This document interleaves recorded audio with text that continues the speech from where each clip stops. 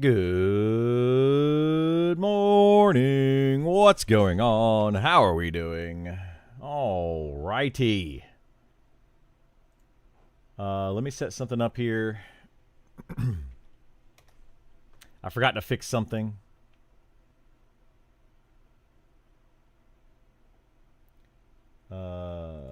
This timers.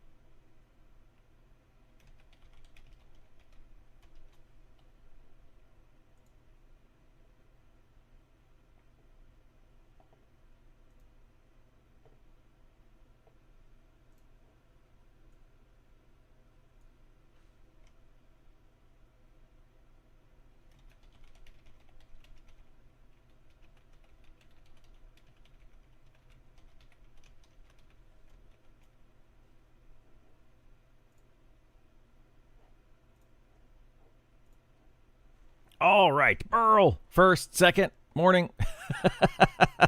What's going on? What's going on? Let me turn up my sound here. There we go. I think we're good on the sound. I hope. Hello, hello, hello. Any chance there's a critical mass to kill some named in upper? Gore and Haroon are up.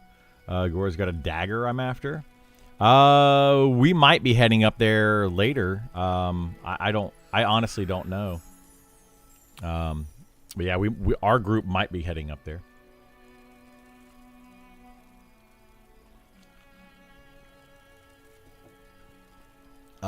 Usually I wait till Isar gets on and we put some group together and we go do it. Until then, I'm going to try to kill some of these mobs.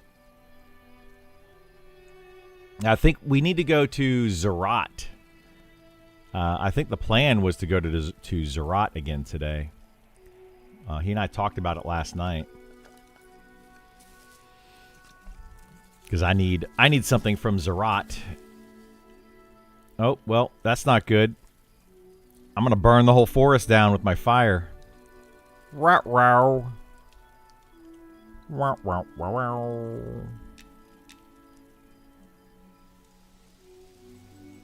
What you need from Zerat? It's a quest item. It's very rare quest item. Like stupidly rare. If it even drops anymore. I don't even know that it does.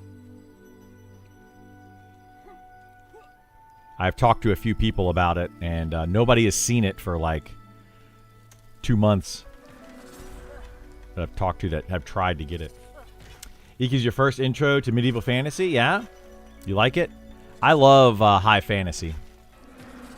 This is my favorite genre, and then MMOs are my favorite genre of games. So yeah, love me some high fantasy. Been after him for the Fester class, but he's stingy. He is stingy, yes, very stingy. Couldn't decide between lizard or tiger in EverQuest. Yeah. I hope that we get some stuff like that in this game. Some like really cool exotic races like that. Be neat.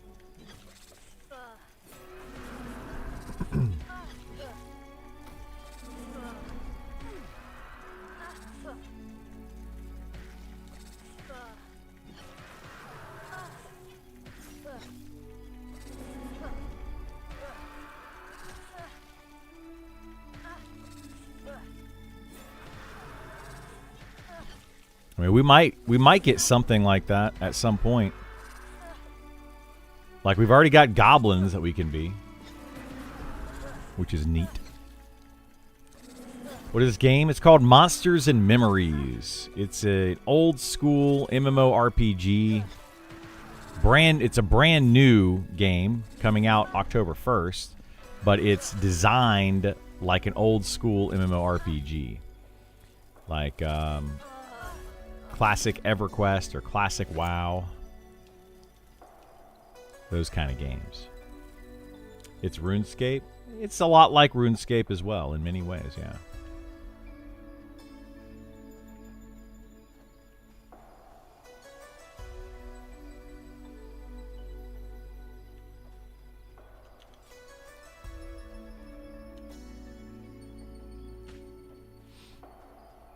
You like the sound of that? Well, then you might like this game. You should check it out.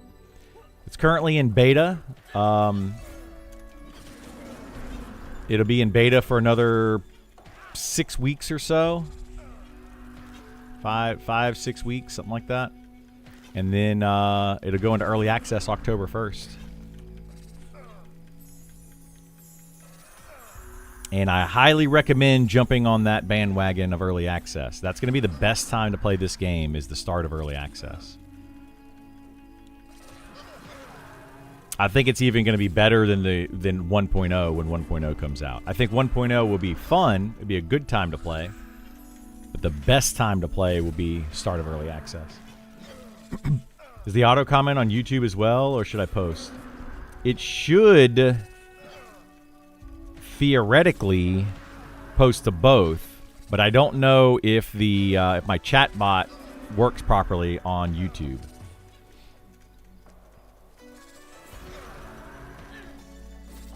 I'm honestly not sure.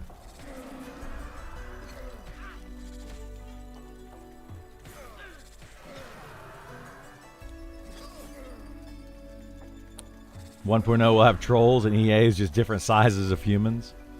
Yeah, but think about it this way. During early access, the start of early access will be a lot of fun, and then the introduction of trolls for the very first time during early access, and people making brand new trolls and running around and adding those into the world, rather than everybody just starting with the same thing, you know? I don't know. I just think EA is going to be the best time. It's going to be when things are not known. You know, the world is new and fresh, and people don't know everything there is to know about the game. I mean, give it a couple months of early access, and everybody will be just as knowledgeable as I am, if not more knowledgeable than I am. Does it have an AI girlfriend? Oh, goodness. They did? Okay, good. Thanks, Burl. Thanks for checking that for me. Yeah, it should automatically send, but I wasn't sure.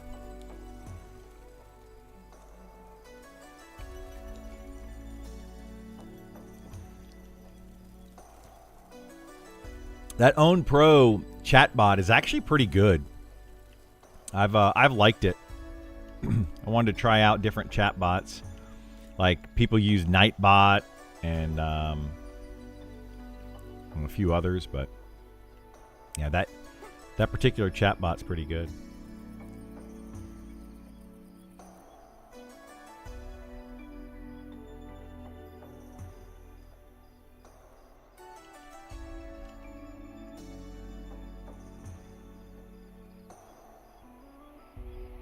And it's free.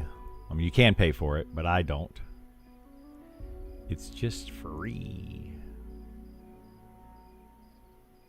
All right, where are some enemies I can fight? Finding a camp at level is going to be a chore at first. Oh yeah, like for the first week or so, finding a camp is going to be hard. You're going to have to get ahead of the curve and then stay ahead of the curve, and that's going to be the hard part.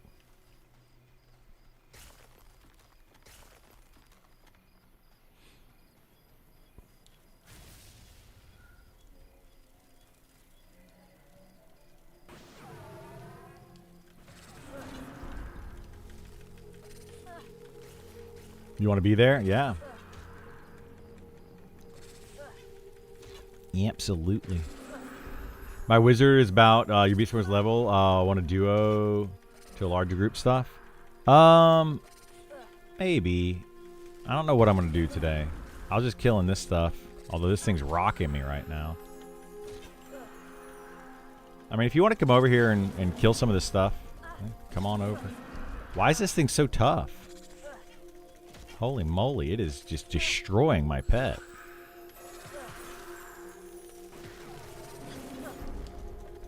Why am I? Why? What the heck, dude? Where did I take so much damage?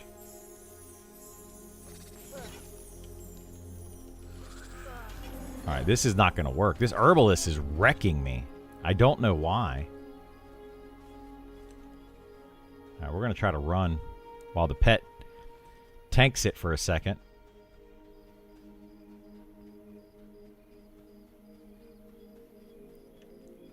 That thing did so much damage.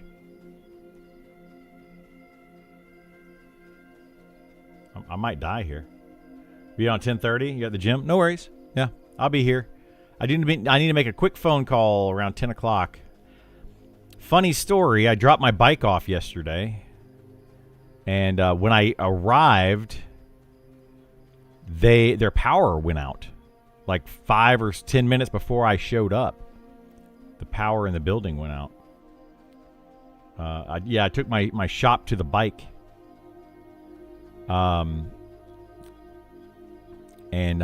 Like the guy came out of the store and he's like, "Yeah, we can't really take in bikes." And I'm like, "What?"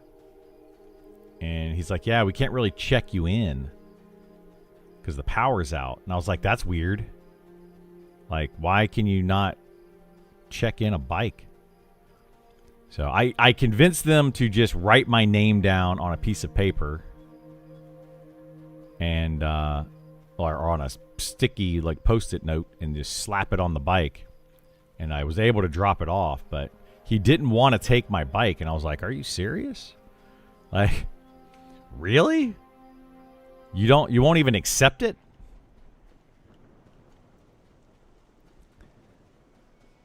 But I got him to take it, and I got to call him at 10 o'clock and let him know what the heck's going on and hopefully get it fixed.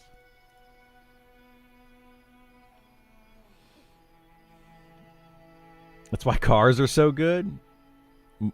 What? What? Did Rock win while I was at work? Somebody won yesterday. We'll do some more beta access giveaways today. At some point.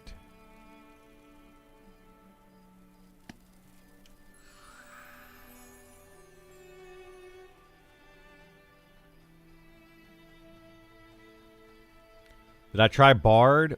I have a level 57 Bard that I have access to.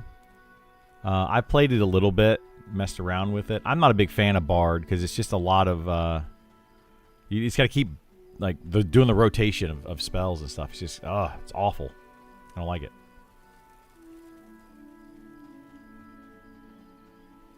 Heard they can song twist like Shaman Totems twist and WoW. Yeah, they do song twisting, but it's not...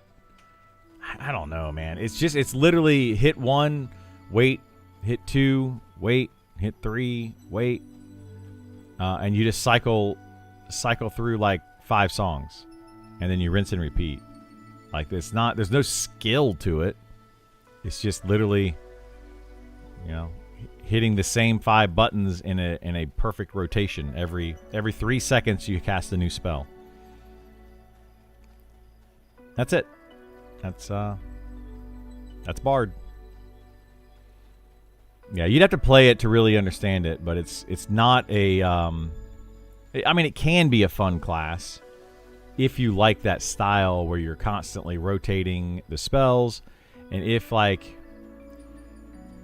you get a big pull and you're trying to mez stuff, it can be fun. It's like an ADHD class that people are going to be like, "Oh, I've got ADHD, so I just want to push buttons all the time. You'll be doing that.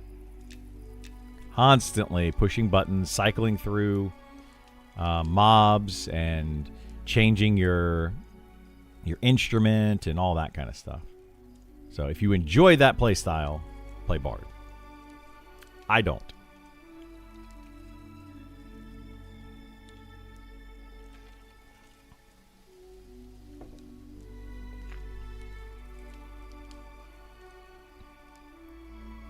You're in Discord?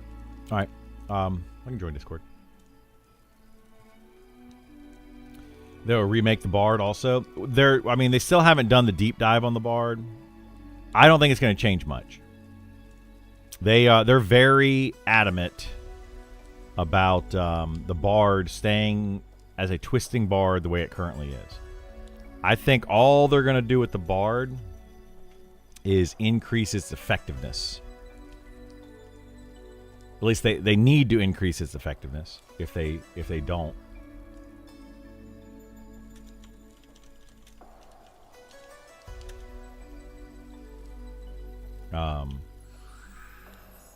like if they do anything with the Bard, they need to increase its effectiveness.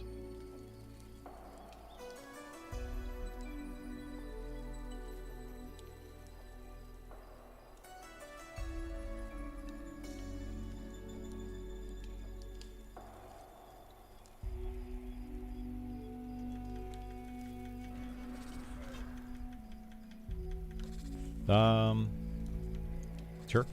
That should be fine. Yeah, that's fine with me.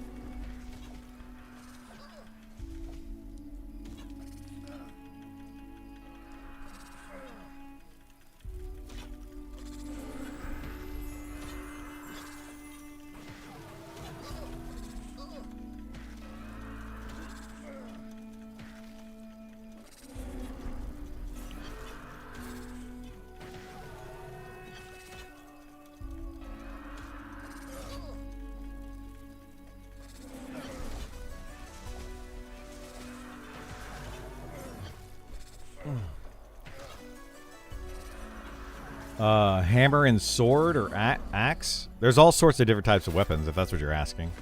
There's hammers, swords, axes, daggers, spears.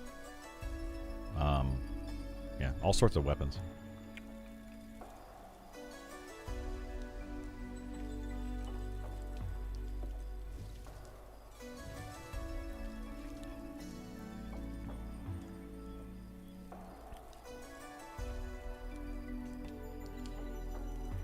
Let me get a little bit of mana here, and we'll pull a bit, see how this goes. That herbalist over there is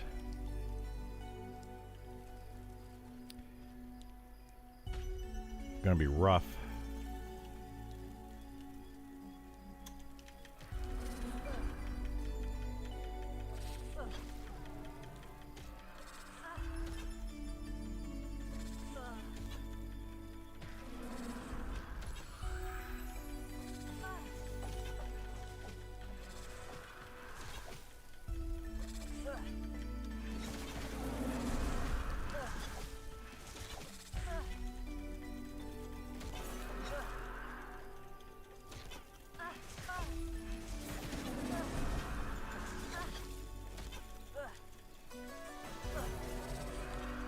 My pet is just getting wrecked.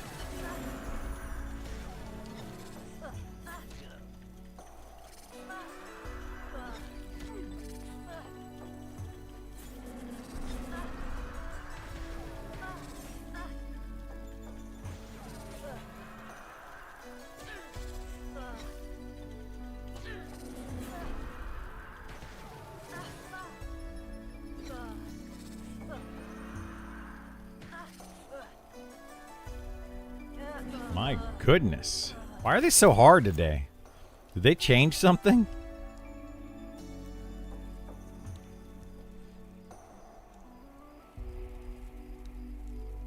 Like, everything is just so much more difficult today.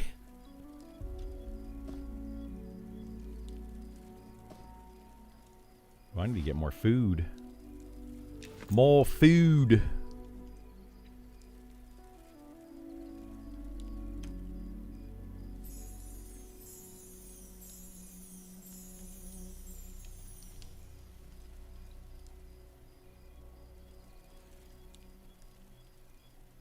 It's crazy how, like, lick wounds heals me for 53. But if I had a cloth, like a bandage, like the wool bandage, I think heals me for more overall health. It's weird.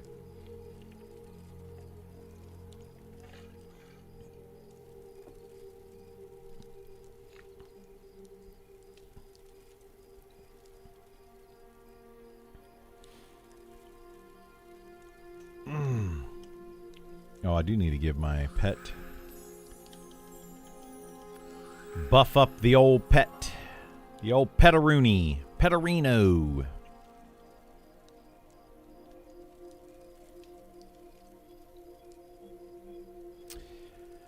I really hope they can fix my bike, though. Man, I really want to go for a bike ride. I've been wanting to go for the last couple of days, but I can't. Hang on one second.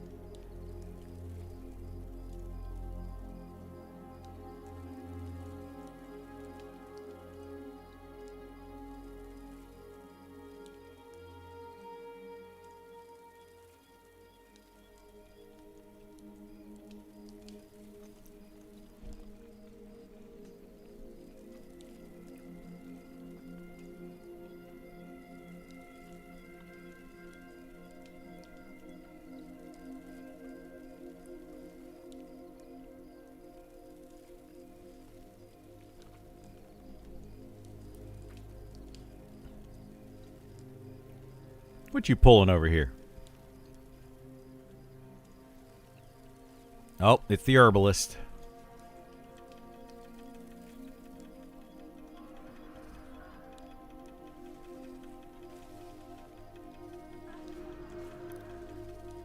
Go, go, gadget herbalist.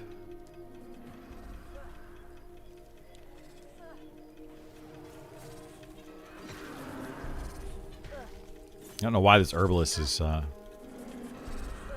don't know why it's so tough. What the heck?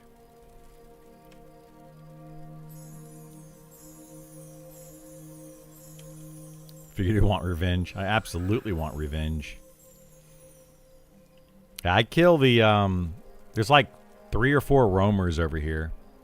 That's what I usually fight.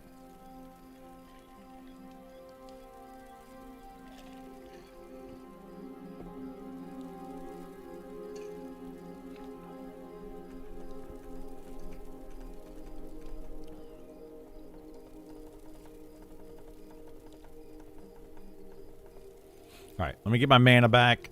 Then we'll try to pull a few of these mobs. Yeah, I died yesterday over here twice, actually. Like last night. I wasn't really fully paying attention, but I shouldn't have died.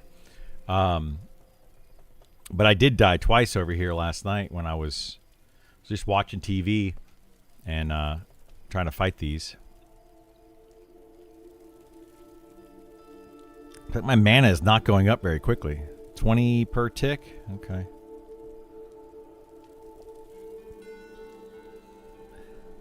Yeah, I really feel like the Beastmaster, like especially a solo Beastmaster, could utilize a lot of wisdom.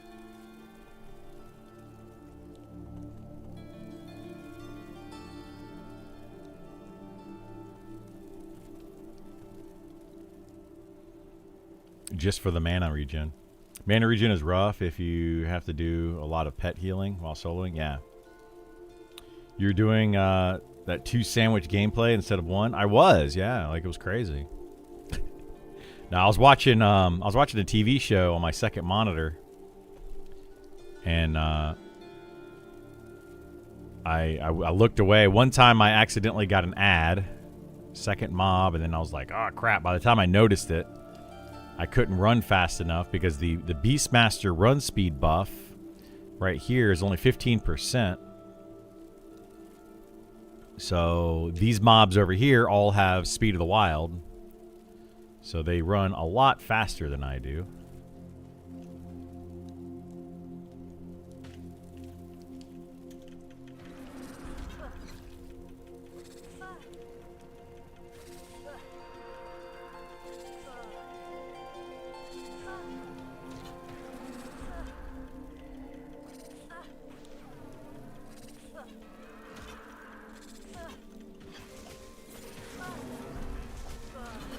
I'm debating if I want to even come to this camp. This is a really good camp to come to at level. But, I don't know if our group is going to need to come over here at level.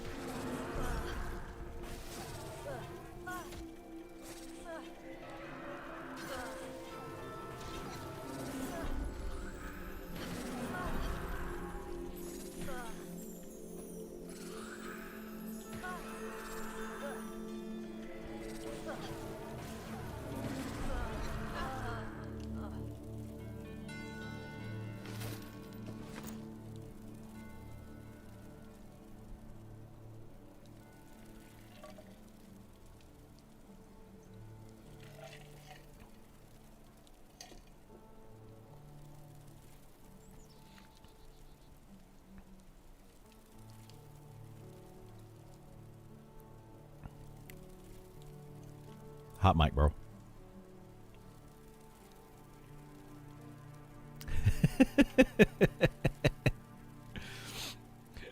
Bro got on a phone call. Forgot to mute himself.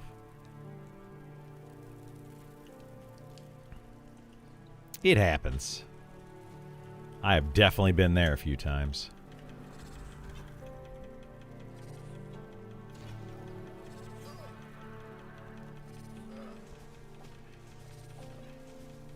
Trying to flesh out leveling route for EA. Already got a few in mind.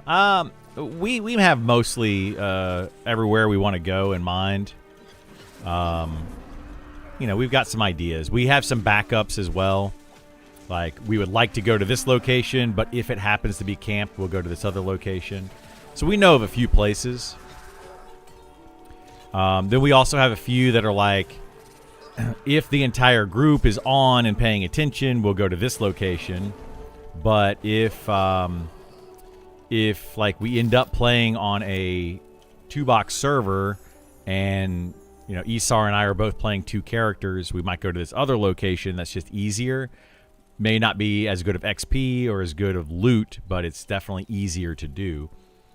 So we can just keep going. But hopefully our goal is ultimately to get ahead of the curve, either be the highest level group in the game or just be among the highest so that we don't have to compete too much. That's our hope.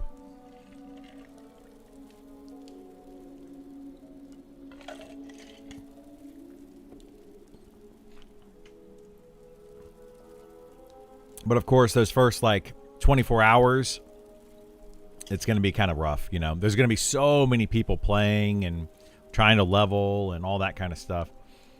And it's going to be just a madhouse. So, but we figure by the second or third day, we will most likely be ahead of the curve. But a lot of people are going to be taking off of work. So it's really going to be that first week, you know. First week, there will probably be people that keep up, you know, and we may even fall behind on that first week. Very, very possible.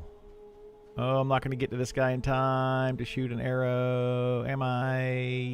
Yes. Nice. Nailed him. Oh, shoot. Oh, boy. Oh, boy. He's going to bring an ad. We got an ad, Bob. Bob. We got an ad, Bob.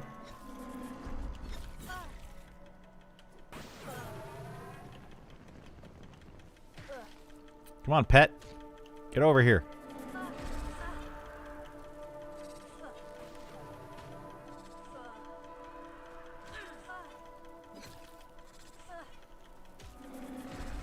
All right.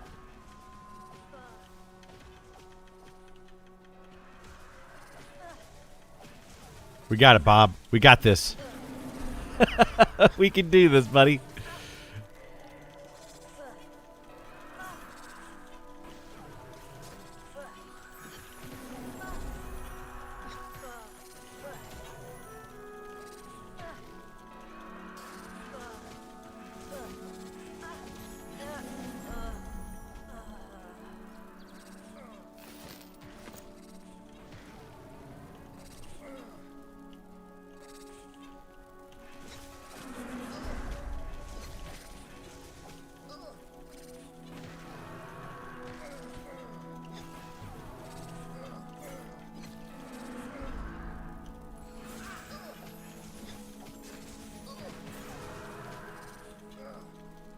I think Evershade start is way better than Night Harbor. Start to get ahead.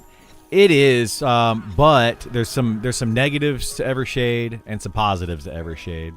But it is overall the best starting spot, I would say. But then you're also going to have the deep. Like that's going to be a place that people will be able to start at. There's going to be 4 starting locations. Right now we have 2. So there's going to be a little bit more to spread out too. Random question, but did you watch Tales from Wood Creek on YouTube? It's an RPG hosted by Deborah Ann Wool. No, I don't know what that is. Also know what the deep area would be like. I think that's coming with EA. It is. Yeah, with the deep's going to be coming hopefully before EA. We're going to see it during beta, hopefully. That's the plan anyway.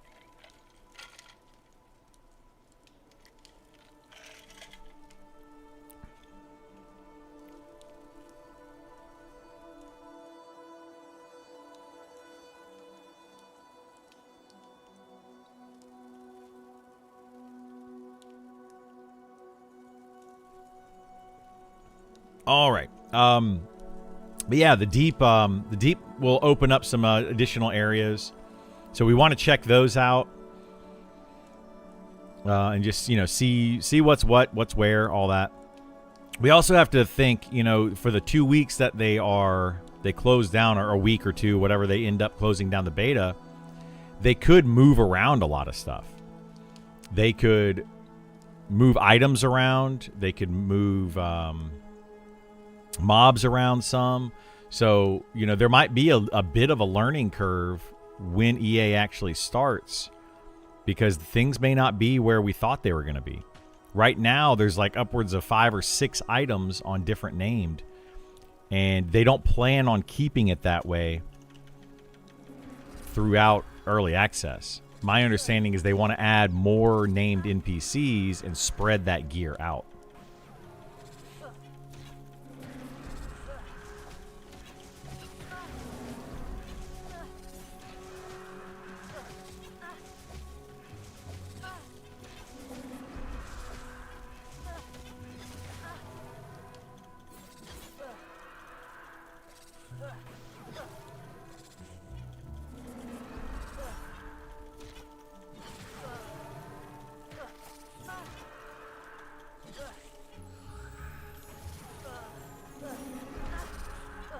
Beta servers go down to the end at the end of the month. They're gonna lock the servers September 1st. They're gonna do like a lock and no more updates. Supposedly, this is what their plan was originally. So it could change, but their original plan was to do a build lock September 1st, and the only thing they're gonna patch are gonna be bugs and those kind of, they're just like fixes is all they're going to be doing through September. And then mid to late September they're going to shut down the beta servers completely and finish up what they want to do for EA and then get everything in. So that's currently the plan, but I'm sure things could change. Hey, Farrell coming in with the sub. Thank you so much, bud. I appreciate it. Welcome to the team.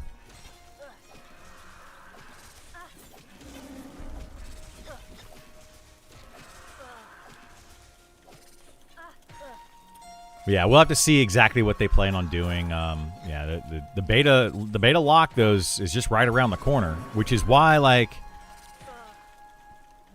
this whole thing about getting in all the classes before beta ends, based on their timeline, they said that they want to lock the servers September 1st. And if they're not doing any more updates after September 1st, that only gives them just over 2 weeks. Not even 3 full weeks from now. So less than 3 weeks to get everything in. And it's like, hey, yo, you guys aren't gonna make that. You don't, it's not happening. But yeah, we'll see. We will see. They might get in. I would expect maybe they'll get in like the Paladin, Inquisitor, and Shaman changes in. They might get those in before the beta lock. But any more classes after that would be just extra. So 50 days. 50. That is a lot, you would think, but who knows if they have others done, just not typed up yet. That's true. Like, they could be working on it, but I don't think they are. Like, I mean, I don't know what they're doing internally, but I do know that only 2 people really are working on the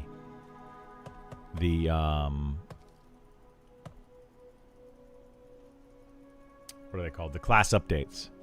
So, out of those 2 people, you know, like,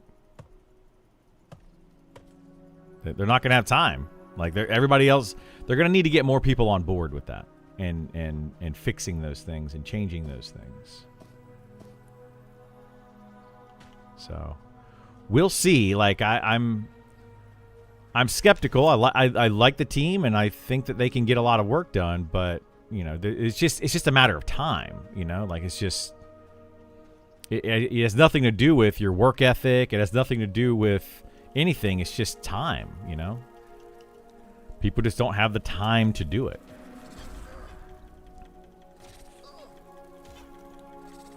I got the time. If the devs need some assistance, I got some time. I will be going out of town though, next weekend, not this coming weekend, but next weekend. My stepdad's celebration of life. So I'll be out of town for that weekend. Friday, Saturday, and I'll be back on Sunday, but I probably won't stream. So I'll be gone all day Friday, all day Saturday, all day Sunday. So we'll do a Thursday stream, and I'll do a Monday stream next weekend.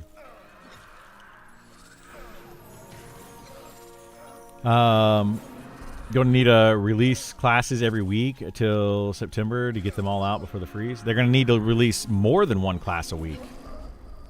There's 9 classes left and only 6 weeks of beta.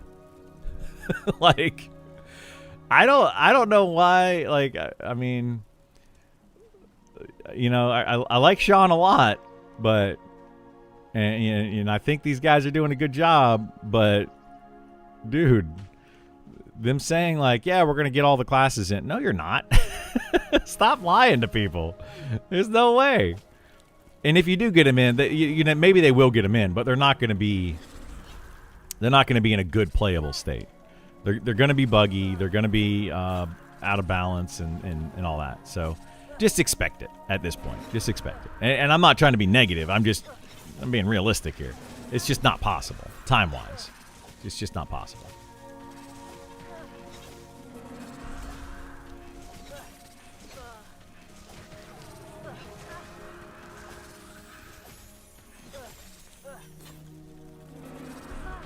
You know, Rome wasn't built in a day, they say, right?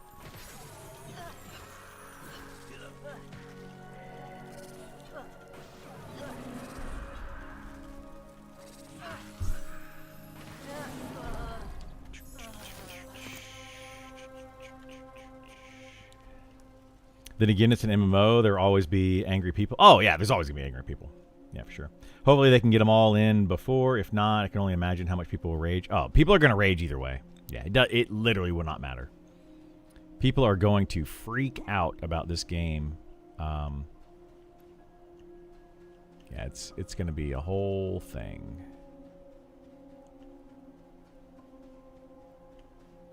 Don't think we can pull those. You ready for 2 again, Bob? Here they come, Bob. B-Hob. They're both bruisers, so we should be fine.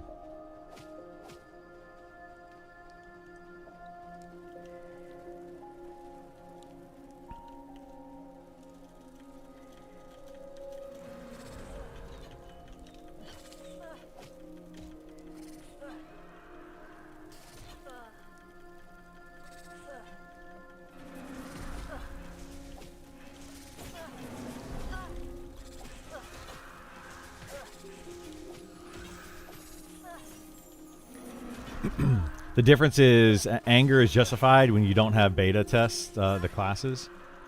I mean, a little bit. I don't like... One thing I don't like about this dev company at this point, and this dev team at this point, like I like the team a lot, but the reason I don't like some of the other games that have come out in this genre recently is because they release early access to start making money when things are not in a good place. You know, like, holy moly, what the heck is that? Oh, it's a Pathfinder. Oh, geez.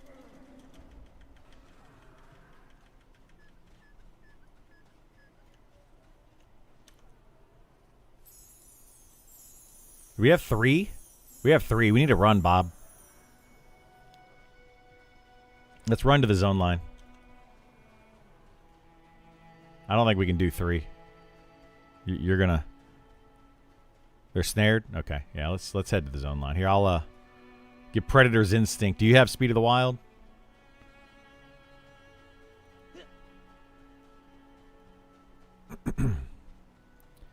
I did not see that one come up behind us. That was rough. I forget what I was saying.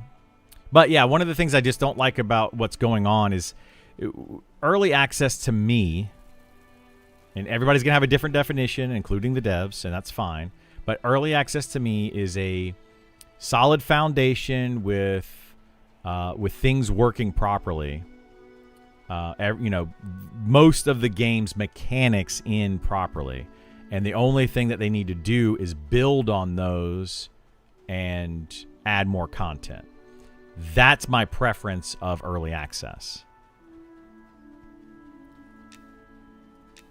But a lot of these companies these days are releasing early access as beta products and unfinished products with the idea that things are not going to be working properly, et cetera, et cetera, et cetera. And, you know, it's just a difference of opinion on that.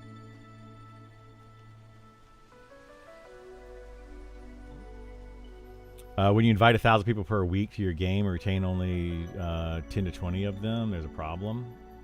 Yeah, but you gotta, I mean, not to defend the devs here, but you gotta think part of the reason that people aren't sticking around is because they're like, oh, well, it's beta, for one. And a lot of people have played enough of the beta, and they don't want to burn themselves out. They don't want to, see all the content before the game actually releases, all that kind of stuff. You know, these aren't permanent characters. They're getting deleted. So there's a lot of that going on where it's like, what's the point in continuing to play when it's going to get deleted in a few weeks? So there is that. But I do agree with you. Like, they're inviting 1,000 players per week to the game, and the overall player count in game does not seem to really go up. And that is an issue for sure.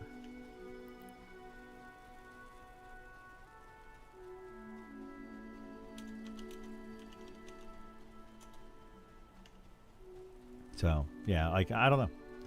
I have fun no matter what. I enjoyed the beta. Just wish I had more friends on it. Yeah, I get that. I totally get that. Early access was pay to start early to me before. Yeah, that's what it was originally. It was pre-order the game to start a week early. But it was basically, that was the start date, you know? You pre-order. It was for the hardcore players to give them an extra $10 for the game so that they can play a couple days early. That's literally what early access used to be. Then it slowly, over time, turned into pay as we go through beta. It's like you are paying us to beta test the game. And it's like, you know, back before all of this, beta testing was done internally. They paid people to beta test. You know, and to me, it just kind of feels bad. It's like, oh man, why are we now paying them to make sure that their game works, you know? And it's not just Niche Worlds Cult that's doing that. This is like almost every game in the industry now is people are like, oh, I'm going to pay you money to play it early. And then we wonder why games fail. And it's because people get into them, they play them, they get bored with them, they burn out on them when there's little content in the game and things are broken. And then they're like, I tried it out. I don't really care to continue playing that game. I'll wait, way down the line when the 1.0 comes out, and then they'll play it, but they're like, they already know how to play the game. It's not fresh, it's not new. It's just, okay, I'm going to replay it again with more features that are added. And that's really all it is. Like, look at Pal World, for example. Pal World was in early access. People played it a bunch. Then it came out in 1.0. People played it for, a week or so, 2 weeks. People are probably still playing it a little bit. But, yeah, people just they don't play it as much. Like once 1.0 comes out, you get a week or so out of the game, and you're like, I already know what to do. I already know where to go. I know the game. Because I've been playing it periodically while it's being developed. It's a different animal. It feels different. It hits different. So... people felt they beat the game already in EA. Yeah, exactly. People already feel like they beat the game in EA. There's people in this game that are like, oh, we leveled up to 60. I was world first to 60 in EA. And, in beta.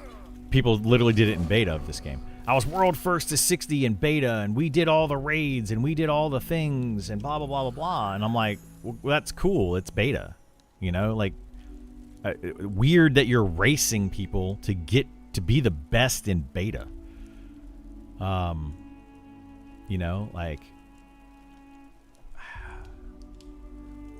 then, so are those people really going to come back? Are they going to come back for EA? Maybe. Probably. Some of them will. Some of them won't. I know a few people that are like, nope, played enough of beta. I don't care to come back for EA. Maybe they'll come back at 1.0. Maybe they won't. It just all depends. So, the other issue is some people like the EA version better than 1.0 in some cases. Absolutely. I think that the EA of this game is going to be better than 1.0 of this game. And the reason for that is because that's when it's going to be the most popular. That's when it's going to be like everybody's playing it on the same footing with the same knowledge. All of that kind of stuff, that's what is going to make EA so good in this game and is going to make 1.0 not as good. The reason that EverQuest did so well in World of Warcraft is because they released the game fully 1.0 when they released it. Were the games perfect? No. There were still bugs in them. There were still some things out of balance, but they released the game with tons of content in both of those games. So, yeah, they don't do that anymore. Game developers don't do it. They need, part of it's because they need money, and I get it. It takes money to make games. This company in particular has done a lot with very little money. So you got to give them credit for that, right? And I do give them credit for that. But at some point, they have to start making money. And a small company like this is going to have to start selling something. They're going to have to either do a Kickstarter, or they're going to have to do an early access, beta type release, which is what they decided to do. They're going to have to do something to start making money. And no matter which one they choose, people are not going to like it. Like, I don't like any of those, to be honest. I would rather a company finance their game, however they want to do it. Take out loans, have an investor, finance your own game, develop it fully to 1.0, and then release the game. That's what I would prefer. Like a standalone, like a Nintendo game. How often do you see Nintendo betas happen, right? They don't do that. They're just like, no, we have our internal testers, we build the game, and we release it when it's ready. Granted, Nintendo has billions of dollars, whereas this company does not. But I prefer games like that. Games that are fully developed and ready to launch. But we just don't see it anymore. It just doesn't happen.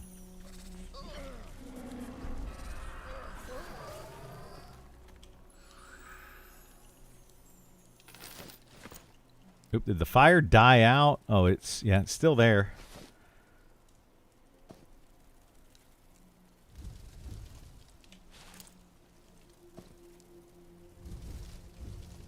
Okay. But yeah, I don't know, man. Like it's we'll just have to see what happens. A bunch of people that are Nintendo shills said Power World failed because 1.0 didn't hit their numbers they had on EA. Well, and they won't. They absolutely won't hit their numbers. Like, I expected that just because of EA. I have no idea how I buried the fire. I kind of built it here, and it just kind of sunk. There's also a ton of people that won't play beta or EA. They wait. There are people that do that, yeah. But there's far more that will play in early access, I feel like. Like, it's one of those things where hang on,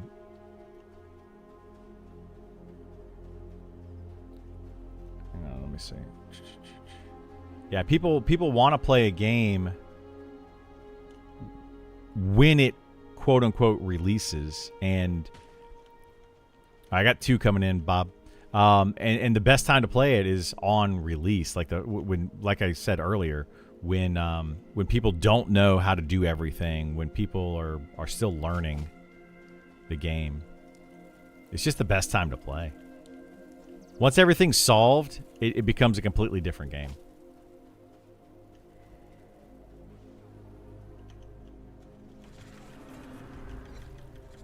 You know, like going back, did you play the game differently? Did you play EverQuest differently, for those that have done this, back when you first played it the very first time versus when you played it on a TLP server or you played P99 or Project Quorum? I guarantee you every single person that has played, multiple times of EverQuest, they play it differently each time they play it. And it's because you learned more. You just know more about it. I'm playing this game differently simply because I played EverQuest years ago. I would play this game completely differently if I looked at it for the very first time and started playing this, and I've never played this genre before. If I've never played an MMO before, I would play this game differently. If I've never played EverQuest before, I'd play this game differently. Or World of Warcraft, or just pick any of them. I was young and dumb, yeah. Plus, not as many ways to get info. Exactly, yeah. So you just automatically play differently, And yeah, it's gonna be the way it is. So many games coming out in October. Are there? I haven't looked at it, but I mean, you do have to look at that too, right? A lot of games come out October, November. I mean, it's holiday season. That's when games sell. Oh, shoot.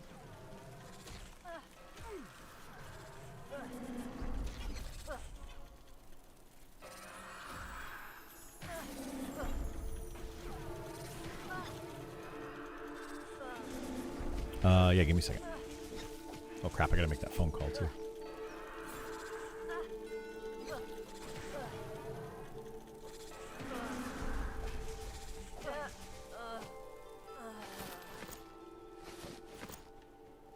All right, we're gonna do another.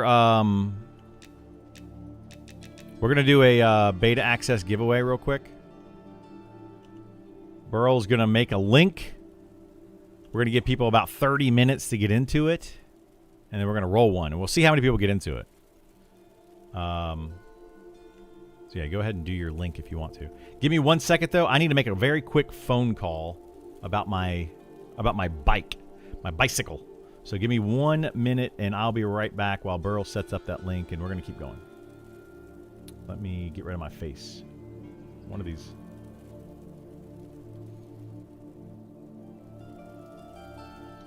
I'll be FK just a second.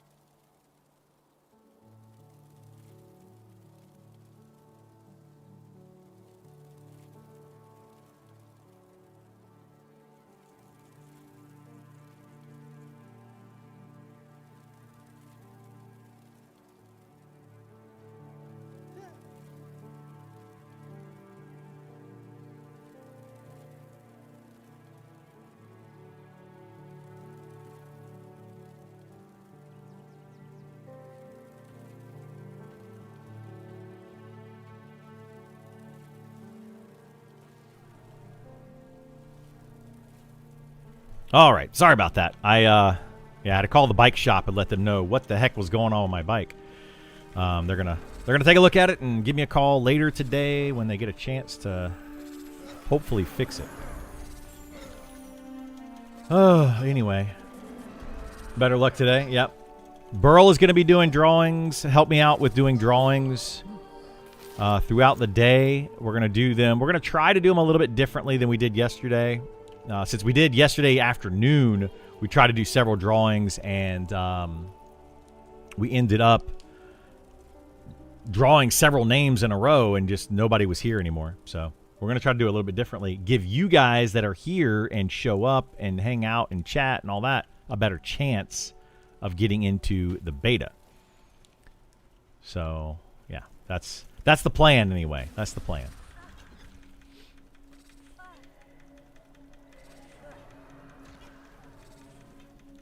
No Rest for the Wicked, Enshrouded 1.0, Dragon's Dogma, Must Play Games. Really, I thought Enshrouded 1.0 already came out. That's interesting they didn't do it. That'd be a fun game. Like, I would totally jump back into that game, or Valheim. Valheim 1.0 came out, right? Didn't they finally release that? I wouldn't mind playing Grounded 2 as well with a group of people. But I don't think Grounded 2's in 1.0 yet either, is it? I think it's still in early access. Hey, my pet leveled up. Woohoo! Grounded is great. Yeah, I loved Grounded. I love playing those survival games co-op, like with some friends. I've got a couple of friends that love playing survival games. And we'll play them together, and it's a blast playing those games co-op. You know, we'll get 3, 4, 5 of us, depending on how many people you can play. When we played Valheim, we had... How many people do we have for that game?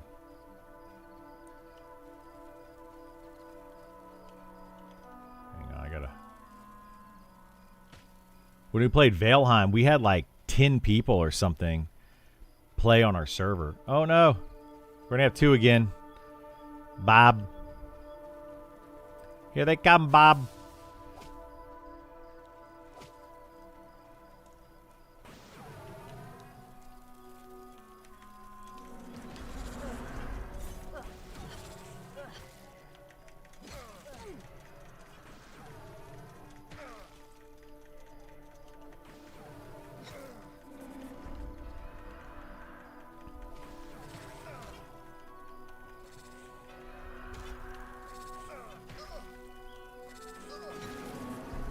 I just want to play Castle Decorator and V Rising, but I stink at it.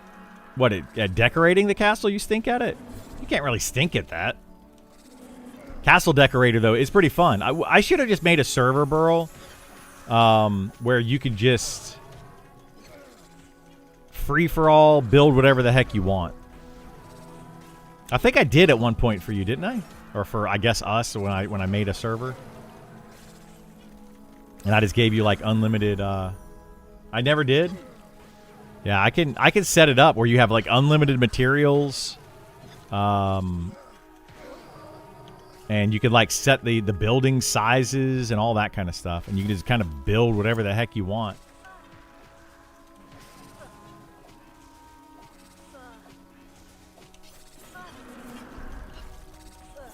September 9th is Valheim 1.0. Ooh, that could be fun. I would totally play, like, we need to find a game to play when they shut down these servers to stream every day. I got to figure something out. Most of my friends, though, that play games, they play in the evenings.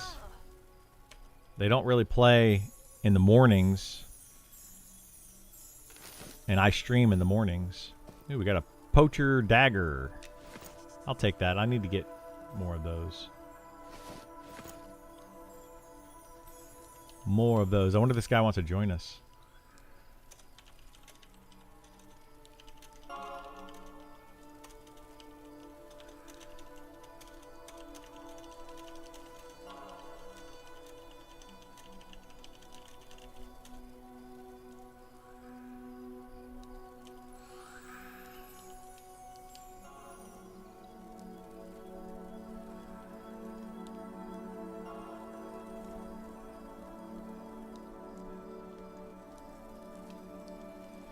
When does this server go down? I think Solasta 2 co-op is expected in September.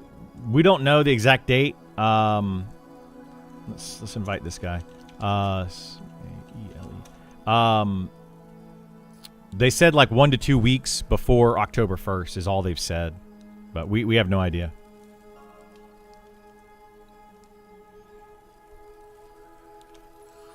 They have not given us an exact date.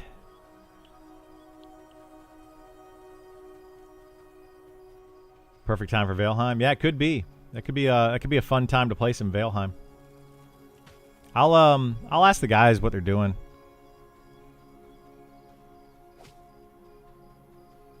You thought they said a month before? No, they're not going to do it September 1st, to my knowledge. Maybe they will, unless I may have missed something. But my understanding is a couple weeks.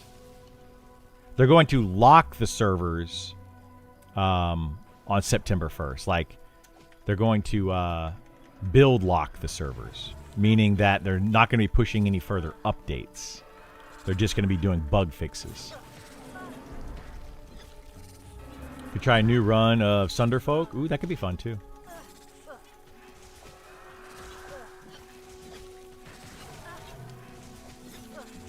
Depends if they have tested all the things they want to before you. Yeah. There's a lot of that going on.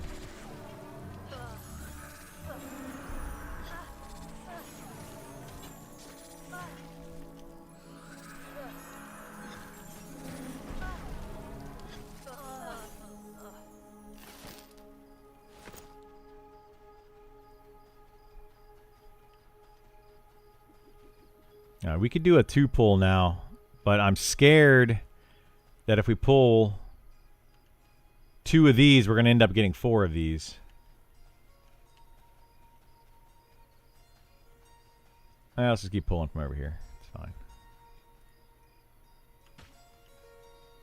But I guess we could probably do with a trio here. We could probably do 3 or 4. Did that dungeon come out that was in Discord yet? The dungeon that was in Discord? You talking about Fallen Watch? Like, are you talking about this game or a different game?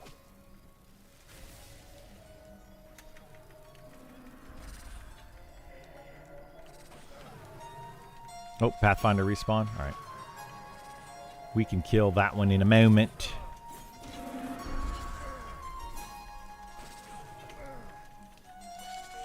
This game, the dungeon for level 40. Yeah, that's Fallen Watch. It's not out yet. I'm trying to get this Beastmaster as close as I can to 40 so that when the Fallen Watch dungeon comes out, if they level lock it, which they're talking about doing, they may or may not do that, we'll have a character to take in there. So we'll be able to check it out day 1. And I think I know a few people that have level 40-ish characters. So we'll hopefully we'll have a full group to go in there and check it out. If they don't level lock it, we'll probably just go in on our level 60 characters. But the devs would like people to test it.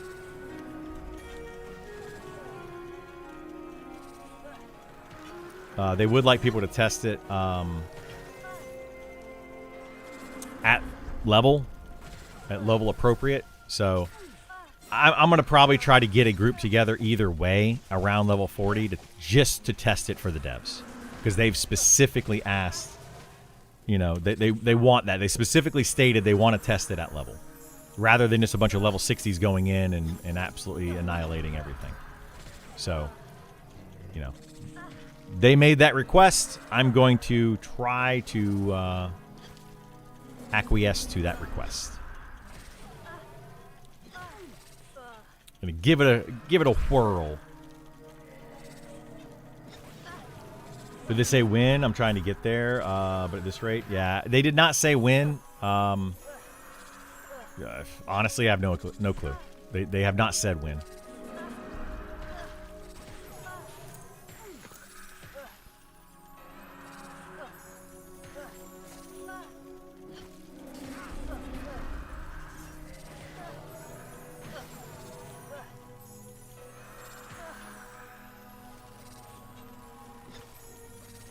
I have heard, though, that Fallen Watch is basically done. They want... My understanding right now is they want to flesh it out a little bit more. They really want it to feel like a finished dungeon and make sure everything works properly before they send it to the beta server. You know, the devs have been, in the past, the devs have been kind of bad about sending stuff out to the beta server that's just very, very unpolished. And my understanding is they're trying to make sure that particular dungeon is very polished before sending it out. So. Escape Academy 2 comes out next month. Yeah, the DeMeo, I want to play more of that with my son. I was hoping to play some of that with him last week while he was here, but we ended up not.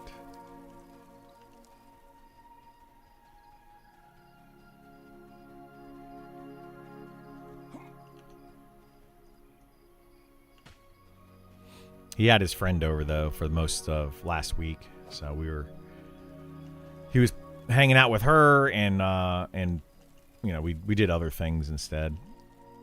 We did play some Mario Kart, though. That was fun. We got out the big projector screen and played Mario Kart. 4-player Mario Kart. Had a good time with that.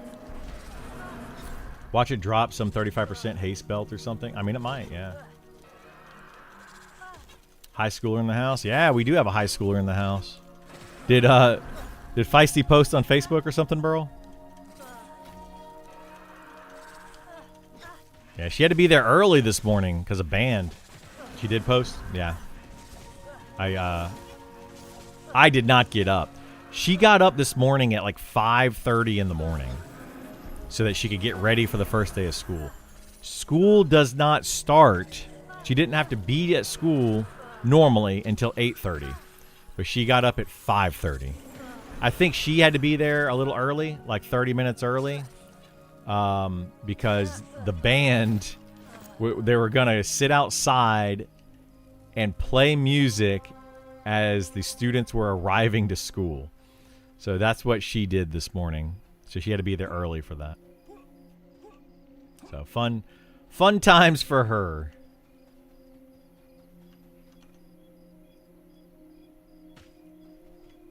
But yep, first year of ninth grade, or first day of ninth grade. Ooh, what if somebody's? Yeah, it was my first year of ninth grade. What? How many years did you go to ninth grade?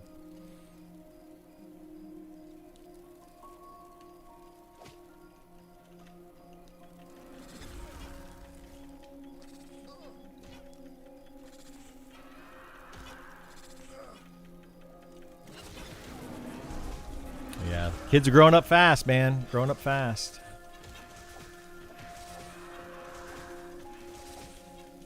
High school is in 8 years? No, it's actually not.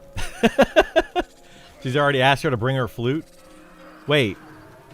Was it the whole point that she was supposed to show up to play in the band this morning? Wasn't that the whole reason for going early?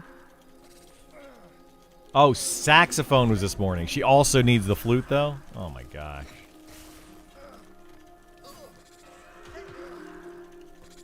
My. Flute's a different class? It probably is. There's band and then jazz band. So it might be a different class.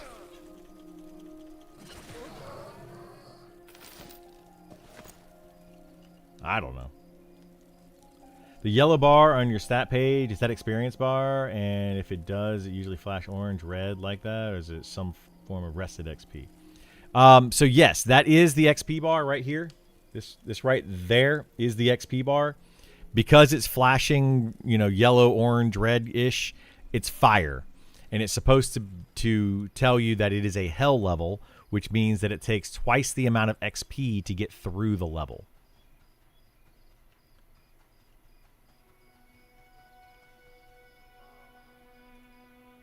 All right, Ink 2, guys. 2 incoming. Yep, we're going to have a drawing at 10:30, so in another 20 or 10 minutes, another 10 minutes, if you want to try to get into beta access, go ahead and make sure you enter to win.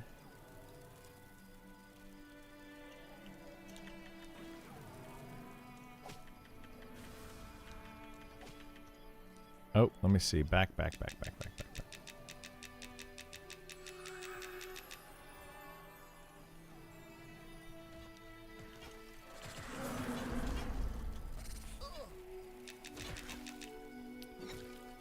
off, pet.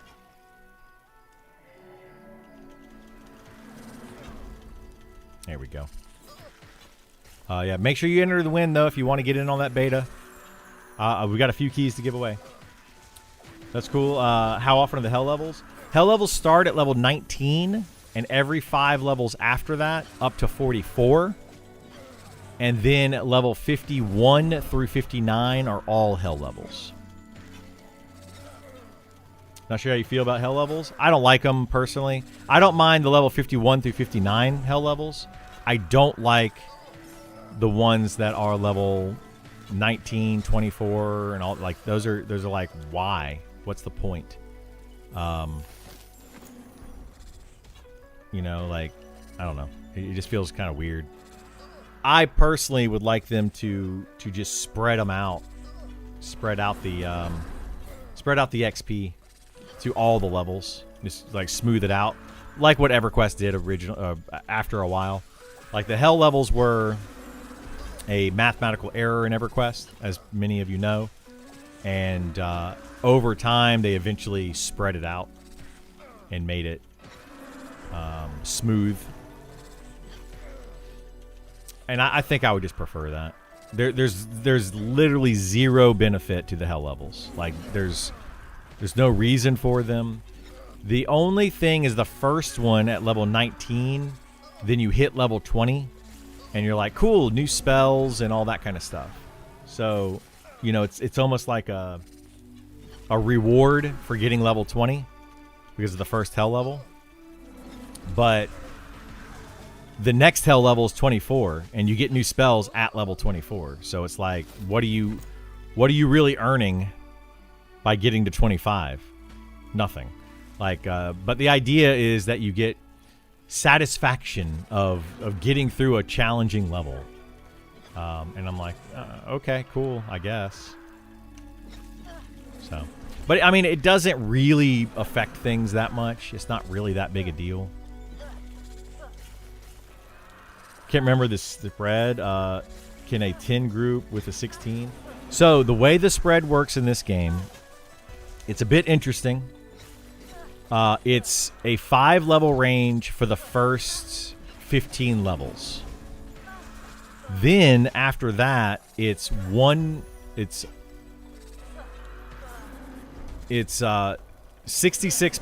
or 1.5 times the lowest level. So you take the lowest level, multiply their level by 1.5. That's the highest level you can group with, starting at level 15. So a level 20 can group with a level 30.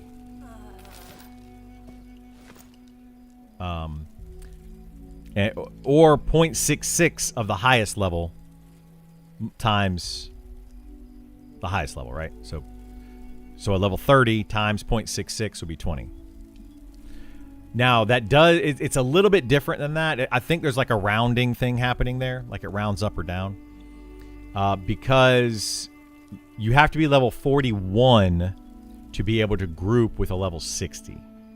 So there's a little bit of a rounding thing happening there.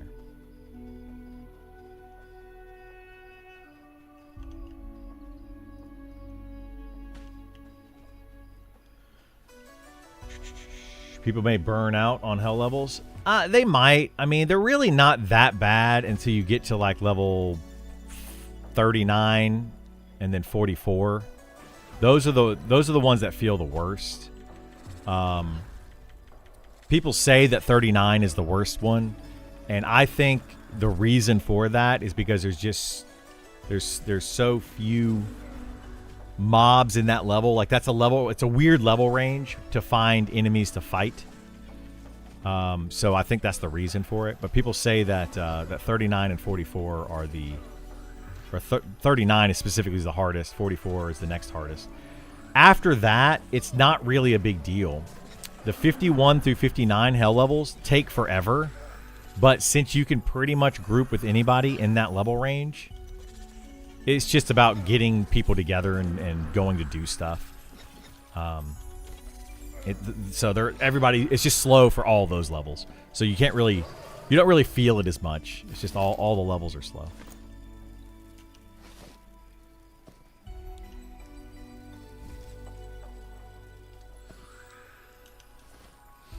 So, does it make you take any more damage or anything? It's like literally increase XP. Yeah, it's just increase XP needed. That's it. It's literally double the XP.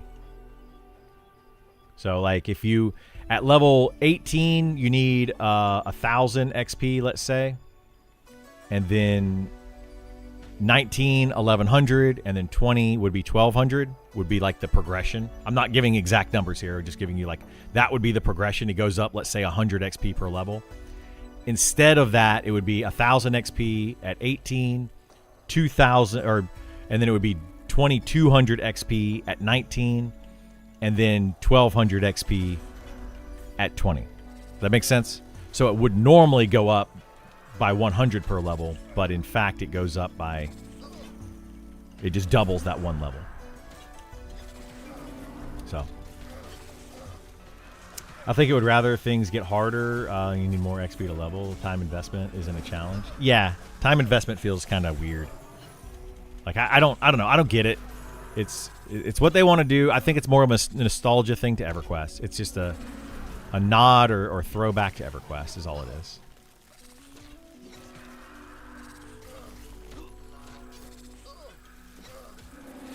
And I don't mind like the nod or throwback to EverQuest like that. Like it's not a big deal. Like I think that's cool that they do stuff like that. But I would prefer it's a torn vest. I would prefer that they just do other things as a throwback.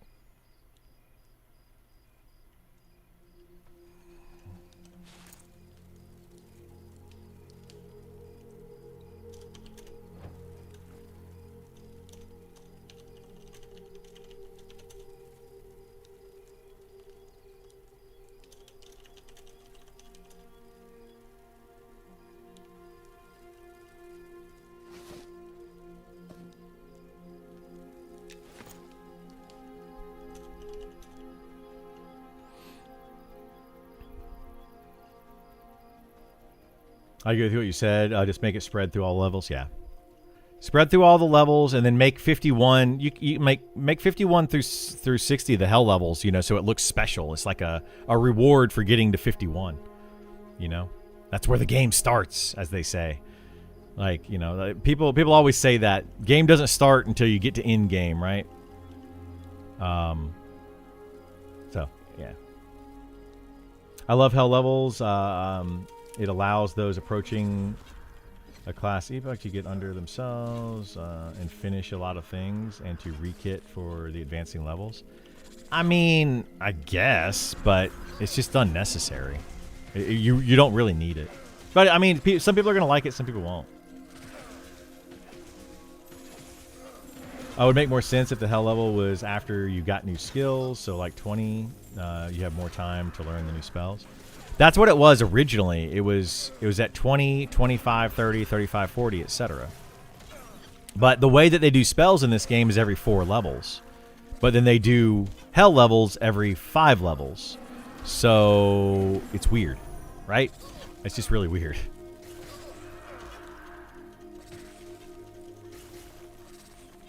But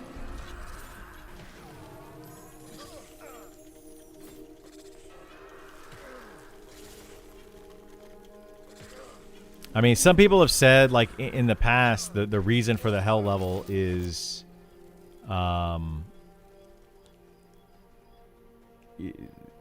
allow you to catch up and allow you to do certain things, and I just don't feel like it does that. It's not going to really allow your friends to catch up, for one.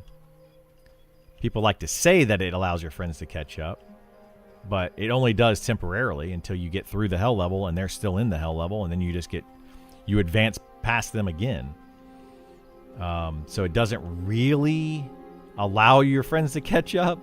It's like, oh, they caught up for a day. Cool, congratulations. The next day, you're like 3 levels higher than them. So they didn't really catch up. But the only thing where people have said that it allows you to catch up on is like your skills. And skills do level slowly in this game. As you get higher level, it becomes a little bit easier to keep your skills maxed out because levels take longer. But like at level 19, for example, your skills may not. Good Lord, how many spells is this guy gonna? Every 2 steps, he's casting a spell. Like, dude, chill out. Stop cat there. Oh, and he just warped. Nice.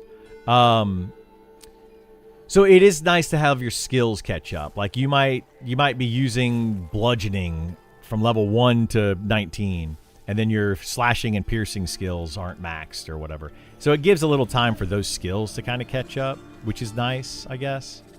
But, you know, keep leveling and those skills are going to catch up anyway.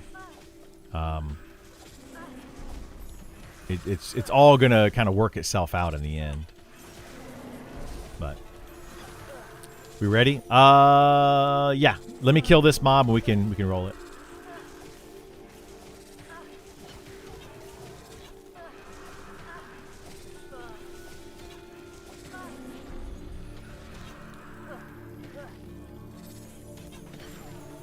You mostly play with the same people all the time? No, I don't. I've been pugging a lot lately. People think that I like... It's so funny how people say that about me. They're like, all you ever do is group with your static group. And then literally the next day, all you ever do is solo. And all you ever do... And I'm like, I have played in my static group. I've played solo. I've played in pugs. I literally play this game in every different way. All right, let me let's do a quick roll on the Oh, wait, is somebody leaving?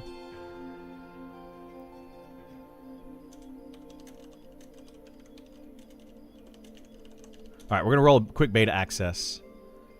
But yeah, I play this game in a lot of different ways, man. A lot. Like, you can't say that all I ever do is go in a static.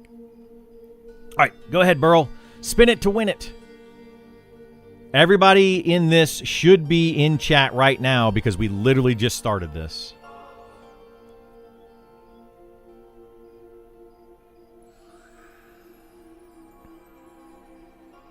Two minutes to claim. Okay. Escalith? Escalith? Are you here? Say something in chat. Get with Burl. He will get you access. Actually, Burl, do you need Escalith? Escalith? There he is. Do you need me to send you here? Hang on. Let me push this button. I think I need to send Burl. I don't think I ever gave him codes. Let me go to Monsters and Memories. Click on that. Go here. Invite. Let's see. We got 1, 2, 3 that were used yesterday. Oh, okay. We got several more. So let me copy. I'm going to copy a couple of these and send them to you right now, Burl. So you have them for the next couple of these to do. So here's one. Copy number 2. And copy number 3. All right, so that should be 3 different ones, Burl, that we can do today. Close that and go back to here. There we go. All right, that should be 3 that you can use for today.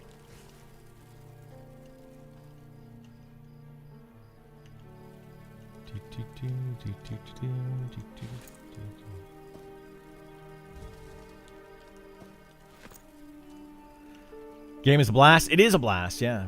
But anyway, getting back to what we were talking about.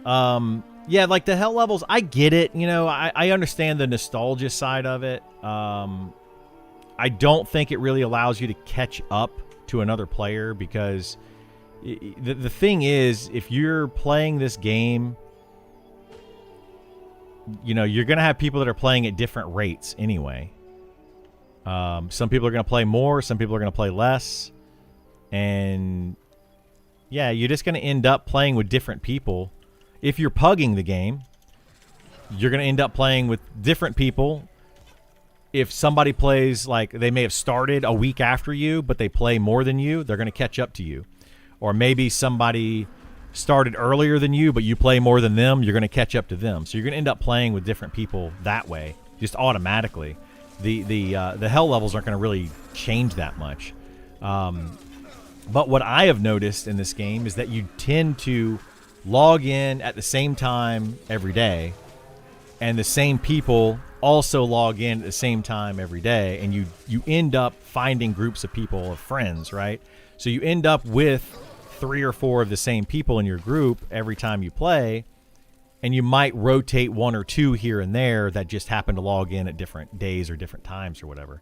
And that was my experience with my static, or with not my static, with my pugging experience. When I played my my Spellblade and I leveled it up, I exclusively, because I played my wizard exclusively solo. So I decided my Spellblade I was going to play exclusively in pugs. And I was going to try to form a group every day. Well, even playing in a pug, I ended up with the same 2, 3, 4 people every day. Because they would log in at about the same time, they would send me a tell, or they'd be LFG, and we ended up the same few people constantly in that group. It wasn't every day that they did it, but it was like, you know, the same like 8 or 9 people I grouped with the entire time, from leveling from 1 to 36 or 37 or whatever I got my Spellblade to. And it was because it just so happened to be they were online. And I had grouped with them previously, and, you know, it was cool. So that's just the way that these games tend to work out.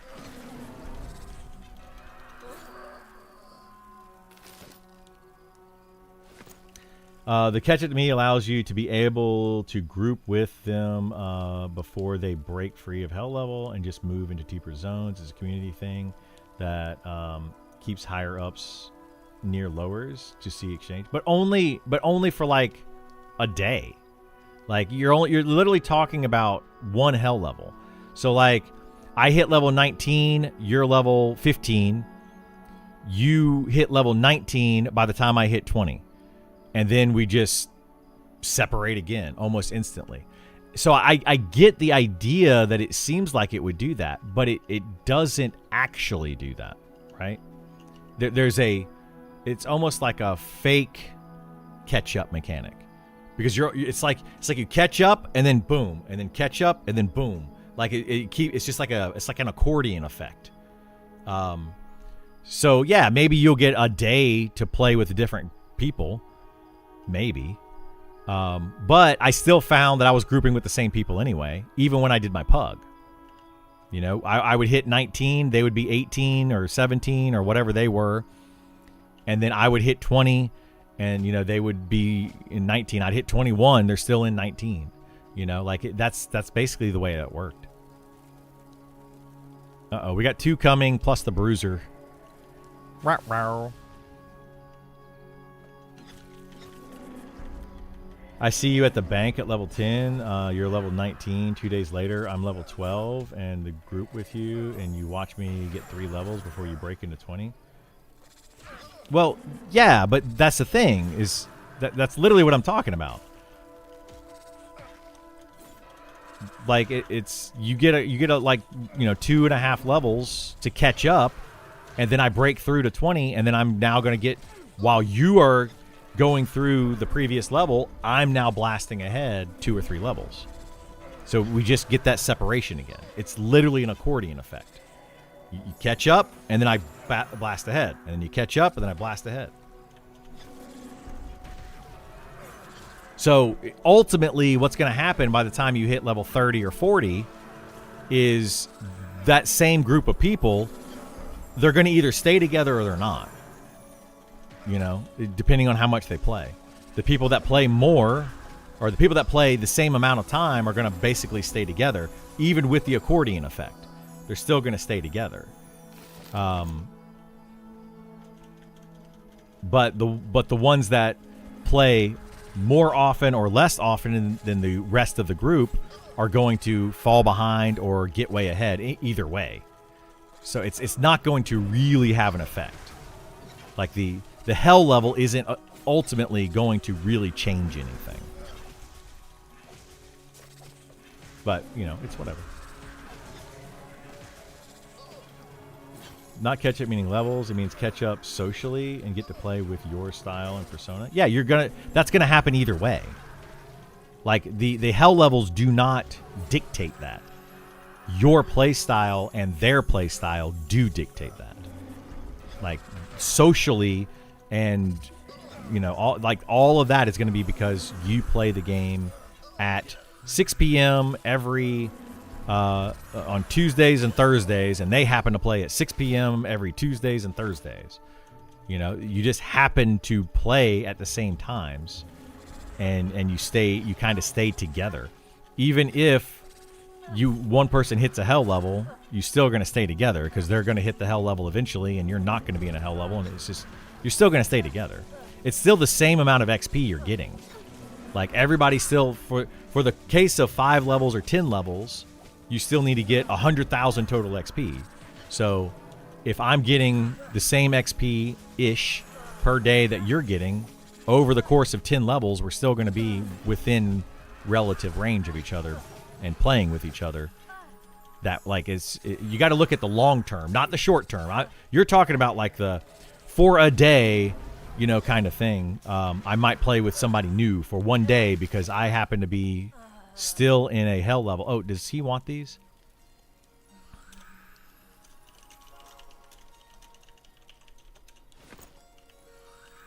But yeah, like, I mean, I get it.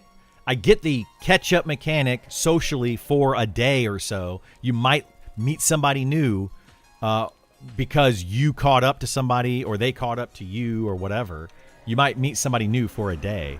But you know, ultimately you're still going to be around the same level as the other people. You know, like-minded individuals generally stay together.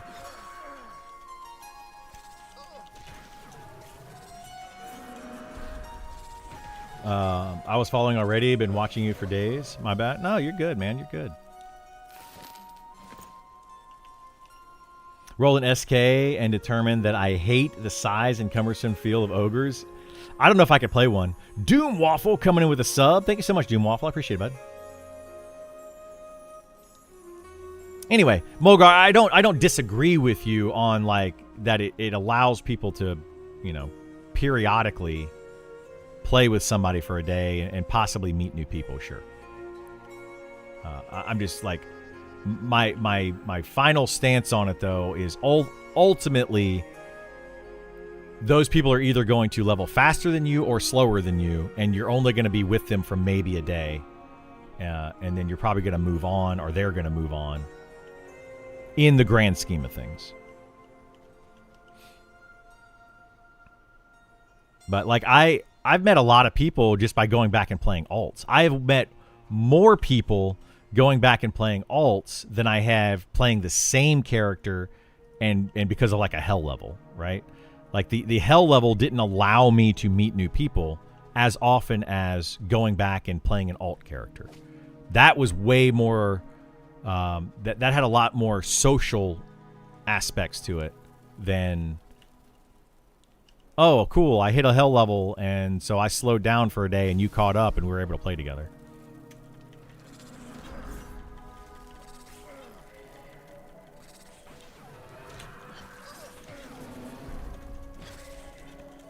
One will never catch up with the other. Has nothing to do with hell levels that each must both overcome. Hell level allow for you a few each play with your higher friends up. When they hit a wall, you catch up. Well, yeah, but the level gap allows for that.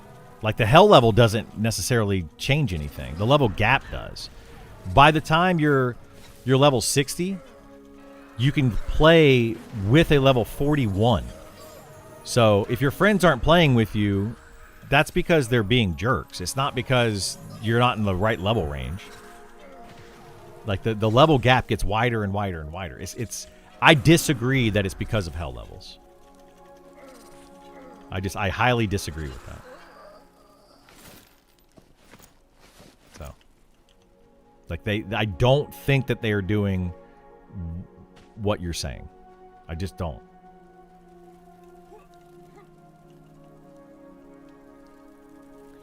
When your friend hits level 39 wall, you get to play with them for weeks. Not my friends. That's what I'm saying. Like, literally, it depends on how much somebody plays. I think it took me like a day and a half, maybe, to get through 39. Like, it didn't take long.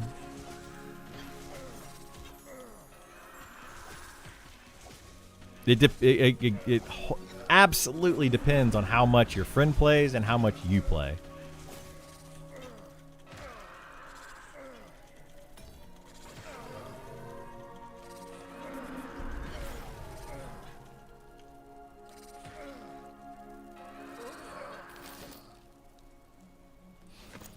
If they're your real friends, they should have a solo character. Yeah, like if you have a predetermined group, you know, if they're actually your friends and you guys are planning to play together, they will slow down and allow you to catch up.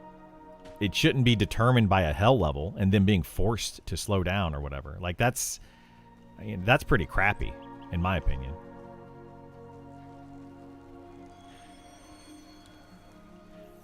Yeah, I think the biggest benefit of the hell level is literally catching up on your skills. Like, you know, spellcasters, they're not going to have all of their, like, evocation and abjuration and, you know, they're not going to have all those fully leveled up. The melee classes aren't going to have bludgeoning, piercing, slashing, you know, their offense, defense, shields, all that stuff leveled up. And it gives a chance to have those catch up during that level. But like I said, ultimately, when you hit in your 40s and higher, you should be able to keep those caught up anyway. And you don't really need to have those caught up. The ones that you use often are going to stay caught up. The ones that you don't use very often, they don't really matter. But there are some classes that get like a new ability. For example, we'll use the Beastmaster as a very prime example. I just got the Vision, the Sight of the Beast. I just got this at level 32, and this is a divination skill. I have never used divination prior to getting this skill, so it was literally at 0. This is the first divination skill for Beastmasters. So it kind of gives you like that chance to catch up those skills in a sense at those level ranges. But the thing is, like, that divination skill, does it really matter? It's a buff. It's an hour-long buff that I can cast. You know, the first few times I cast it, when I first got to level 32, it just burned through all of my mana. But now I have to hit it a few times and it casts. But I'm not going to cast it enough for it to catch up, so it doesn't really matter. So, anyway. Good to farm for gold to afford your spells too. That's another reason. Like it takes a little bit longer to get through level 19 so that you can have a little bit of extra gold for the spellcaster classes. I would agree with that as well. Like it gives you time to catch up on gold. But I will also say by the time you hit 25 or so, give or take, depending on your class, depending on the spells, all that kind of stuff. But around 25 plus, you should never have to worry about money again. You should be able to afford all of your spells, past spells, and all of your spells going forward by playing normally, because the levels slow down enough and the money increases enough per drop that you should be able to. Your friends are always months behind you, Niku. Mine were too, yeah.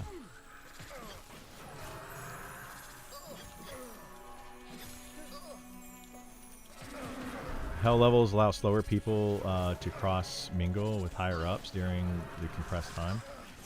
I mean, kinda, but not really. Do you want to go and like have a level 38, like you're saying, group with you at level 50?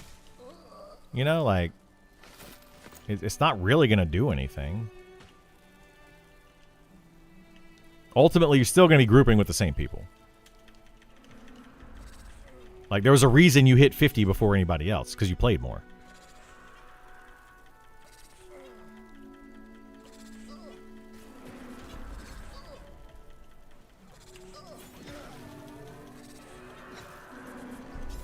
I'm not looking at it backwards.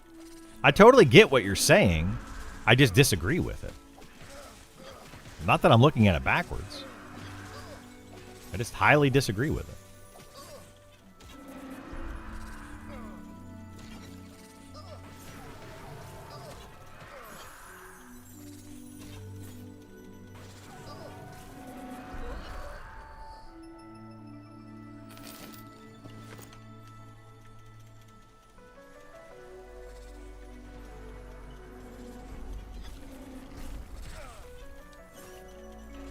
Yeah, but you're assuming that the higher levels want to play with the Ubers, right? You're making a very bold assumption there.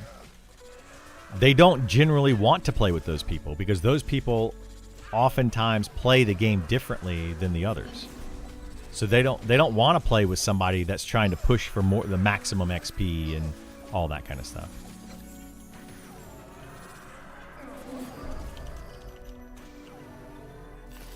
You know, they want to play, you know, with their casual players, doing their casual thing and having a good time.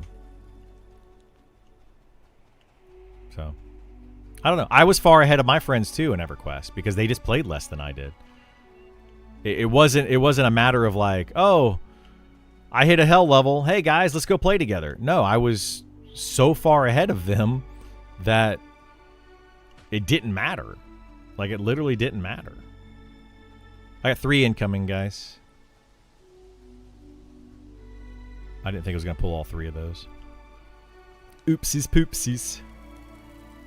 But anyway, like, I'm not here to argue. Like, you know, we have a different perspective on it.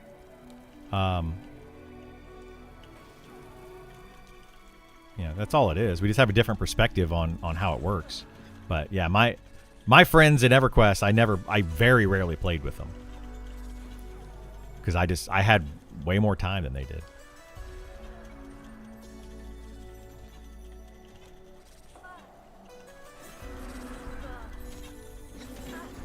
Eventually, they caught up because I hit level 50, which was, you know, the biggest hell level in the game, if you really think about it. If you want to think about it that way, yeah, they caught up because I hit 50, which was like a 6-month-long hell level waiting for Kunark. And then I hit Kunark, and I got like several levels ahead of them again. But at that point, we were all 50. You know, I hit like 53, 54. They were just hitting 51. And we could still play together, you know.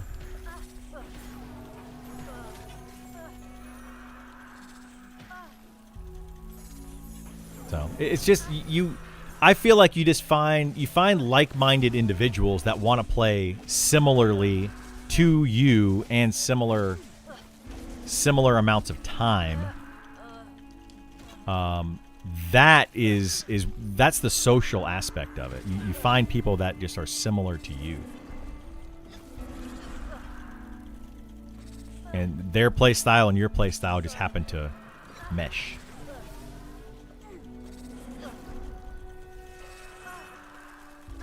Like, I'm going to say something that's going to sound very elitist, but I don't mean it to be elitist. I personally don't want to play with somebody who doesn't do things efficiently, right? And I don't mean it in a mean way. Like, they want to play the way that they want to play. They want to kill one mob every 5 minutes and just kind of casually fight mobs and whatever. They're going to clearly level slower than I am. And that's just not my play style. It's just, you know, I want to do things a little bit more quickly. Because that's just like how I want to play. I also don't want to play with the crazy hardcore elites that are like, let's pull 20 mobs at a time and kite them around, and everybody's stressed that we could die at any moment. I also don't want to play with those people because it's not my play style. So I tend to find people around my play style and I play with them. And when I find people like that, I tend to stick with them and play with them. Key to enjoying MMO is finding people that mirror your own playstyle. Absolutely, yeah. Hey, I want to pull 20 mobs. You can pull 20 mobs, Isar, and then you can feign death and only bring like 2 or 3 to the camp. It's perfect. No, I played with some guys like, you know, Isar knows what I'm talking about. We've got a friend of ours, 2 brothers actually. They are the type of guys that are just like, let's pull tons of mobs. We're going to have rooted mobs everywhere and mezzed mobs everywhere, and you're just constantly killing stuff, and it's just like absolute chaos. We played with them a couple of times during Alpha, and, you know, like, they're definitely on a different, I don't want to say a different level, but I guess that's the best way to put it. They have a different play style, you know. They like to be, I think Jason is very like ADD or ADHD or whatever, and he's just like constantly wanting to do something. And he was playing the Enchanter, so if he didn't have like 5 mobs to mez, he would go out and pull more. Like, it was just constant, and it was a little stressful, to be honest. And sometimes I don't mind playing like that, but not all day, every day. So it just all depends. It's nice when someone in front of you hit a hard wall. You eventually come into their orbit and make friends. Sure, I mean, it's awesome when you do that. But I have personally, this is just my personal experience, I have found that happen more often when I go and play an alt and take things less serious, right? When I play my main character, I'm a lot more serious. I'm like, hey, let's go get XP. We want to make sure we're killing things that are, you know, as high as possible level, but we can kill them quickly for some good loot. I would like to get 2 things. There's 3 things you can get. I always want to be getting at least 2 of those things. So anytime you go out to an XP party, I want to be getting good XP is one thing. Good loot, like items, magic items and stuff, and coin. Those are the 3 things that I want to get. There's also like trade skill items and stuff. So like, but I think that falls in with the coin. So humanoids. I always want to get at least 2 of those if I'm at a camp. I would prefer to get all 3 of those at a camp, but I would like to get at least 2 of those. That's my main character, right? I want to make sure that I'm getting, you know, like there's some humanoids that I'm fighting and a named at the camp, but the XP might be a little bit lower. Or the XP is really, really good, and there's a cool item that drops, but we're fighting all beasts, so we're not getting any coin. You know, that's fine too. I want to get 2 out of those 3. But when I'm on my alt, I don't really care. You know? Like, it's whatever. You know, we're here having fun. So I play the game very differently depending on what class I'm playing. And I've met, more recently, I have met more people just playing alts than I did trying to level up. Because, I mean, I mostly played in my static group trying to level up the first time on my first character. So, yeah, I find a lot of enjoyment playing alts to meet new people. Has nothing to do with the hell levels. And sometimes I won't even play my alt for like 2, 3, 4 days. And then I log back in, and everybody I was playing with has leveled up because they played for several days. And now I'm meeting new people. And it's not because I hit a hell level. It's because I just didn't play for a couple days. So everybody else continued to play and leveled up past me. And there was a whole new group of people that came up behind me. So I just paused playing for, you know, a few days.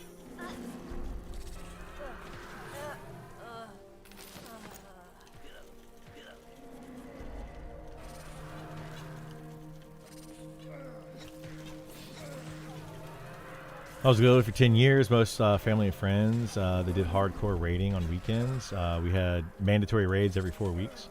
Oh, I definitely didn't play like that. We had mandatory raids daily when I did raiding. That was many years ago, but yeah, we raided 7 nights a week, and it wasn't mandatory by any means. If people couldn't show up, they couldn't show up. But we raided 7 nights a week. Until every single mob in the expansion was dead. Once we cleared every mob, and then we had lockout timers or, you know, spawn timers or whatever we had to deal with, then we would be like, okay, we're gonna raid whatever nights. But it was if there was a mob available,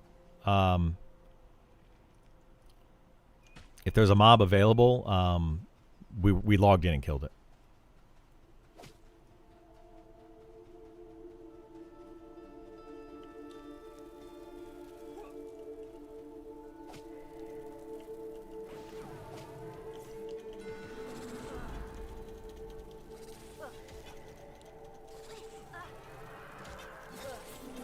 Yeah, bat phone, login. We did all that stuff, yeah. Yeah, so you raided 7 nights a week. It just wasn't mandatory. So yeah, you just found a group of people that had a similar play style to you, right? That's all it was. It's not like a forced game mechanic that dictated that. You just happened to find a group of people that worked with your play style. I found a group of people that worked at my play style, which was log in every day and raid. There was always something to kill, just about.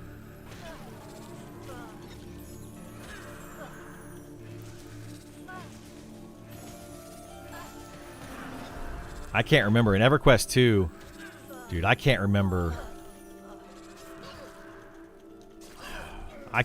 a single day like where we were like, oh, we don't have anything to kill. Nothing is due today. And like we have nothing that we're going to do. We always had at least one mob that we were going to fight. Is there a rare mob that can spawn at this camp? Yeah, there's actually 3 rare mobs. 2 rare mobs. There's definitely 2 named that can spawn here. I think there might be a 3rd. But yeah, definitely 2. And they drop different items. They're quested items. So like I got one earlier. I'll show it to you. It's this right here. So you get, instead of actually getting drops off of these mobs, they drop these kind of things, which is a quest item. So and then you take this item and you turn it in, and you get a chess piece. This guy is also going to drop an item. He's going to drop one of these skinning poachers right here. Or poacher skinners, whatever. He's got it in his hand right now. I can see it. So that's also a quest item. Yeah, right there. But whoops. I'll set that to Isar. So yeah.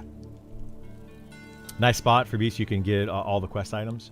Yeah, you can. Yeah, like because they're all leather. So, and they're all good for the Beastmaster. I don't really need them. Well, apparently the Beastmaster, the chest piece is a good one for the Beastmaster. I could use the legs from here as well if those drop. So yeah, I mean it's a decent spot for Beastmaster to farm stuff for sure. I didn't come here for the gear. I just came here because I was like, oh, it's a decent spot to solo, and then these two guys showed up. So.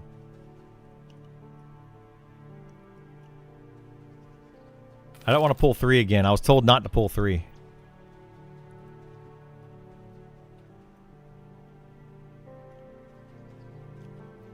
Oh, wait. Are you doing the bat phone for us, Isar, to log in? Like for realsies? Or are you just talking about bat phone for our old EverQuest 2 days?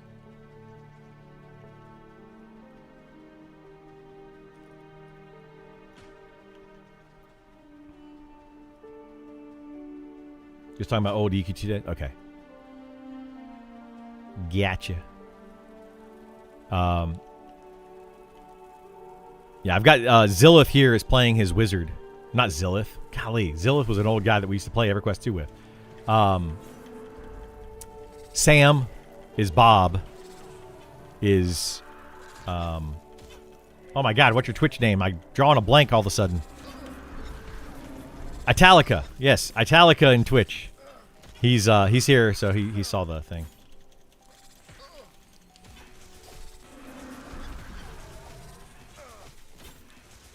I don't know why I was drawing. I completely just drew a blank. Like, what the heck? I don't normally do that. I'm usually pretty good about remembering people's names.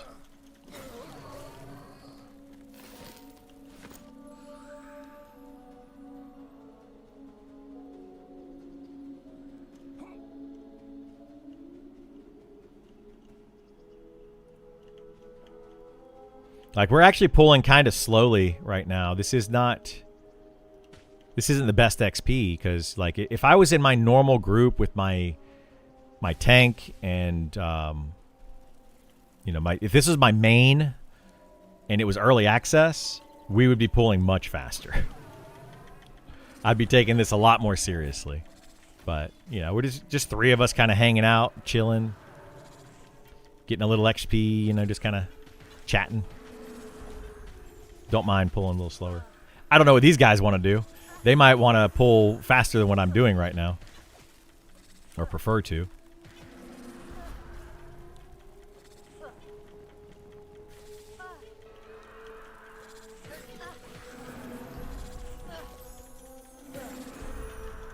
Oh, good. Awesome.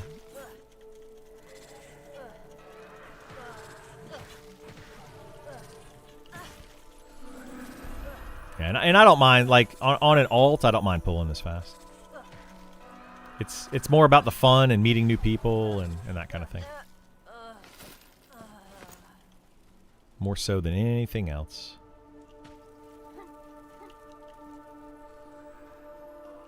Burl, you going to play with us today?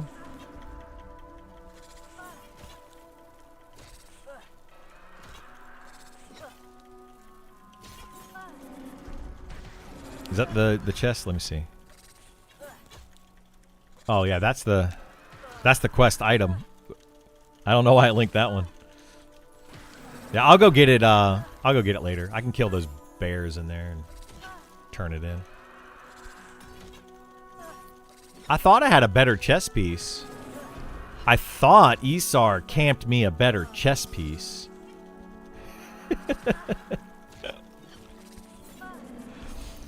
No, he gave me this one, which is pretty good. But yeah, if the other one has strength on it. Yeah, the strength is definitely better to have than the agility or dex. For the Beastmaster. The old Beastmaster.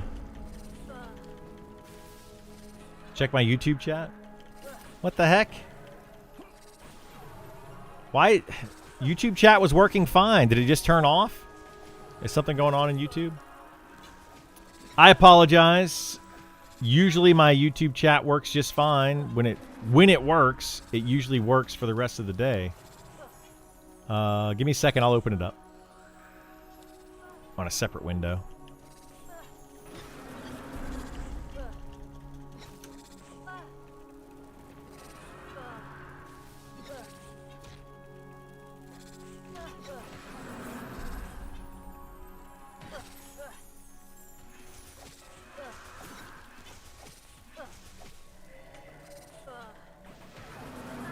Squires Gambison.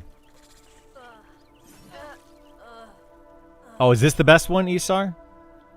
Is that the best chess piece for me?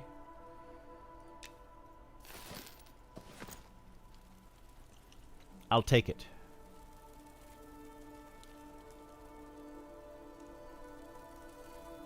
Oh, well, yeah, Vest of the Glass Viper is technically the best. But I'm not camping that for 60 hours for an alt. No, thank you. All right, I'm getting my YouTube chat up. I apologize, guys. I like to try to keep up with all the chat, but it did not load properly or something in OBS.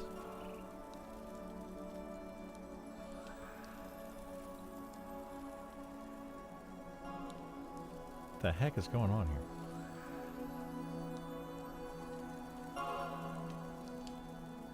Come on, YouTube.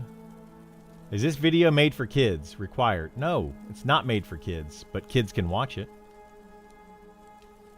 YouTube is so weird, man.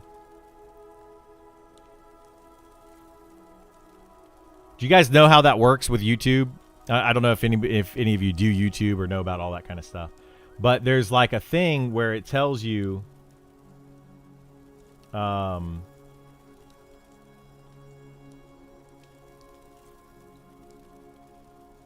we go. Let me do.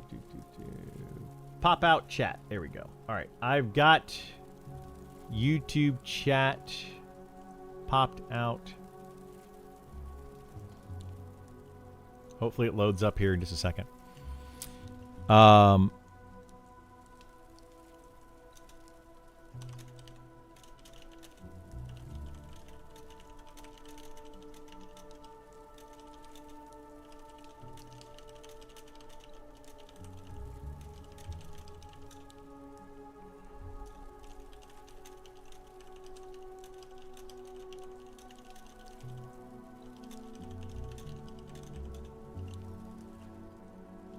Cool. All right. Yeah, we've got it.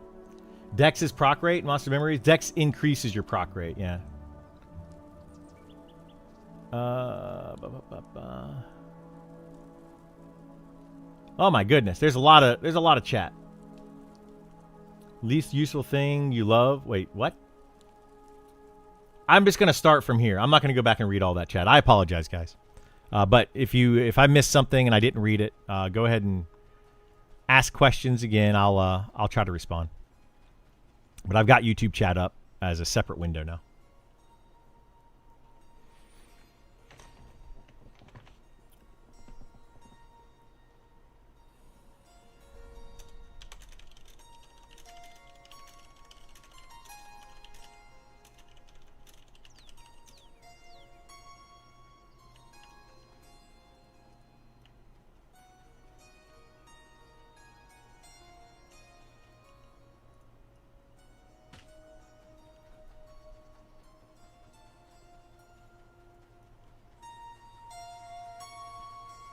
Good morning. What's going on, Bob Dole?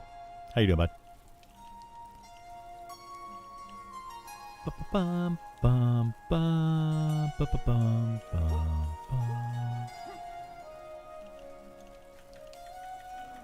Bob Dole. Is he still alive? I don't even know.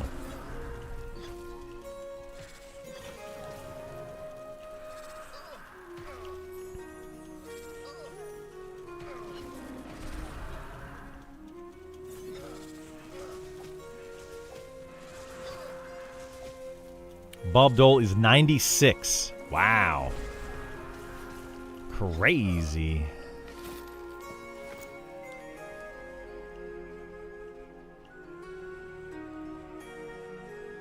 Guess that's what money buys you, right?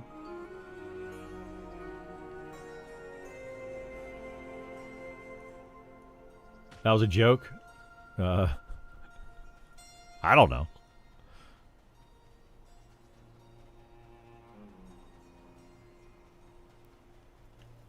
Incoming 2.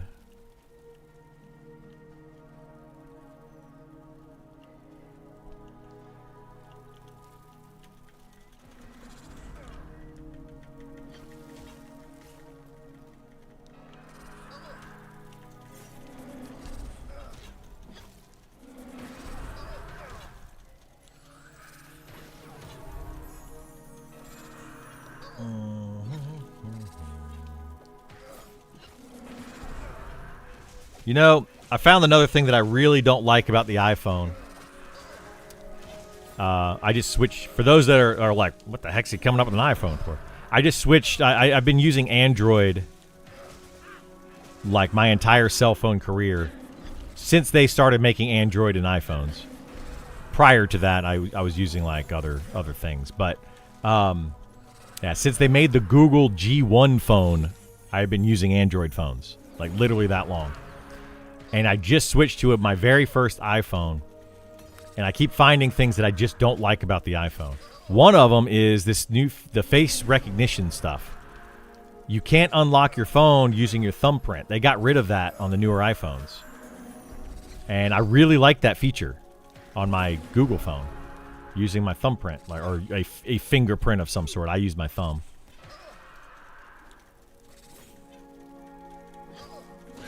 And now, like, I literally have to look at my phone to unlock it all the time, or put in a code every single time. And it's really annoying. Like, sometimes I want to have my phone just sitting like flat on my desk, you know, and just kind of glance over at it, wake it up, you know, read a text message or something. I don't want to have to pick it up and have it face me.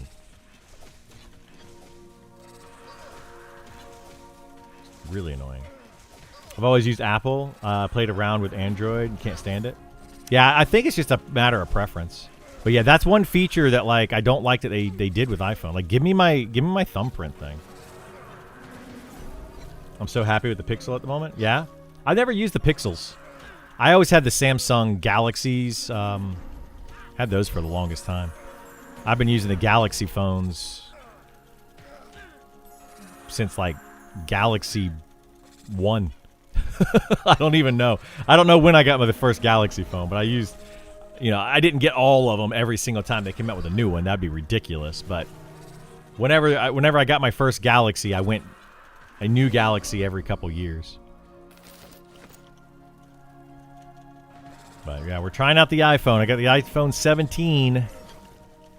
Well, it's the iPhone 17 Pro Max. I went big.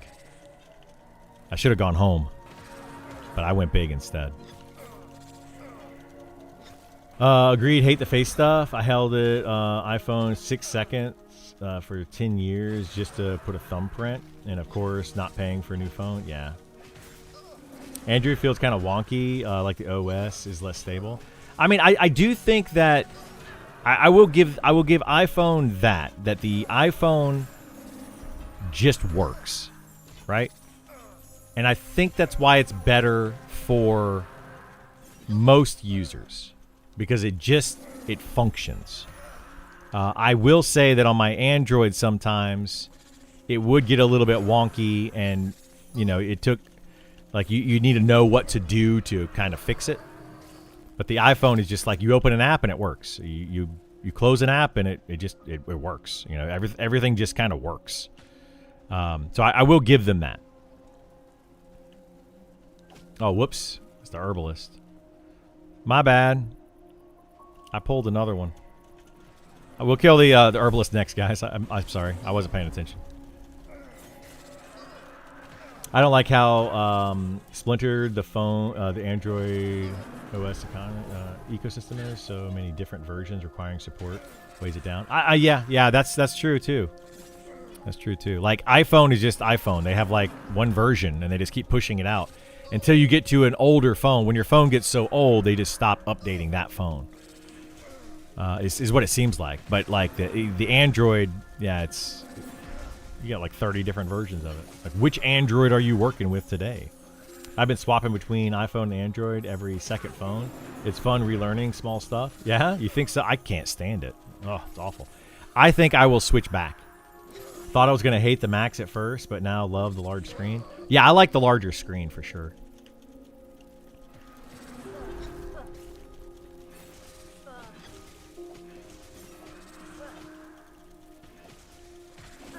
It's nice. What was the next 3 deep dives again? Paladin, Inquisitor, Shaman are the next 3 that are coming, but they may not all come at once. They might all come at once. I don't really know. The way that Sean said it, it sounded like they're going to come in batches of 2 or 3 at a time, but he didn't really elaborate on that. He just gave us an order.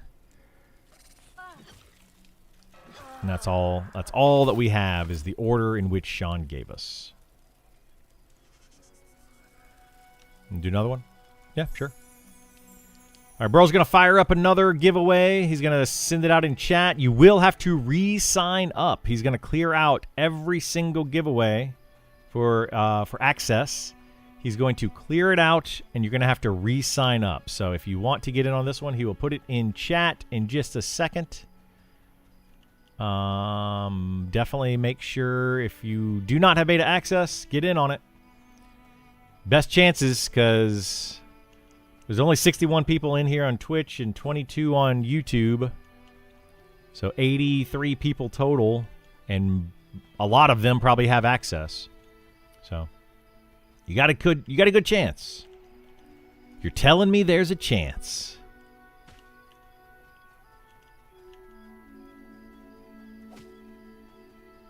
Although I also feel like on monstersofmemories.com, you have a pretty good chance these days, like every Friday.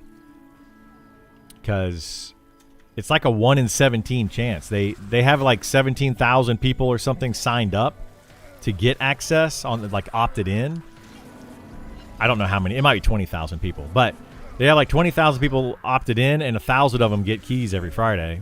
So I feel like, you know, there's a decent chance there, too. We're going to Aspen, right? You're telling me there's a chance. It's like 1 in a million. You've been trying for months? Yeah, it's rough, man. It's rough. Oh, shoot. I got to make sure I'm reading YouTube over here, too. This is a meme name before the word meme was a thing. Because of the Ed commercial. Okay. Can you merge the chat so I can see Twitch? It's supposed to automatically be doing that, but it doesn't seem to be doing that today for some reason. But yes, I set it up to automatically merge, and it doesn't seem to always work. So, key sellers are aligned or cringe. That's awful. Yeah. Did you do solo and group play? Me? I have soloed, group, static group, pugs. I've done it all. Yep. Do you know if there will be more questing implemented, or is the concrete level process going to be killing mobs? It's all going to be, I mean, most of your leveling is going to be killing mobs. Yeah, it's grinding out mobs. Questing is not a thing for XP in this game. There are some quests that you can do to gain XP, but it will not be the primary form of XP. Yeah, slaughtering enemies is your primary form of XP. Questing is going to be for lore and items. Like you do a quest to get an item or to learn some lore about the game. There you go. Burl just sent out on Twitch. So definitely get in.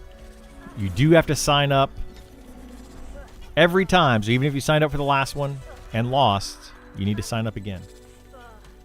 We're trying it a different way today.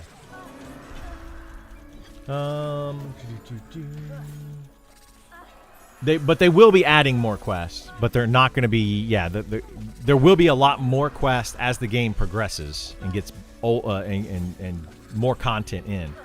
But questing will not be the main way to XP. Have access, just watching while at work. Awesome, love it. Love it. How long are we waiting for on this one? I don't know. Burl will probably do it 30 minutes, I guess. Yeah, 30, 40 minutes. And then we'll roll it off.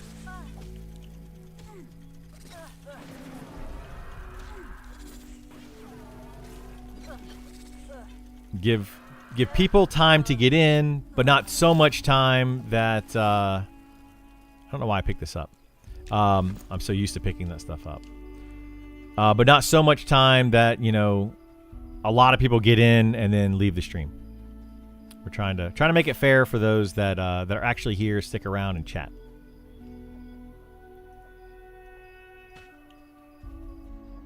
What I should do is I should do one day.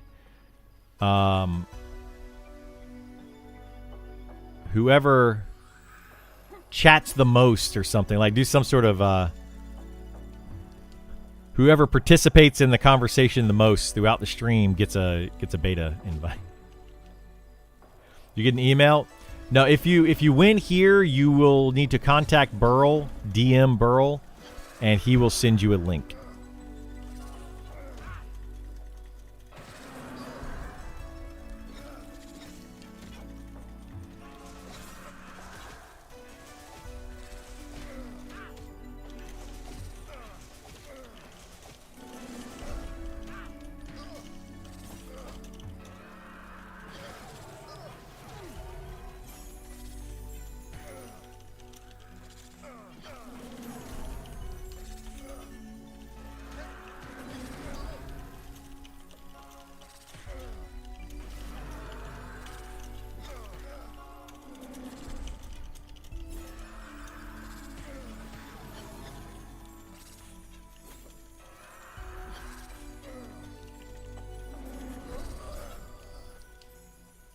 Do you know if they're doing open tests before October 1st?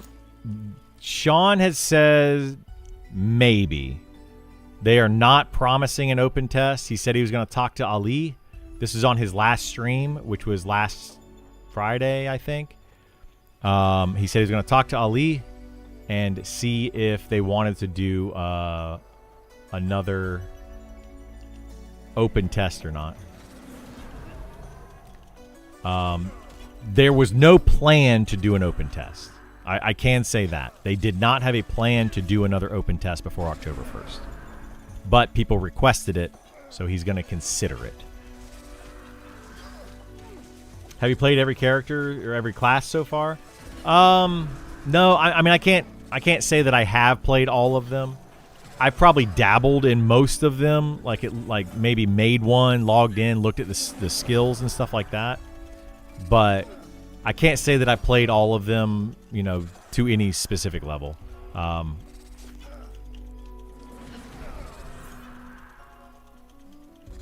But yeah, I played with all of them. I know people that have played all of them. I've logged in a lot of them and like at different level ranges to try them out, all that kind of stuff. I have done all of that, but yeah, I haven't. I can't say I played them all.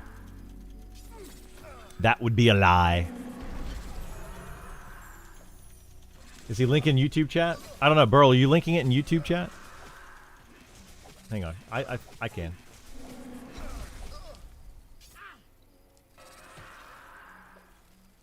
Oops. Copy, copy, copy, copy. All right, let's see if this goes to both chats or not.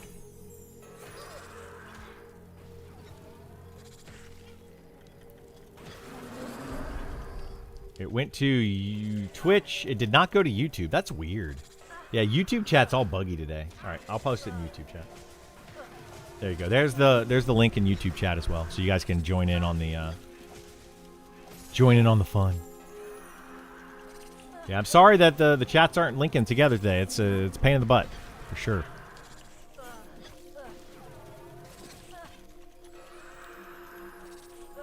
Oh, it's saying what the heck?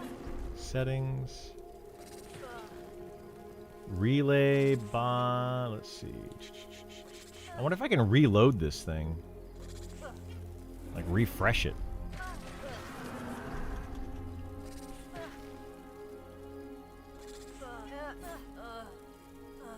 Yeah, I don't know.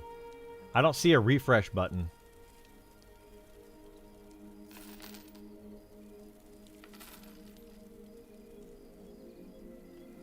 Error. YouTube live chat not found. Huh. Yeah, I guess Restream is having an issue with finding it.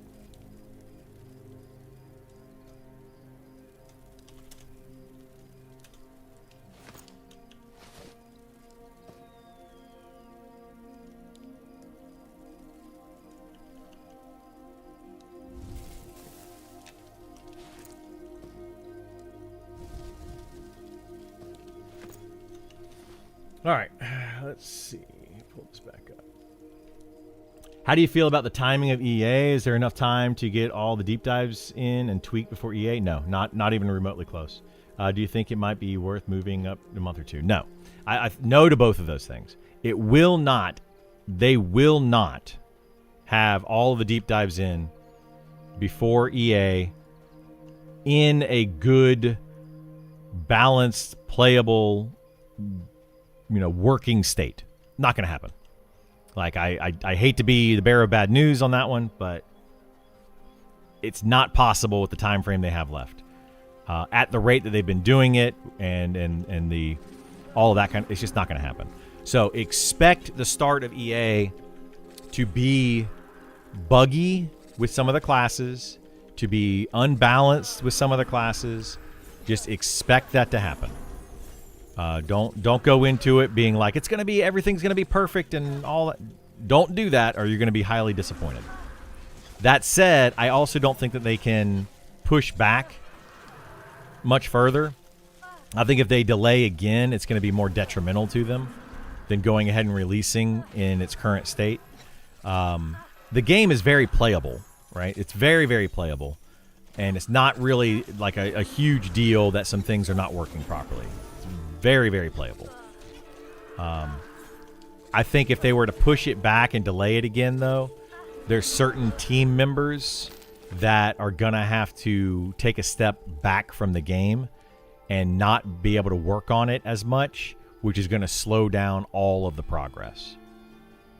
So I think that if they could delay it again if they really want to, it's totally up to them, but I think it would hurt the project more than it would help the project at this point. Because people on the team need to start making some money. They've got bills to pay and mouths to feed and all that kind of stuff, right? So they need a paycheck. Yeah, that's kind of where they're at with it. At least from my perspective, that's where they're at with it.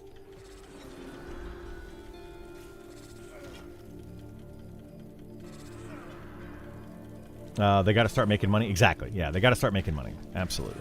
And I don't blame them. I'm not faulting them for that. That went to other people originally, right? What? Ain't nothing in this world for free. Nope, sure isn't. For sure, I've been playing in beta and fresh server and EA. Sounds incredible. Chomping at the bit for EA. What about trade skill like brewing? Are they possibly for EA? I wouldn't expect them. No, I wouldn't expect any. Well, maybe during EA, yes. Like it's very possible that during EA sometime brewing could end up being a trade skill that they add, but it's not going to be at the start of EA. I wouldn't expect really much of anything changing from the trade skills for the start of EA. Maybe a few small tweaks here and there, maybe a few new recipes here and there, but you're not going to see like full-on new trade skills probably.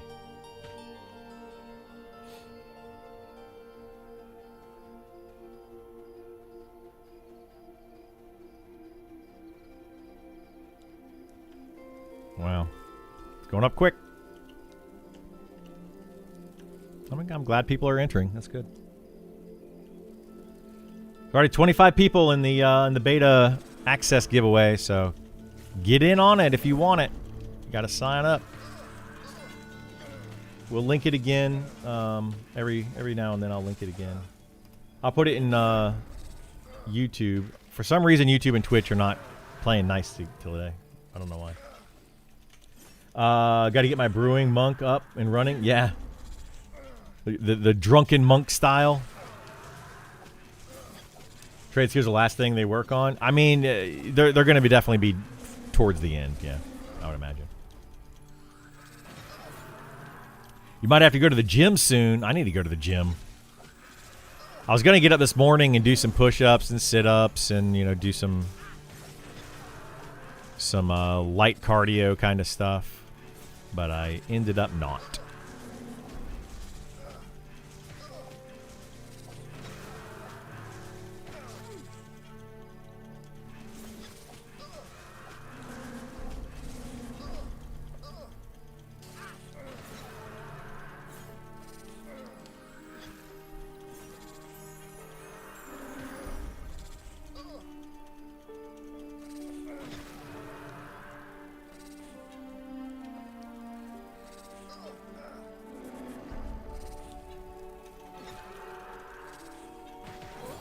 Get him in during med breaks.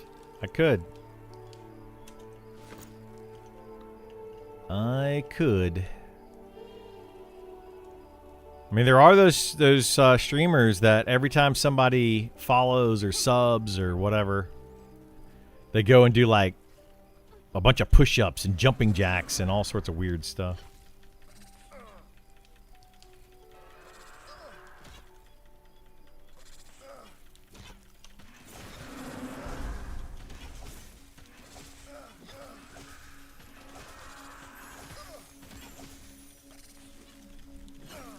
I could be one of those guys.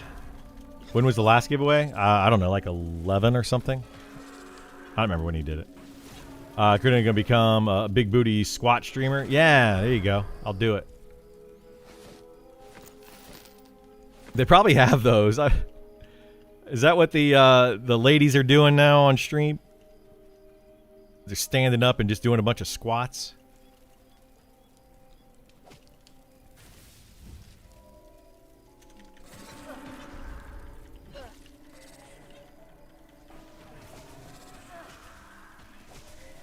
How would you know?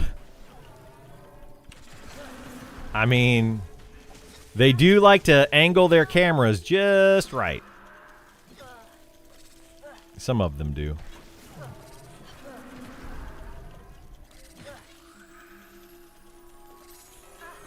I do stair workout breaks, run downstairs, reload coffee, run back up.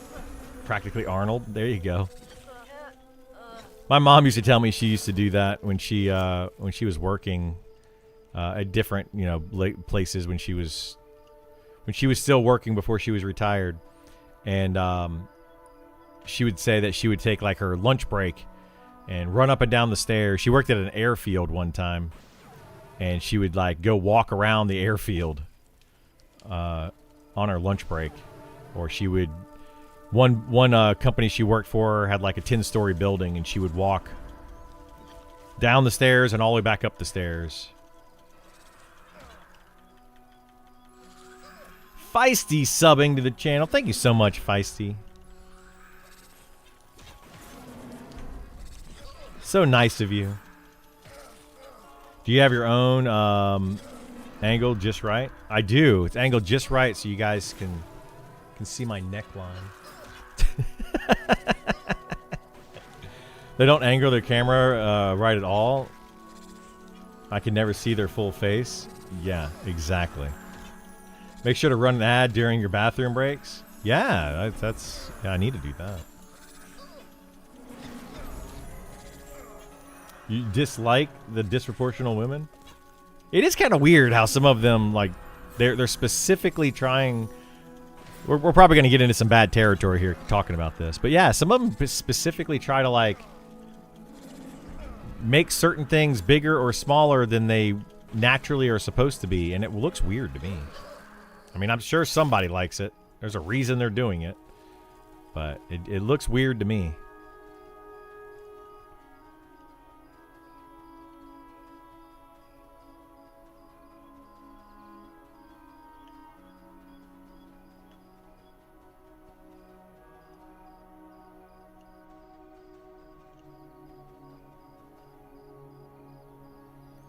My beard looks bigger?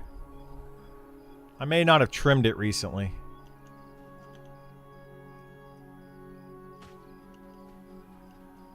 My beard used to be like way down here. There was a time where my beard was long.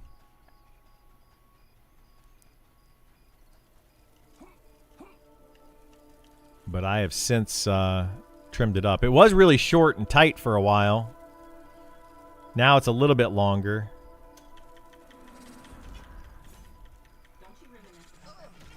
I loved my beard and my hat that my girlfriend hated both of. What is this? Oh, you got some chocolate? Did you guys do your yeah? Well, how did that go? Was it fun?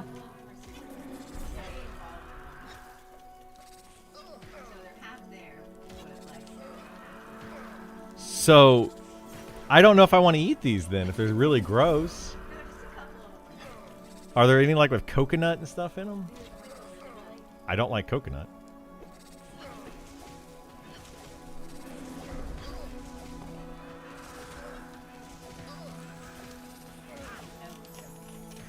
None with coconut? Are there any with nuts?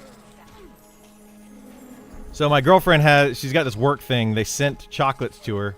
We got these chocolates here. I'll show you. If you guys can see them. I don't know if you'll be able to see them. Let me see.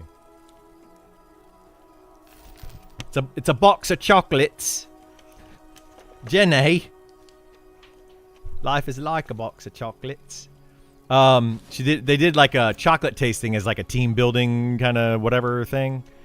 So the company sent their team chocolates, and then they did a chocolate tasting on like Zoom call kind of thing. So anyway, I get now leftover chocolates, I guess. I always get leftovers in this house. All right, so you said that one I will really like, so I should do that one last. Okay, so we'll try some of these other ones out. You're gonna let your team know, like, huh? In the pamphlet, there's a key.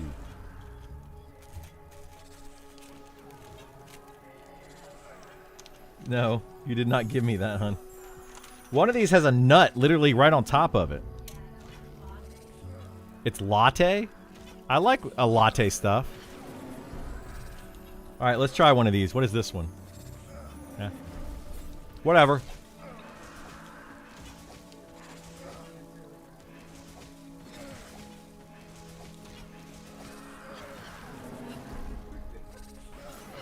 What is that?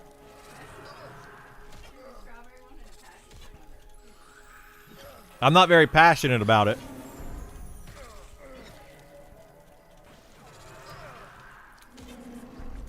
That was not good. That was not a good piece of chocolate. Oh, what the heck, dude? So, one of my like things about sweets. Oh gosh. One of my things about sweets is I don't like when I eat something sweet, I want it to just be sweet. And I don't want to add like nuts to it, and I don't want to add like, you know, weird things to my sweets. I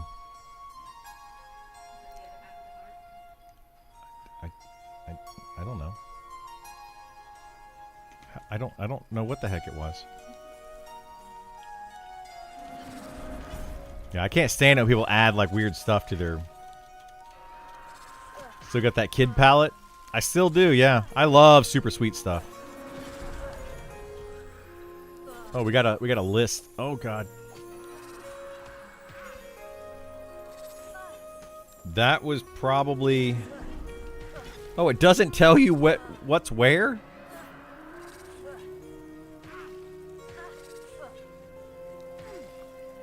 Yeah, whatever. All right, we'll try another one. Let's see. Let's try this thing. Oh, it's got caramel? I love caramel. Oh, God, what is that? Oh!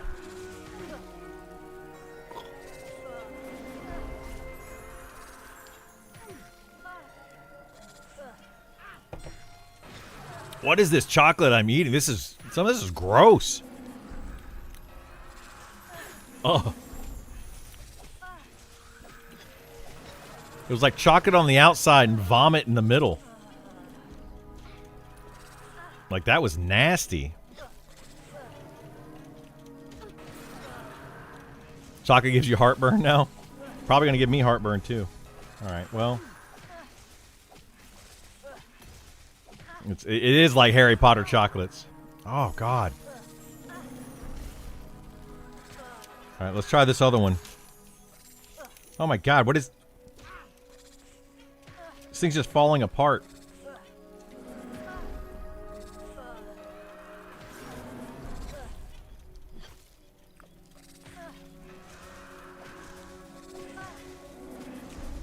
Like, the chocolate on these is good, but the filling, it's like somebody just went, whatever. Let's mix this in with it. Oh, some of these are gross.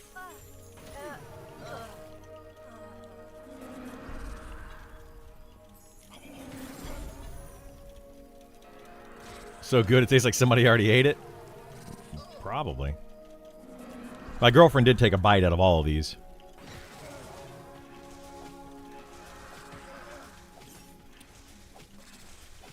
We'll try some more here in a minute.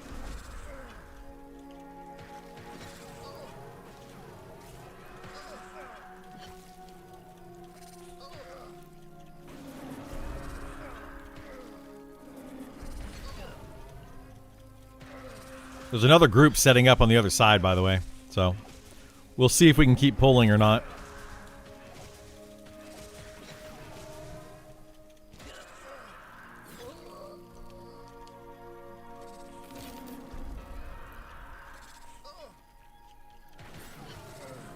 Oh my goodness gracious.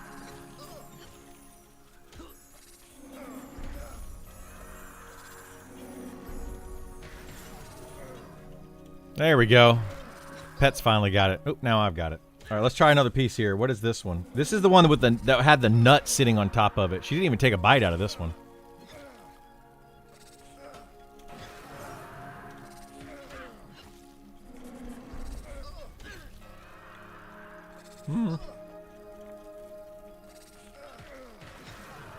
That one's okay.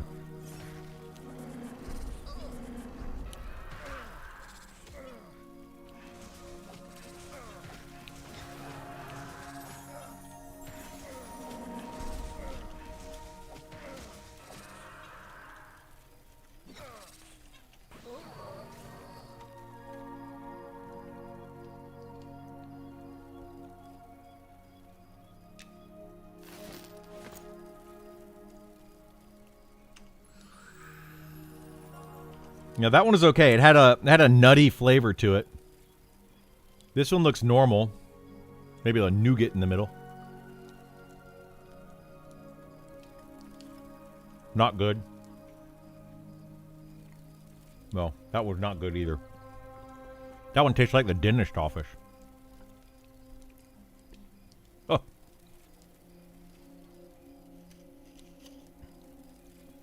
You know that, like, when they start putting all the stuff in your mouth at the dentist office? That's what that tasted like. Like a cotton swab. And, yeah, that was not good.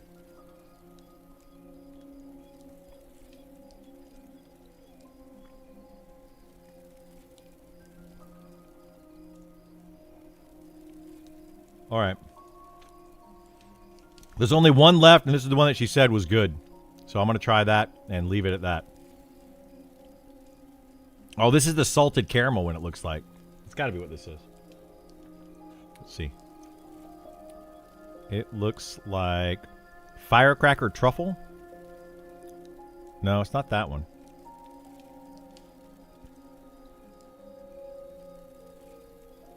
I don't know which one this is.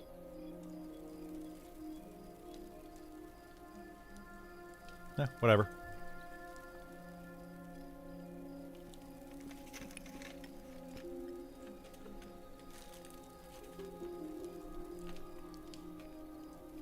Crunchy.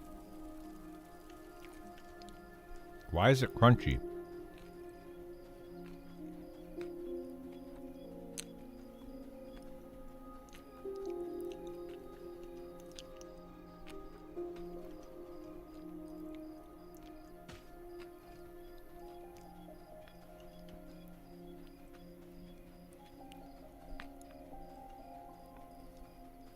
It's like chocolate Pop Rocks. I mean, it didn't taste bad, but it is Pop Rocks. It's like literally crunchy and popping in my mouth. I can still feel it. I can hear it. What the heck? What are they doing with these chocolates? Just give me a good old, like, Hershey's chocolate bar. That burned in the back of my throat, too. Is that thing supposed to be spicy?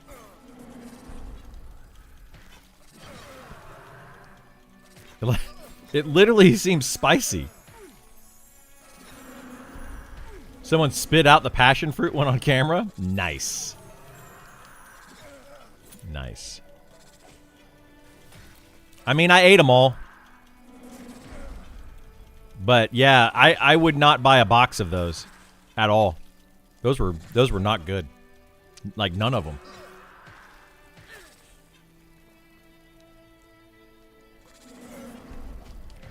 Oh. Yeah, I couldn't figure out the one that I ate. I couldn't figure out which one it was. They didn't look like one of the pictures. So we're gonna let you guys know. What is the name of this stuff? It's called Chuo, Chao, CHUAO. Don't get their weird chocolates. They're not good. Not sponsored by that company. And please don't sponsor me and send me those chocolates. I don't want them.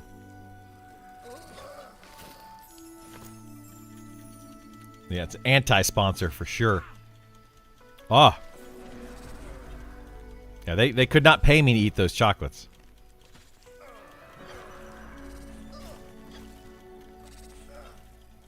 Like, I don't know why companies have to ruin chocolates. And ruin desserts. Hey, let's make brownies. Okay, cool. Let's make some brownies. Let's throw nuts in them and throw, like, all sorts of weird toppings. No, it's a brownie, dude. Just make it delicious. Make it chocolatey and fudgy, and that's it. Like, why are you trying to ruin my dessert? Weird. Lindt is better? Yeah, Lindt's chocolate is pretty good. Did Beastmaster get any unique spells later? They get like a vision line of spells, which are unique to their class. Brownie with nuts is like toast without butter. Yeah, just like a burnt piece of bread. Who wants that? Nobody. I remember I went to a buddy's wedding one time. And we ate and did all the stuff, and they brought out dessert, and their dessert was like a cookie brownie bar. So it was just cookies and brownies.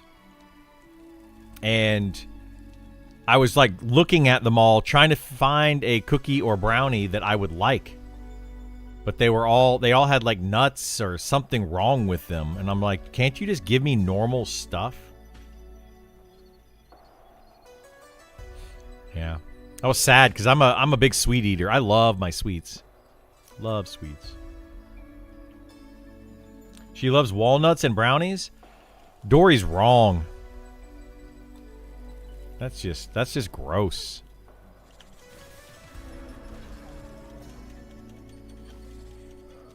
Have you ever had a crookie? Half brownie, half cookie. When it's baked right, it's delicious.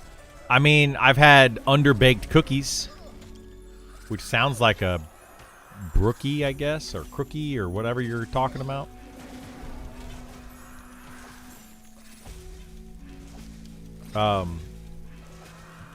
Like really thick cookies. Yeah, I've had those. That's kind of like what Crumble Cookie. That's kind of what they do.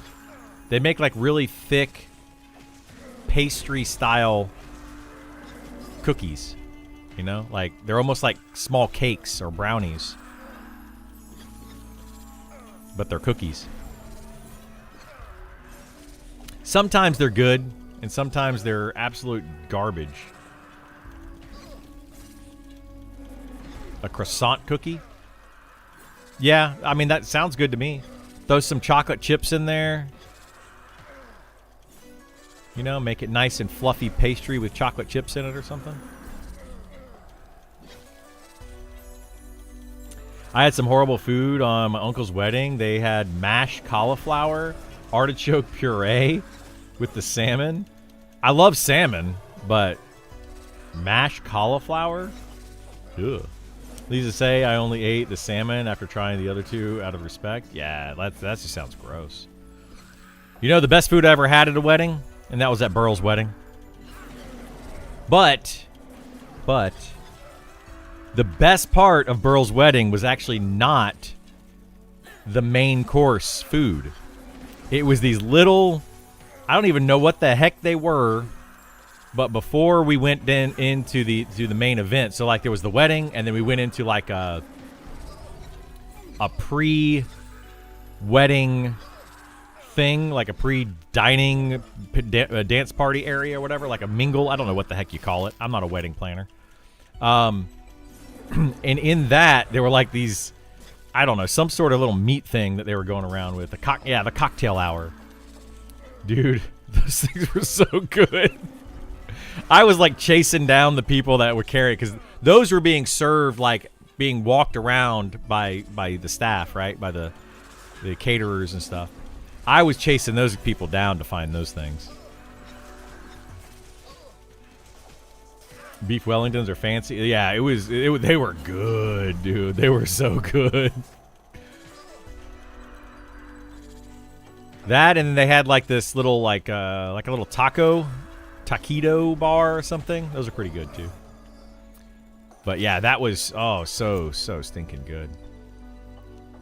I didn't find out about them though until like halfway through the thing. It was like halfway through the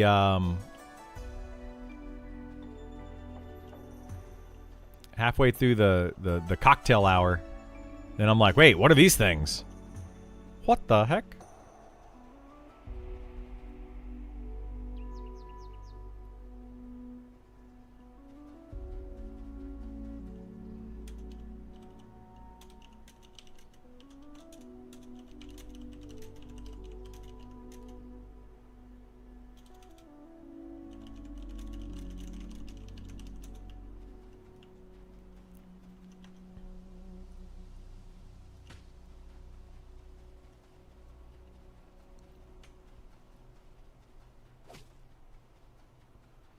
You stand by the kitchen? I didn't stand by the kitchen, but when I saw them walking around with a little tray in their hand, I definitely walked up to them and looked on the tray. Every time. Once I found out about them.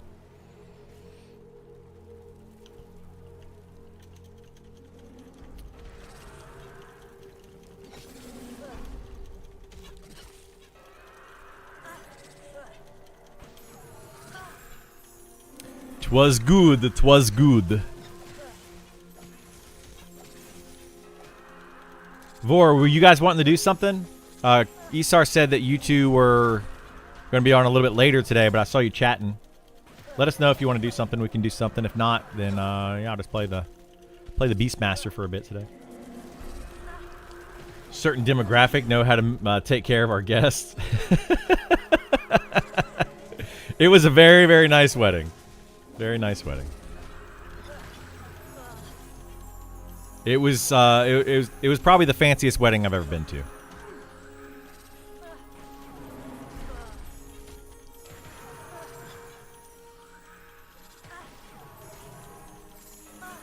It'll be later. Still working for a while. Still, just watching while I work. Yeah, all good, my friend. All good. Yeah. No worries. No rush or anything.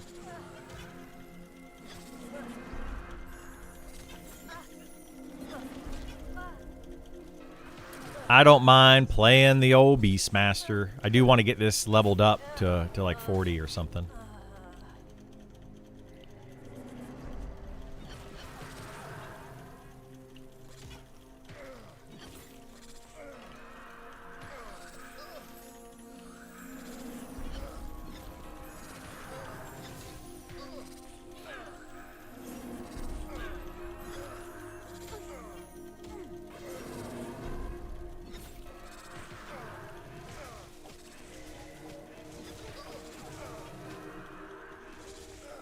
Well, that kind of killed my diet for the day. Thanks, honey. 3 eggs for breakfast, and then a box of chocolates for lunch.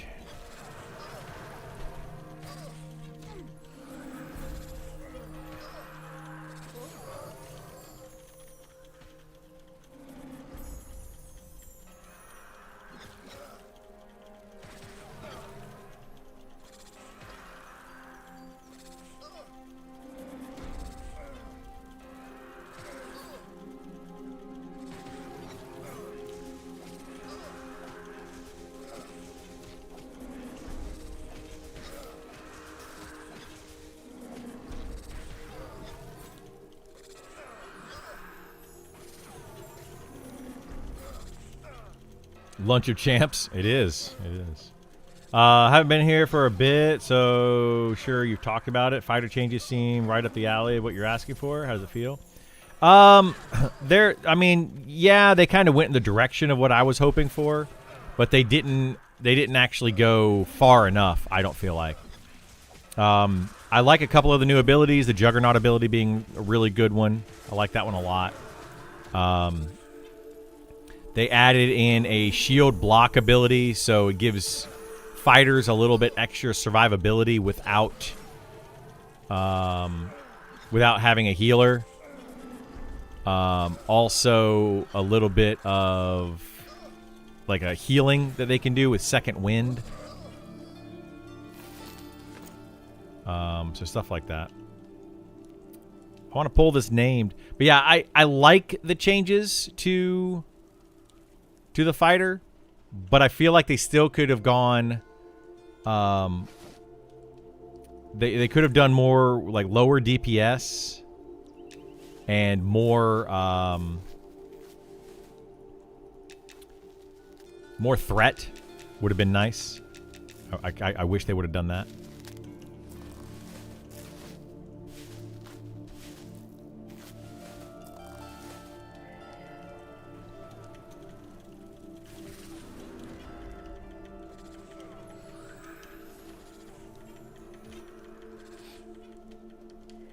They see me rolling, hating.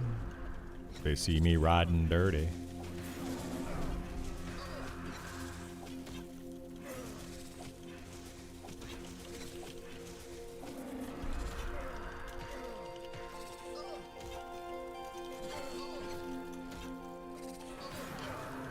Think of the response. Excited to get back in MMO myself. Yeah, absolutely.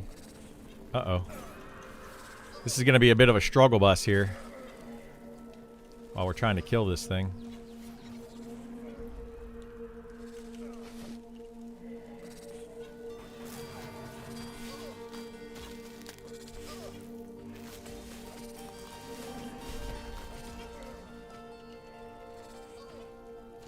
How much mana does this take?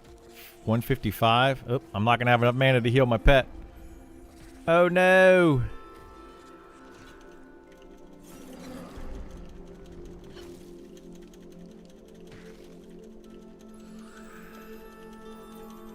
Yeah, I wanted to pull this guy before the other group got him.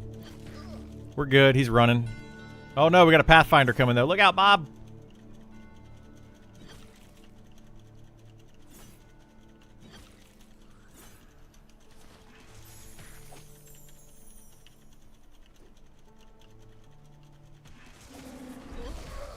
We got him, boys. Oh no, I can't loot him. Target, gear. Let's see, loot. We got the leggings this time. Anybody need leggings? Because I could use the legs probably, but I don't know. Well, does Kale need them? Because if Kale needs them, probably better for him. You already have them? Cool. I will take the leggings for sure. Thanks, fellas. All right, let's get away from that guy before he kills us. Revive. Why do I hunt this area so much? I've barely done this area at all lately. But it's a really good spot for this level range.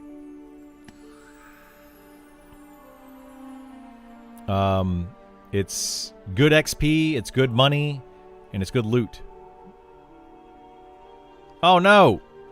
I summoned my pet over there.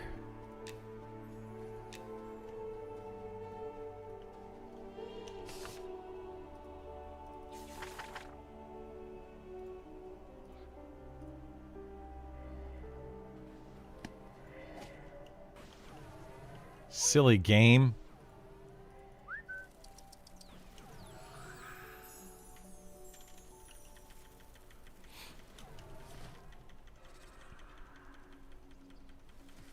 That's why you ask? Yeah, it's just a really good spot for XP, money, and loot in the like early 30s.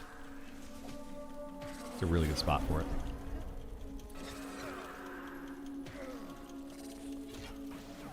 Roll? Oh, we're rolling off? Okay, hang on. Let me kill this. Hang on a minute. We're gonna roll. We're gonna roll the beta access giveaway. And then we'll do another one. We'll set another one up in a little bit. All right. Here we go. While we're meditating here. Ah! Oh, shoot. Nobody look at those. Give me a second. If they get used, we'll, you know, whatever.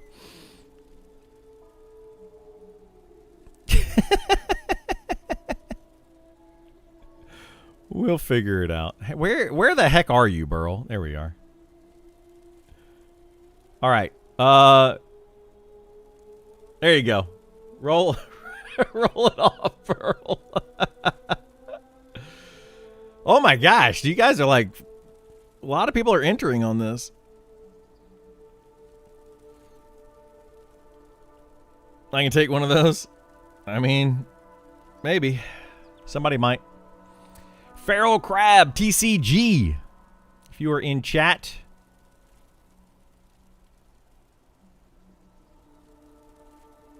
Are you on the list? They're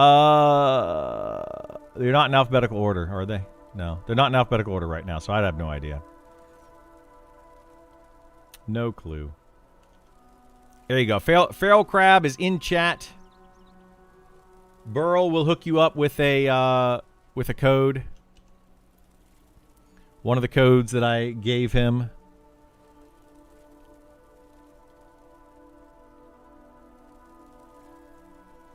On your way to Keeper's Bite yourself to level, actually? Nice. Nice. Good morning. How are you?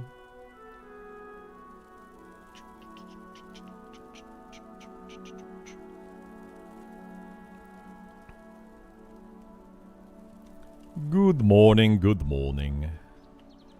Good morning. How are you? I hope you are well.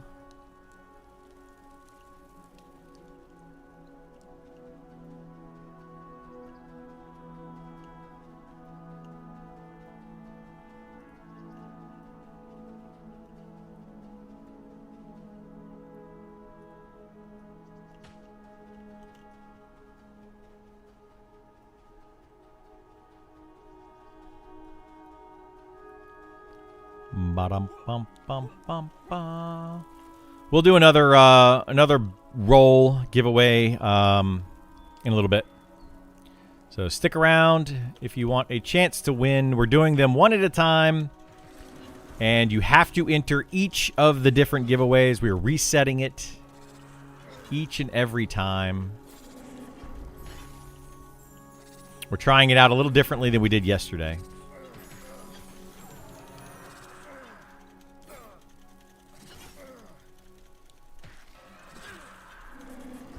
What's that?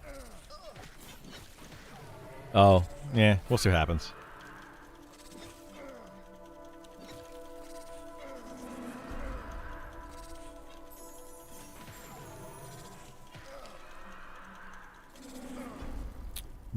I don't think so. I can just see that they were redeemed.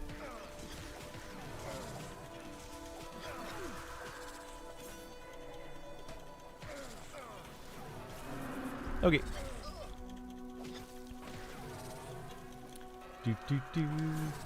Check out the packs. What? Autocratia? What is that?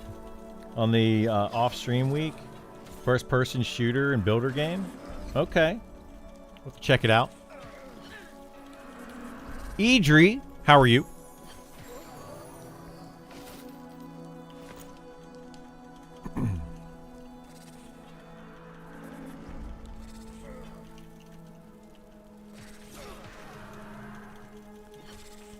Doing well? Awesome, awesome. Good to hear.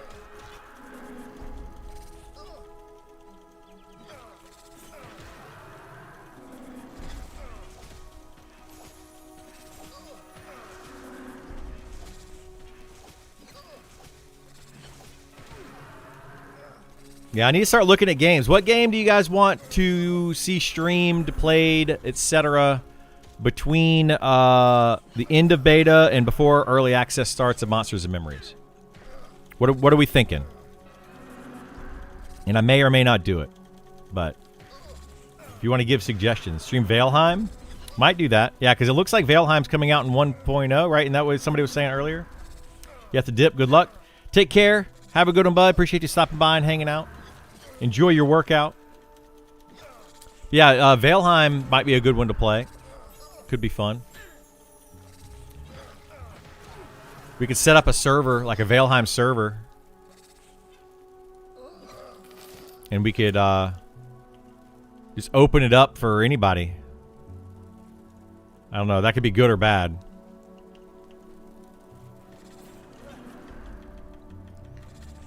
Know my number if you change your mind of what love could be. Oh, goodness. I don't know if you're going to be able to pull Burl away from his wife and kid.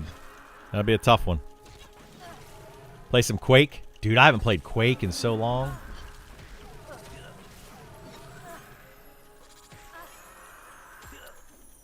Quake was a fun game, though.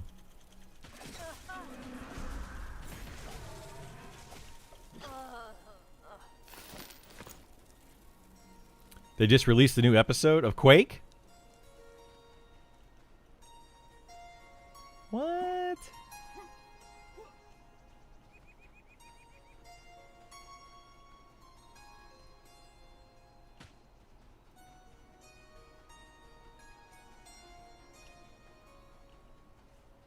For the 30th anniversary?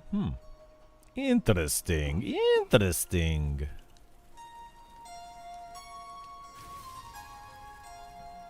Come on, you herbalist. Old Herb over here. Old Herb just nuking me. Are all of the poacher herbalists female, by the way? I feel like every time I've seen a poacher herbalist, it's been a female.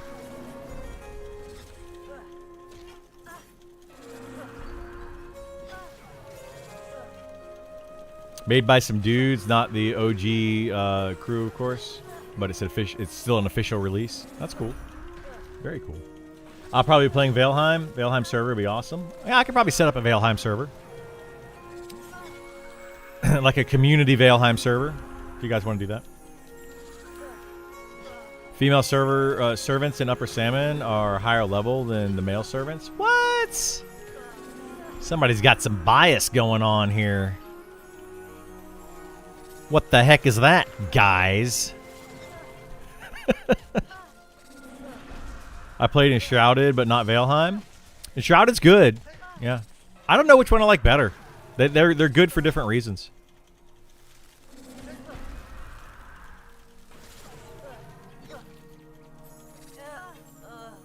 NES, Toe Jam, and Earl. I actually have that on my Switch. As one of those old school Nintendo games you can play on the Switch. Oh shoot, we got a bruiser up here.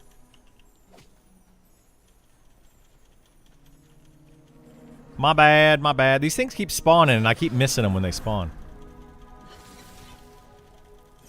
I could probably set up a Valheim server though. Let me look into it. Let me look into that. Because that could be really fun. Do a community Valheim. Need to fix this crash into Fallen Path. They do, yeah. Hopefully they do. You had a black... Core Keeper was fun. I really enjoyed Core Keeper. I think Core Keeper is the one where you could do the Twitch integration, right? Where people could like make certain things happen and vote on certain things. I love when they do Twitch integration in games like that. I've only done it a few times though, where like we had enough people in the chat to make it actually fun. But it's so much fun to do. You guys can all laugh at me. I could also spend a couple days playing what's that? Oxygen Not Included. I haven't played that in a while. Oxygen Not Included is a pretty fun game. Abiotic Factor is super underrated. I've heard of that. I never played it. Some friends of mine definitely played it, though, and they loved it. They thought it was fun. And Scrap Mechanic got a new release? Interesting. Interesting. There's so many options. Tried Where Winds Meet. It's fun. I played Where Winds Meet when it first came out, and I actually streamed it a bunch. I played it every day for like 2 or 3 weeks. And streamed it a bunch. But, yeah, that was between Pantheon and Monsters and Memories streams. So, like, I was streaming a bunch of Pantheon. And, you know, we had a lot of traction from that. And then Pantheon kind of went a big doo-doo. And then I decided to go play something else. And I couldn't stream Monsters and Memories yet. So, yeah. I played Where Winds Meet. It was fun. They've got fist weapons now. Ooh, nice. Yeah, I haven't played that in a while. Have you looked at Adrenaline Online? I have looked at it, and I might play it in the next, whatever the next test that they do. But if I'm really heavily into Monsters and Memories, I won't play it. So we'll have to see when they do their next test. It would be a really good time for Adrenaline Online to get some traction if they can do a test after the beta ends of Monsters and Memories, but before early access starts. Like, make a week-long test for Adrenaline Online would be huge for them. I'm going to start Dome Keeper when Monster Memory beta goes down. Chris Wilson from GGG has recommended that game. Okay. I haven't checked that one out yet. You can't log into Gith. Uh-oh. I hope they put in where you can actually build things in AOA. It would be cool if they do that. Yeah. I would love to see like a true successor to Ultima Online, where you can actually own homes and put them and place them in different places and stuff. Oh my gosh, I would love that.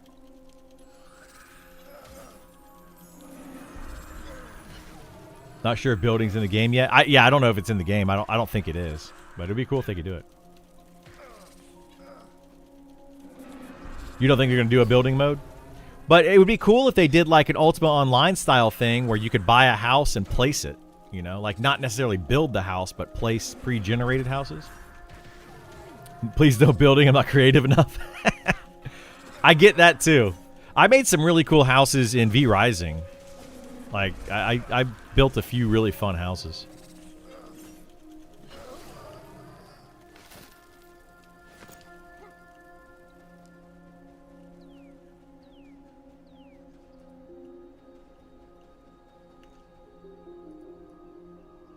I have to see how hard it is to set up a server.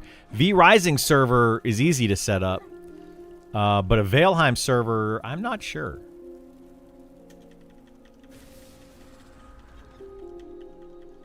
Not sure how that one works. I can't remember who set that one up when we did it. I don't know if I made a Valheim server or if somebody else ended up making the Valheim server. Got into the Ethra playtest. It's probably going to be a fun game as well. I'll have to check that one out. Faux show.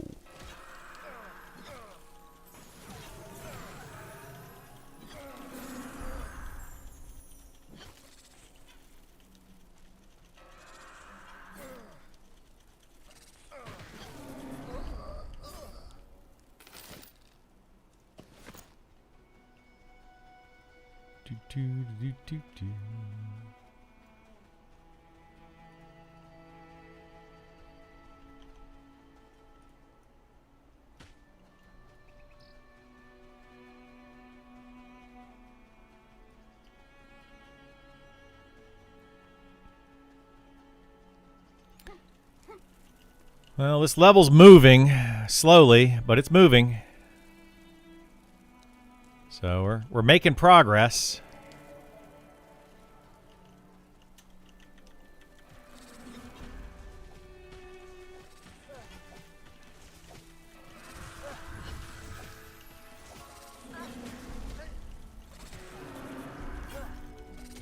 Coming in late, had a bunch of meetings this morning. How's the day treating you so far? It's doing okay, Todd. How you doing, bud? Glad to see you. Glad you're back. We did a chocolate tasting that you missed. They were all gross. Do not recommend. We've done a couple of beta key giveaways. Not gross.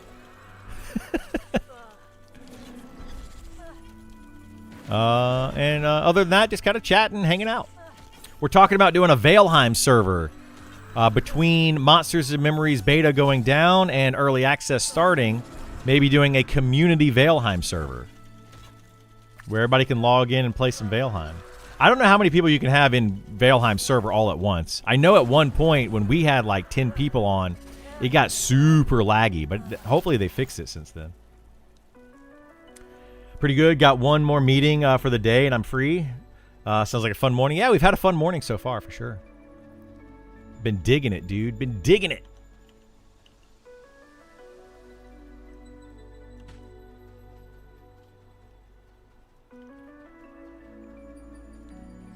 Hopefully your last meeting of the day goes well. Yeah, the reason I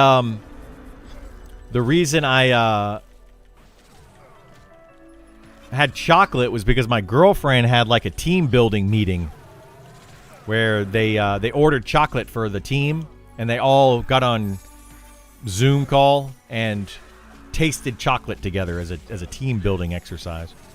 So I got the leftovers from that.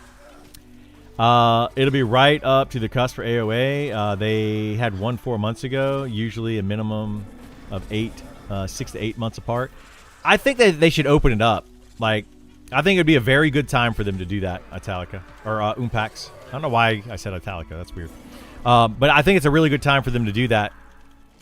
The AOA thing. Like, have a week of it between the beta and the early access. Otherwise, if they try to do it after early access starts for Monsters and Memories, it's going to be hard for them to get a good amount of people to play it. Because a lot of people are going to be really heavy in Monsters and Memories at that time. I mean, I'm sure they'll still have some people that are like more AOA fans that'll go play that over Monsters and Memories, but yeah.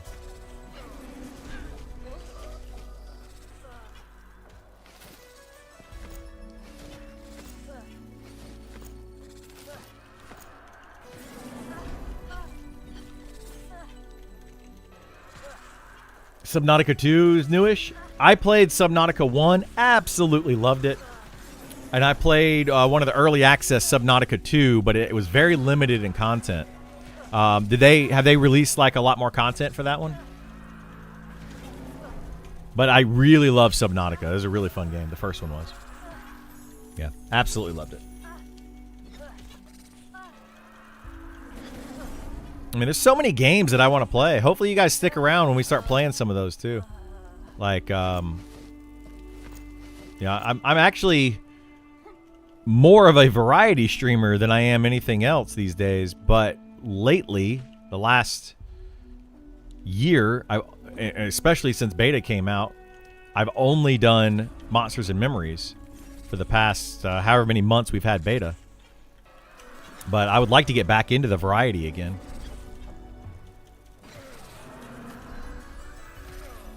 Switch from phone, YouTube, to Twitch on computer. How do I sign up for the giveaway here? Burl will put a link in chat when we do it. And you just have to sign up through the link once he puts it in chat. We're resetting it every time, so you do have to be here to win.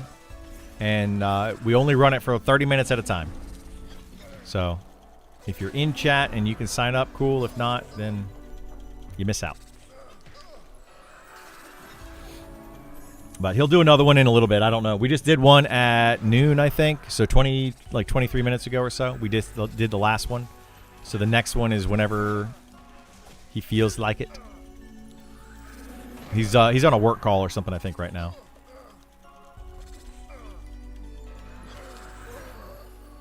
Burl's my administrative assistant / Twitch moderator / awesome dude / friend.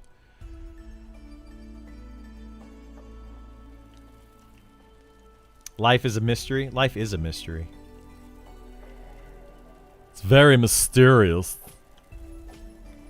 Very mysterious, guys.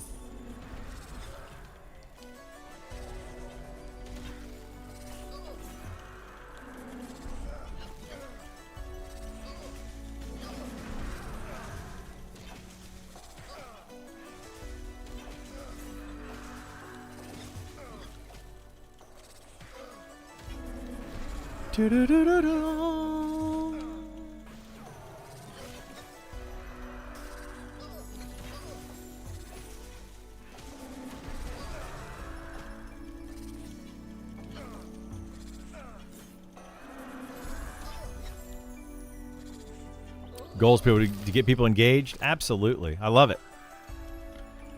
I love when people are engaged in chat.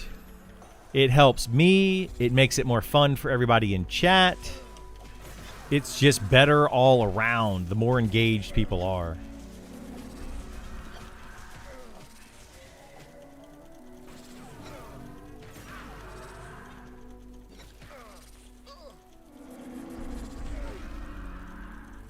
See if we can blow it up. It's engagement bait. Kind of is, yeah. Clickbait. Is that what we should call the stream tomorrow? Is engagement bait? Good luck on the keys. Absolutely. Yeah, you won one yesterday. Is it Nihilius? Nihilius? Nihilius? I forget how to pronounce your name. I don't know if we figured it out yesterday or not. But yeah, they got one yesterday. Congrats. Congrats. What I need now is a Nihilus. It's got like an extra, I don't know. So many monks complaining about split pulling. Yeah, I'm sure they are. It's kind of funny that the monk write-up, the monk deep dive on paper sounded the best out of the 3 deep dives that were most recently released. But I feel like the monk is getting the most hate towards their deep dive once they actually put it in the game. The cleric one looked the worst, and I think people are liking it the best because it's overpowered. The nuke on it is overpowered, and the piety and all that. Like the buffs that you get are super powerful. Subnautica 2 went into EA with about 20 hours of content.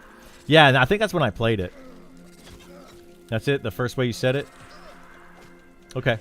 Thanks again. Yeah, no worries, man. No worries. Glad you got a key, and thanks for coming back and still chatting with us, even though you got a key and you're like, I'm out. This guy sucks. He's the worst content creator that there's ever been. Let's get out of that chat.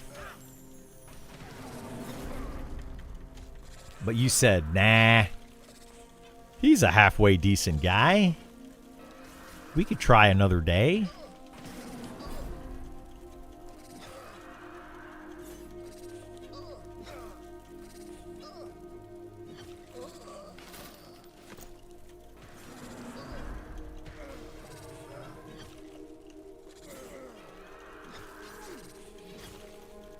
You have to FD while FDing to drop hate. Yeah, the double FD thing, I don't think a lot of people know about that. I don't think the devs really know that that works that way, do they?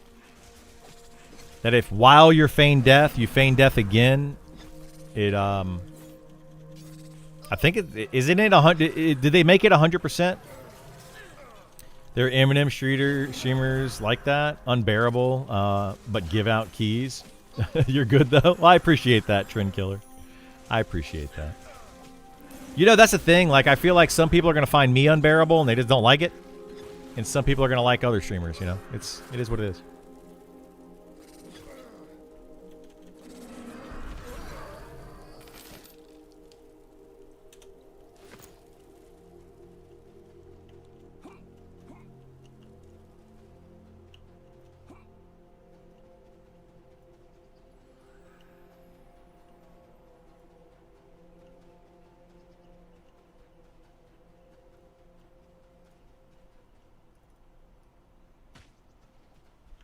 Yeah, I think that's about where it should be. It should be pretty high chance, but have a chance of failing.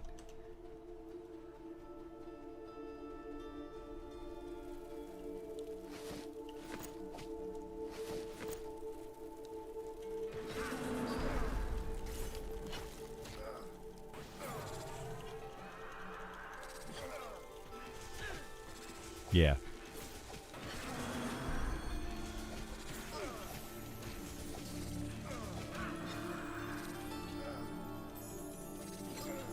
You know, the people abuse the keys they're given? I might.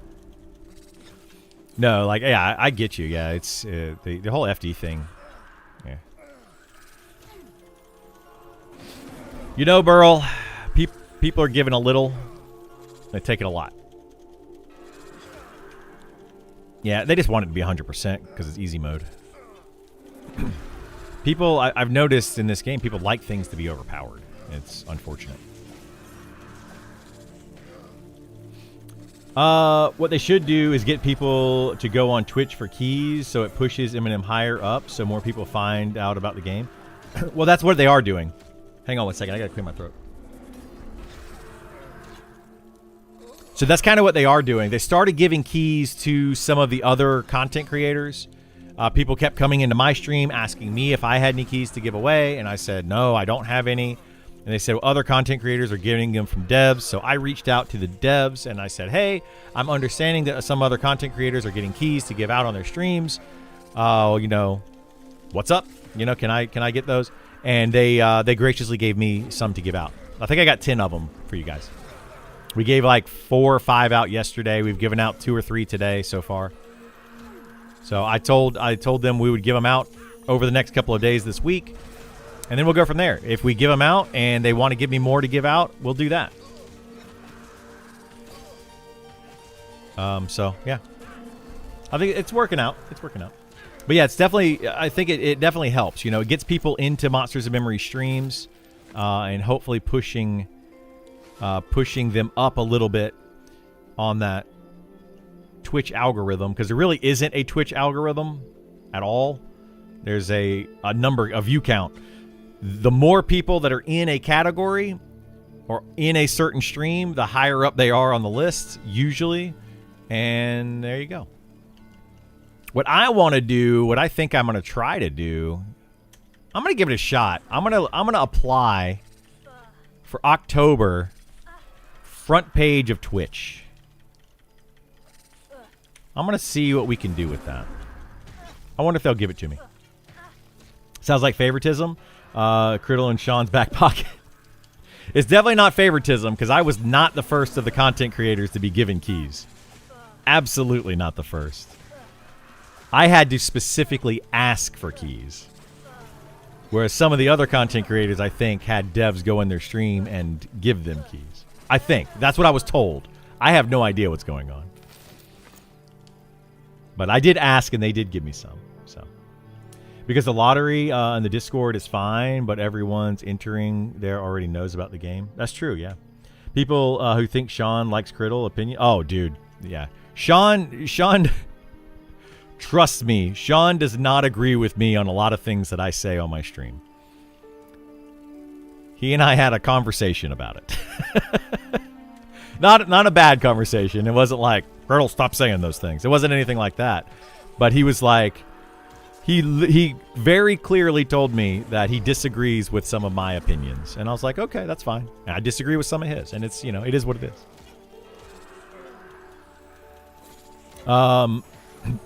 All sorted and servers showing up. Thanks again. Yeah, awesome. Perfect. Love it. Pharaoh got his key and we're good to go. Just about to go to bed, but now I'm pumped. Awesome. Yeah.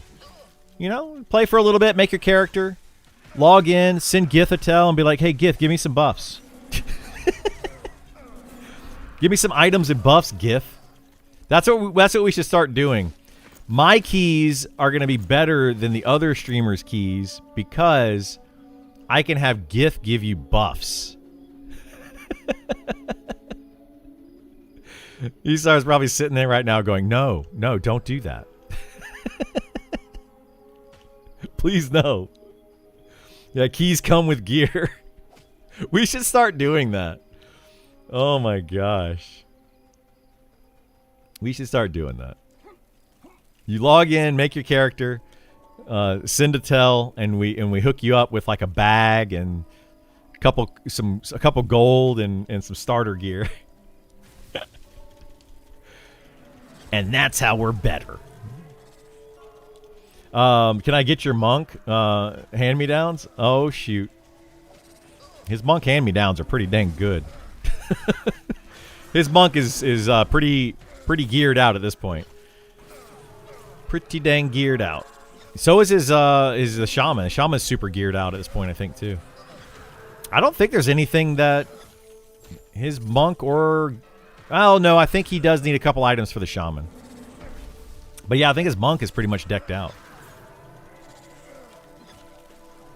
He even got me the ring yesterday. There's a rare ring that's a best in slot melee ring now. And he got me one yesterday.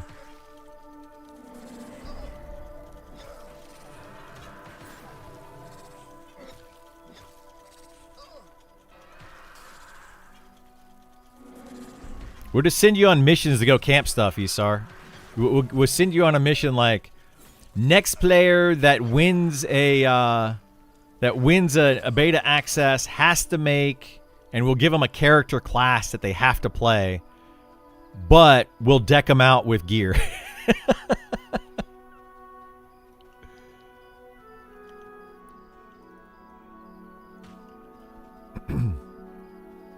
Hoku was always getting weird stuff in beta or in alpha. He's getting weird stuff in here too. Yeah, he camps stuff a lot like Isar does. He goes and camps everything. Hoku is the one I was talking to recently. If they put in Fallen Watch and it's level locked at 40, Hoku's trying to get a group together so that we can all go do it and clear it. So I'll probably join in on that group, assuming I get my Beastmaster up to 40 before then. Or close to 40. So we'll probably all go in as a group of level 40-ish characters and clear it. You got a list if you need direction. I like the penthouse apartment with my key, please. There you go. Yeah, we'll see what we can do. I don't even own a house in this game. I don't. On my main character, I don't even own a house. A lot of the good houses are taken.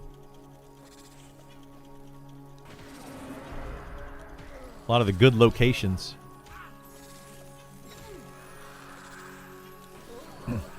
EQ Legends already fallen off. Can't believe how fast it was. I am not surprised.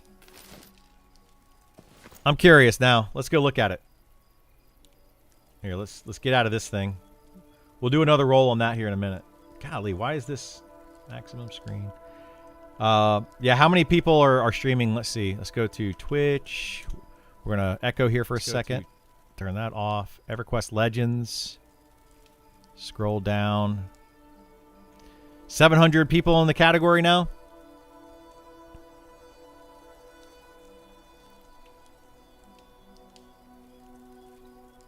On Twitch. Yeah, what's the... Anybody know, like, the player count of what's going on with EQ Legends? Anybody in the game that can do, like, a who all player count kind of thing? Yeah, I imagine it is, it's probably dying pretty quickly. Did you see the platform I'm running on to be governor in Night Harbor? I did not. Wait, did you post? Did anybody post about that? I said I was going to post about it and make like a governor thing. We need to figure that out. We got to figure out how we're going to do that. Sean was talking about the under having a whole swath of houses. Yeah. There's supposed to be housing in the underdocks or in the deep or whatever. No, just in chat. No, I didn't see that. 400% movement speed in the little area out just outside West Bank, so people can get their zoomies out. I like that. Yeah, yeah, that might be a popular one. I vow that all players under level 10 get 100% run speed bonus. No, we gotta run, like, if we get that set up with the governor thing, if we get that set up, we need to make sure that people are actually giving things that they can do, you know, that they can actually follow through with.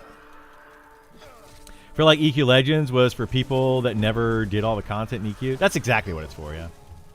Build a wall around the bins. I vow to build a wall so that the bins people cannot migrate into Night Harbor. Because poo on them. They're terrible hooligans and thugs. Literally, they are. That's not a mean thing to say, because they literally are hooligans and thugs.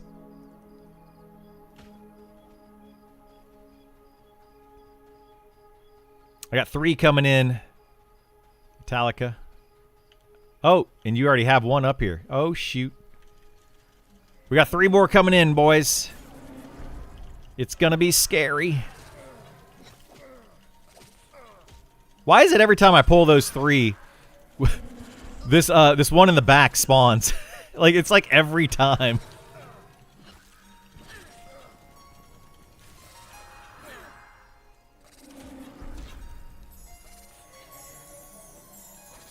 It's hard out there? Oh, dude, it is hard. It is, for sure. Make them pay for it. Yes. Yes, we're also going to charge it to the bins. We're going to build a wall, and we're going to make the bins, the denizens of bins, pay for it. That's what we're going to do. Now, this might completely destroy the economy, but they should have a weekly lottery, 1 gold entry. Winner gets half the pot. Other half is destroyed. I would absolutely set that up. Let's do it. We can set that up easily.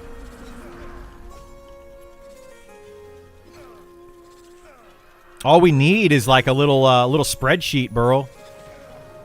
Put in the name, put in who gave a gold, right? Like, just enter in names every time you get a gold donated or whatever.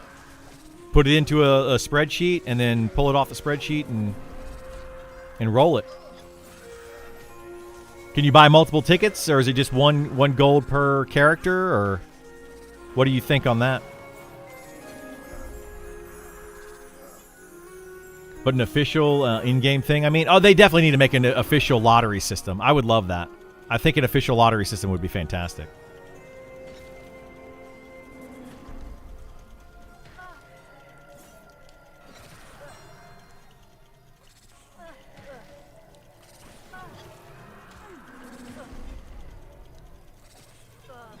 I know China has never built a wall to keep people out. They sure haven't. Them dang stinky Mongolians.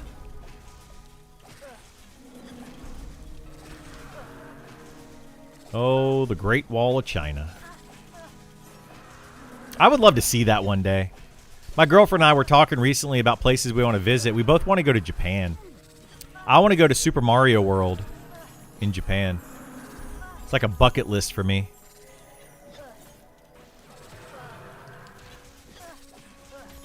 Nice things about games like this is you can have a player organize a gambling ring. You could, yeah.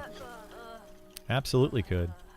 We should start making up games that you can do with checkers and chess, because like now that they have checkers and chess in town, what are some like different types of games that you can do, and you could like gamble and stuff in town for like in-game currency. I mean, you could just play checkers or chess against somebody like a 1 gold pot. I put in a gold, you put in a gold, winner takes all. The one in Florida is better. The Super Mario World in Florida? Is there a Super Mario World in Florida? Or are you talking about like at Universal? Didn't Universal do that with Nintendo? Or is it actually like a Nintendo Super Mario World thing? Yeah, Universal. Yeah, I want to go to that one too. I would love to go to Universal. I haven't been in years. I wanted to make a stock market for Night Harbor player business, my Goblin Rogue, and have it ultimately just be a Ponzi scheme. You could. You could. Hey, everybody, contribute to my stock market.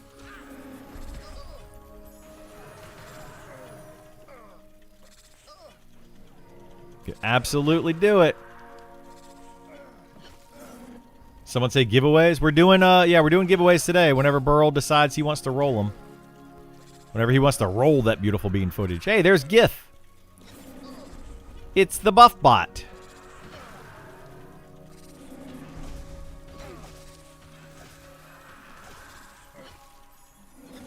Vegas is doing something?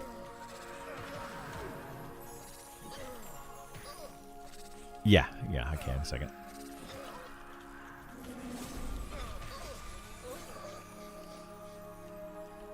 All right, give me 1 second. We gotta look at some stuff. That button? Wait. Yeah. All right, let me look at something here. Monstersandmemories.com. Play.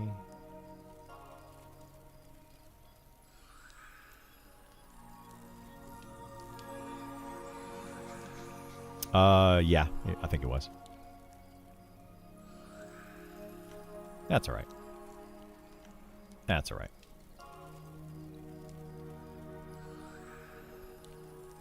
Yeah, when I accidentally showed my screen earlier with several of the codes on there.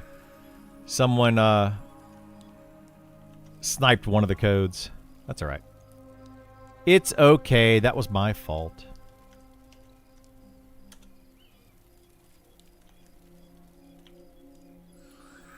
Hang on a second.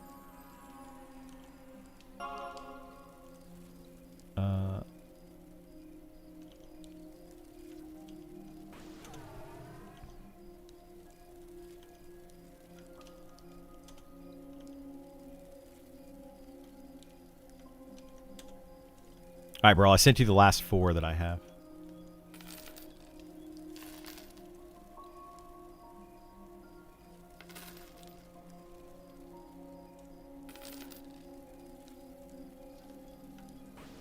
I may. Yeah, I could do that. Hang on.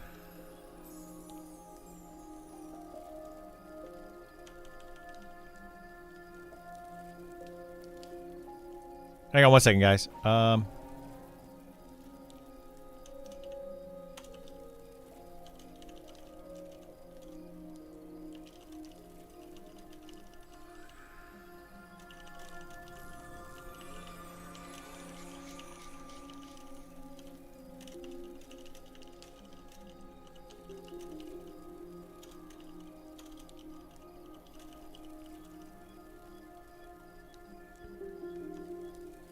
Yeah.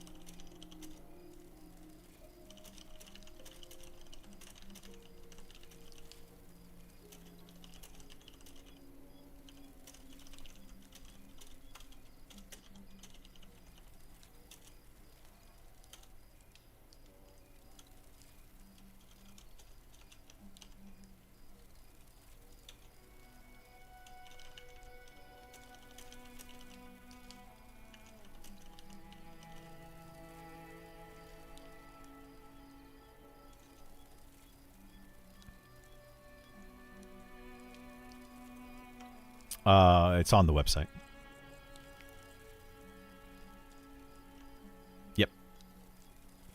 Yeah, so like they can go back and look at the ones that they gave me and see how many of the ones that they gave me have been used.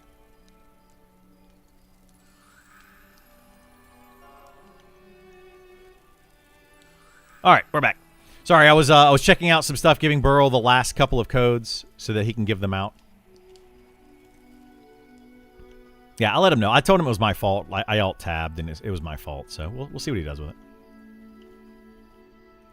Yeah, they shouldn't.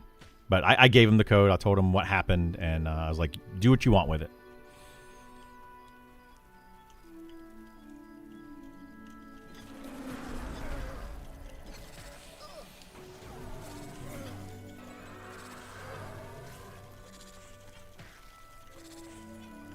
Yeah, do one more, and then we'll do like a few more tomorrow. And that'll be, what, Wednesday? Today's Tuesday? No, today's Wednesday. And then, yeah, if we do 3 more tomorrow, then on Friday, people will have some, and then maybe we'll do more over the weekend if they want to give me more. The third part of the Ashira pack ring is a drop from the rat people in Fallen Pass, right? Yes, that is correct. It's specifically, so when you go into Fallen Pass, and you know the bridge that goes, the bridge that goes over where the rat people are, that goes over. If you're on the bridge and you turn to the right, it's the Taskmaster that spawns right there. That's who you have to kill. Like kind of overlooking the bridge. He'll spawn right there on that cliff.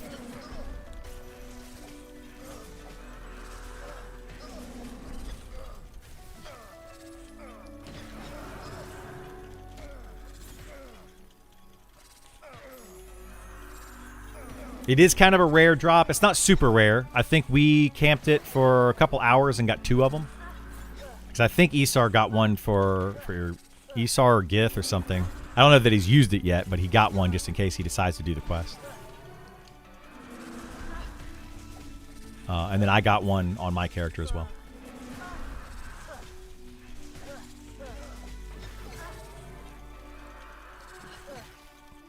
But I think we got the rare drop. We got 1 rare drop, like the norm, like of what he drops, of his items. We got 1 rare drop, and then 2 of the quest items, and then like a couple of the other drops.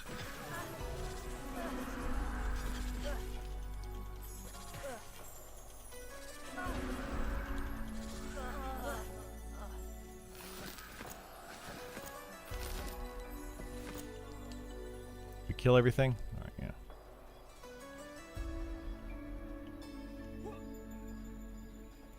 Maul the rare. I don't think it was a maul. Isar might remember what the rare is, but I want to say it was like a cleric or a healer item. I think Kaz wanted it specifically. Do you remember what that was, Isar? The rare is a mask? Okay. Yeah, I think it's a wisdom mask, if I remember correctly.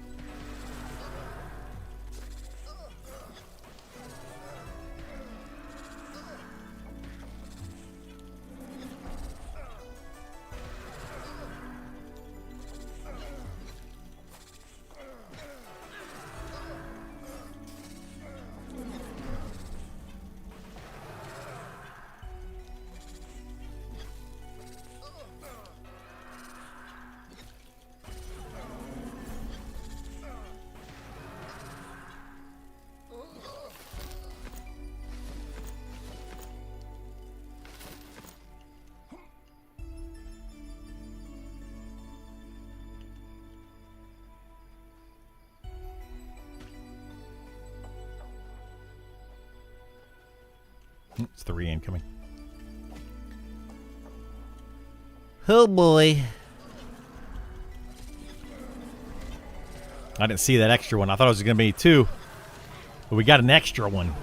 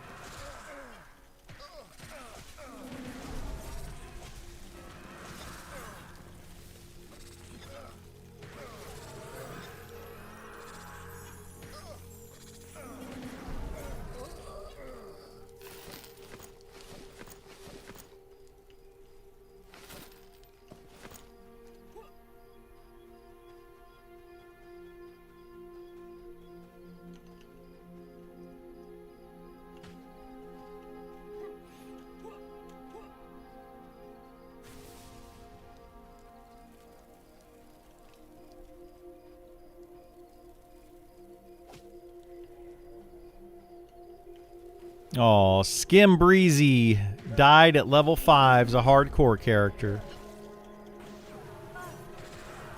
That's something that I thought about doing during beta, is making a hardcore character and seeing how far I can take it. But if I did that, I would probably just deck it out in like really good gear.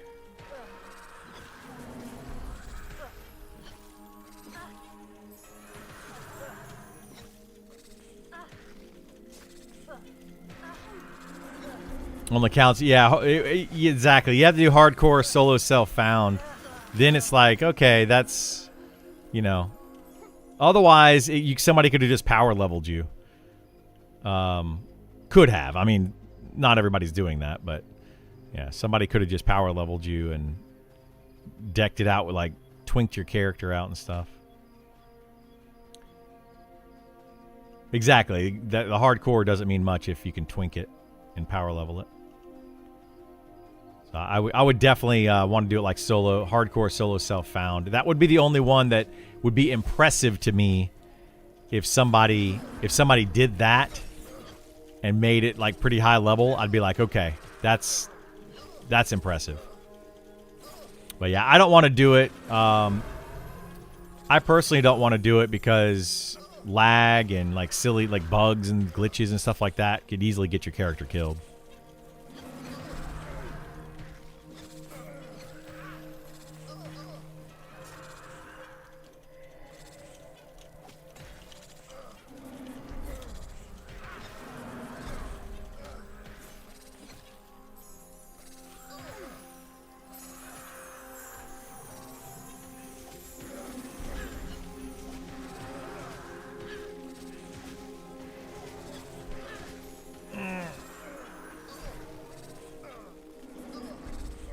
I need to go do some push-ups. Push-ups and sit-ups, jogging in place. Burn off his belly fat.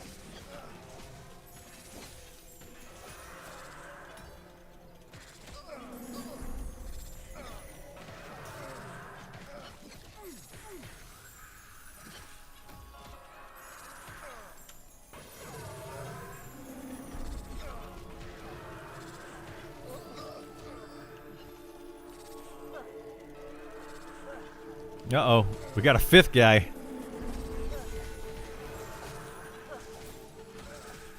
Oh boy. We're all doomed.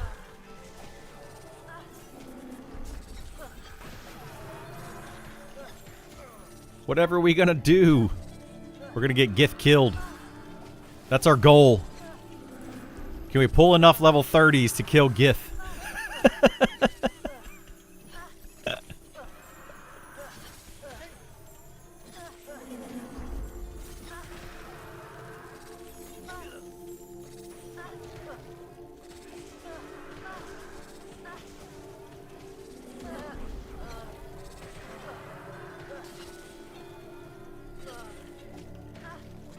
Speaking of, where's Doom King?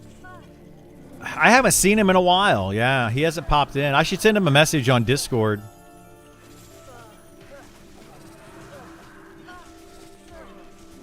I've not seen him in a bit. I think he's still subbed to the channel, though. Like, I don't think he's ever let it lapse. I don't know. Maybe he may have, but... I should reach out to him.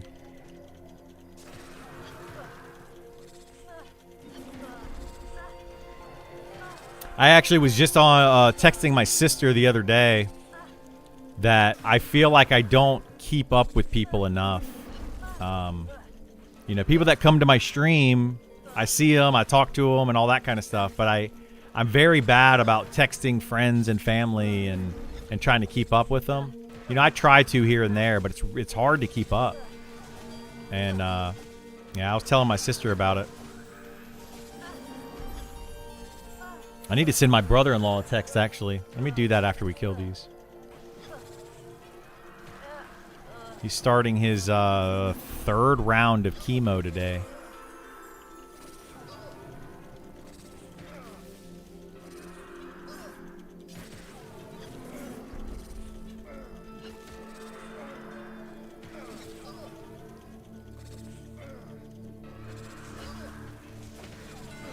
I think that's for everyone, man. We meet so many people in life that we care about. It's tough to stay in touch with everyone. It really is. It's super hard. I'm trying to help my son understand that more. You know, he recently got a cell phone not long ago, and like my mom will send him a text, you know, and he won't respond to her, and I'm like, you gotta. You know, if you see somebody that you care about that texts you, you need to text them back. You know, let me send my brother-in-law a text real quick. I forgot about that this morning, that he was starting his chemo. Let's see. What can we say to get his spirits up? I've been using the Spidey juice. I've been telling him every time he goes to chemo, I'm like, get that Spidey juice and get your superpowers.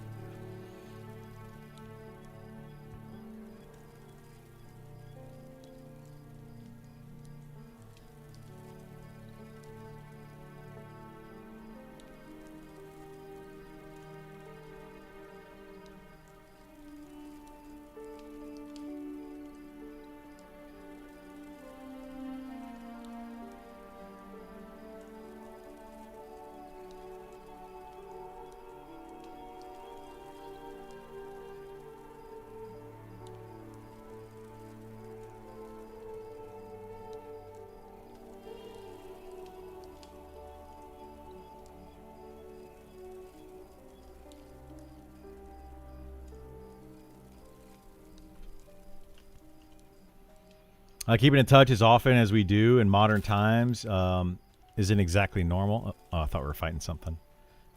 Used to be only be able to keep in touch or write letters that might take weeks or months to get delivered. Yeah. And I feel like it's kind of one of those weird things. People will say, oh, we used to keep in touch so much more, you know, back in the olden days, back in my day.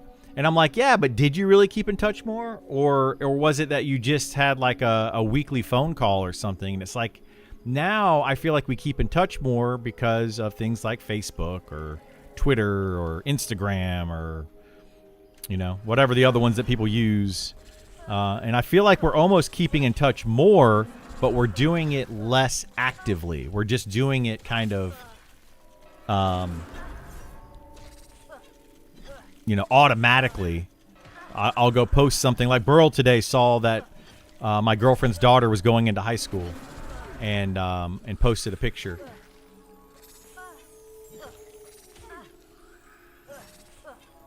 Yeah, my aunt used to do that a lot. Every Christmas, she would send a Christmas card to everybody in the family, and inside the Christmas card was a handwritten note. And it talked about all the different things that happened, and saying hello, like just it was literally handwritten. And she would write it to 100 people, like 100 families, and just it was about her family, and then also your family.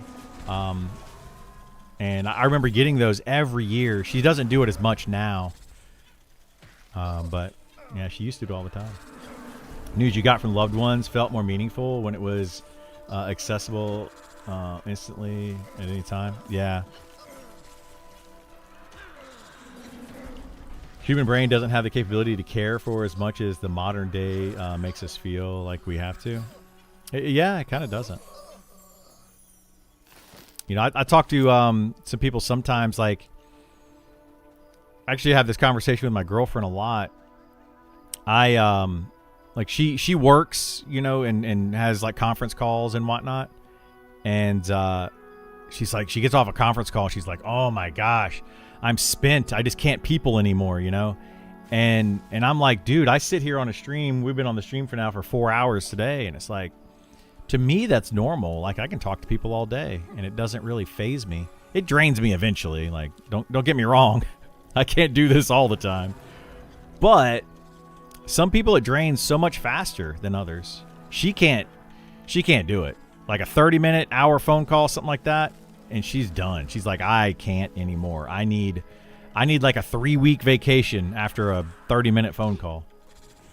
Different for work. When people are being paid to do something and are capable. Well, yeah, it's definitely different. It's definitely different. But I mean, like, I look at this, like what I'm doing it's work, technically.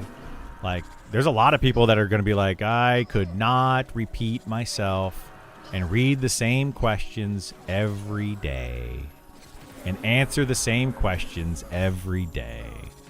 A lot of people that couldn't do it. Yeah, it doesn't really faze me that much. I can get annoyed every once in a while, but usually it doesn't bother me.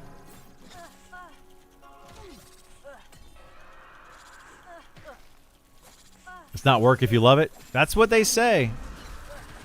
You had that guidance counselor. Find a job you love and you never work a day in your life. That's why I like when I meet landscapers. The people that are like, I have a landscaping business. And it's like, so you mean you have a riding lawnmower and you just drive around listening to music because you like to be outdoors driving around on a lawnmower business? And, I'm not trying to pick on them or anything, but, honestly, they just like to ride around on lawnmowers. Probably. I mean, I'm sure there are some of them that don't like to do that. But I don't know. I don't think it would really be that bad to get a nice riding lawnmower and ride around in a yard and just kind of mowing this lawn. You would hate landscaping? Just saying. Yeah, some people I think would hate it. Like they don't want to be outside and dealing with it. But then other people absolutely love to be outside and they get a nice John Deere, tractor lawnmower, and to them that's heaven. It's just like the best thing in the world. My stepdad would love that job. If somebody would have bought him a nice riding lawnmower and just said, here's a 10-acre field. I want you to mow it. By the time you finish mowing it, you got to basically start in the other end and mow it again. He would do it every day. Just get out there and ride around on the lawnmower every day. He loved that kind of stuff. In 100-degree heat? No, thanks. I mean, some of the newer ones, like, have you seen the really nice ones? They got air conditioning and, like, speakers inside of them, like radios and stuff. They're basically like driving around a car. These things are super nice. But no, some people like the heat. Like, when I go on... what I do now, when I go on my bike ride, I come home, and sometimes I'll mow the lawn after I go on my bike ride. And honestly, it's nice. You know, you get a real good sweat going. Like, I actually don't mind it. As long as I know that I can immediately go inside and take a shower, or I'll go down to the pool after cutting the grass, go down to the pool and jump in. I'm sure people are like, ew, you're covered in grass and sweat and you're getting in the pool. It's like, you know what's in this pool?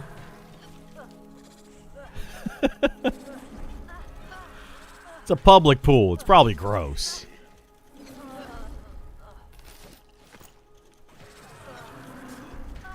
I work in a refrigerator for my profession. My body has become conditioned to that. Oh, yeah? Yeah, if you get used to cold weather, then yeah, it'd be rough in the 100-degree weather. But once you get used to the 100-degree weather, then you don't want to be cold. My dad's a pool contractor, and I'm pretty sure if it drops below 80 degrees, he's like, it's freezing. Because he's just used to being outside in Florida in the heat. You know, that's just always what he's always done, just for like the past 40-something years.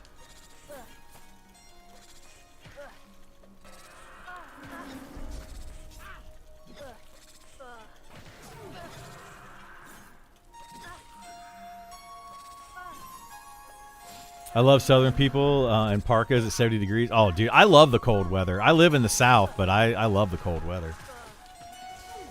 But I can't, as I get older, I don't like it as much. Like, the temperature, what I consider cold has definitely increased over the years. I used to, like, in shorts, I'd be shorts and a t-shirt in like 60-degree weather. But now, if it's below like 70, nah. I got a little coat, little like windbreaker or something on. It's gotta be a little bit warmer. Live in Arizona. You love the dry heat? Oh, dude, the dry heat is like nosebleed central. Take me to like Salt Lake City or something. Get off the plane. Instant just like, oh, I got a nosebleed. Like, it's just super dry. I live in South Carolina where it's very humid. You walk outside, instant sweat. Like, it's awful.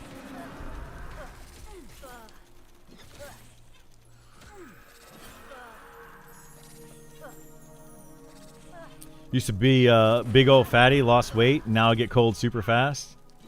Yeah. You definitely get colder when you lose weight, for sure.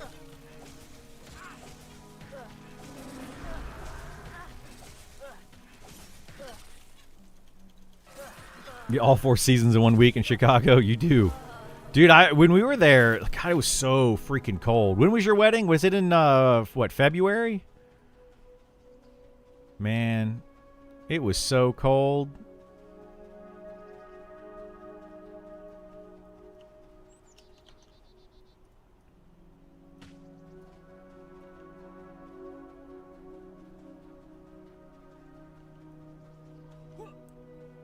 February, and it didn't snow for the week before or after, just on the night before. That was really nice, though, man. Like, honestly, when I saw the snow, I was like, oh, that's actually really cool that it snowed. And there was like snow on the ground basically for your wedding.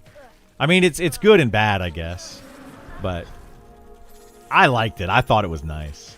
You were so mad? Yeah, I get it. I thought it was nice. Going out to that pizza place that we ate at, or that Italian place, or whatever it was, where you had your, it's not the rehearsal dinner, but it was the whatever dinner that you did. I don't even know what they call that.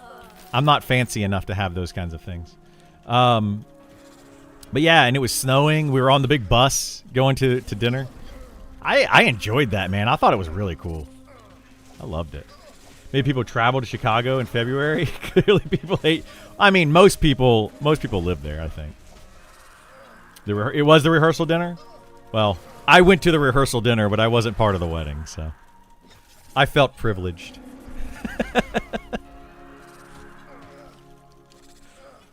But I liked it, man. I thought it was cool. It was literally cool. It's freezing cold.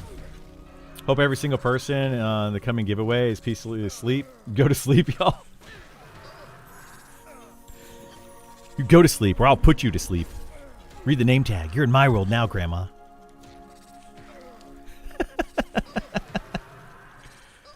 I kind of want to go back. I was upset, Burl. We went walking around on Saturday morning before your wedding, and we tried to go to the Bean, and the Bean was, I guess, being worked on or something. And yeah, like they had a like construction gate thing around it, so we couldn't get up to the Bean.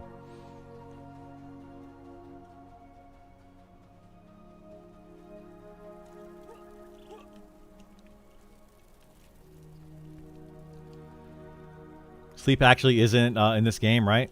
No, you can't sleep in this game. All you're missing was distorted mirror selfie. Nothing too big. Yeah, I mean, but it's still... I haven't been to Chicago since I was a kid. Like, I hadn't been there in so long. I was like, I want to see a few things. I wish I was feeling better when I was there. We would have probably done some more stuff, but... Oh, well...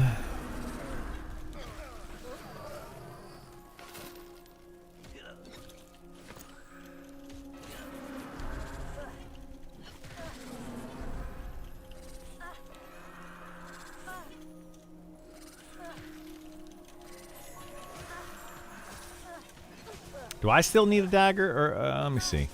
5 strength, 3 stamina. I probably don't need the daggers. 4 strength. No, I don't really need the daggers.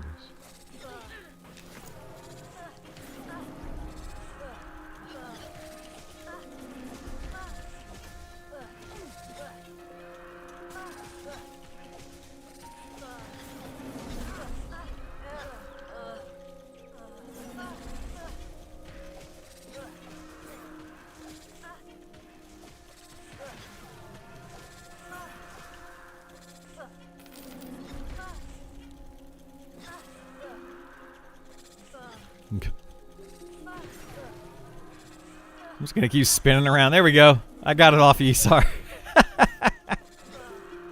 Sleep exists in real life. Very good idea. Nah. Nah.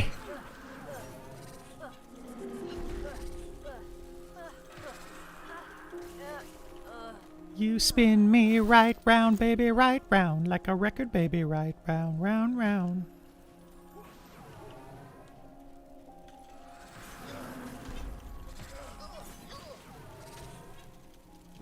Do you not understand how much I want to mine copper in this game?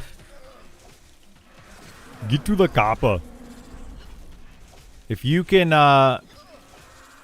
play Arnold Schwarzenegger getting to the copper, nobody else wants to mine as much as you do? I don't know. Any fighter main here, chat? Well, you're in luck. I'm a fighter main.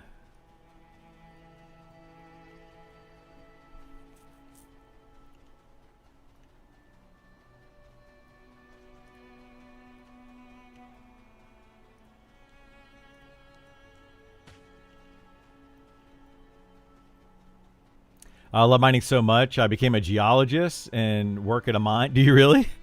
And I'll tell you to avoid it at all costs. No, Fighter's good. Fighter's a good class. I still say that Shadow Knight's the better tank overall. But, yeah, Fighter's not bad. Not bad, not bad. Level 16, I still don't know what type of weapon to play. Dual wield, two-handed, shield. The best way to play the fighter is dual wield, but have a shield and swap out the shield every 20 seconds to do shield bash. If you really want my honest opinion, that's the best way to play. So you swap in the shield bash, swap back to dual wield for 20 seconds, swap in the shield bash, and swap back and forth.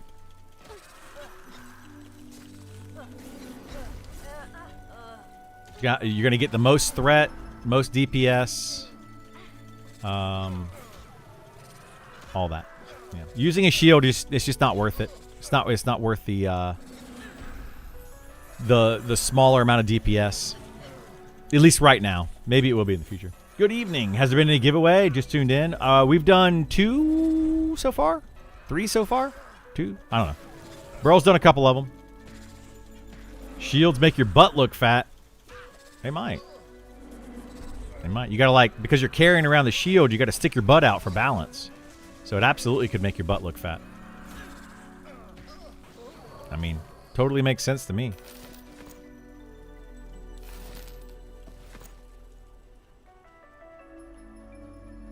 I used to go to Nero, which is live action roleplay. Have you ever done LARPs?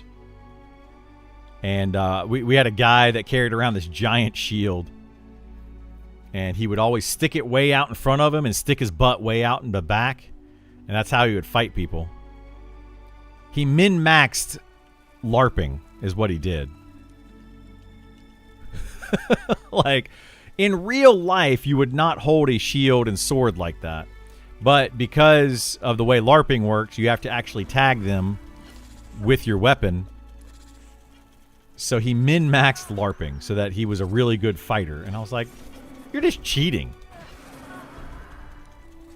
He would like literally stick his shield as far out in front of him as he could.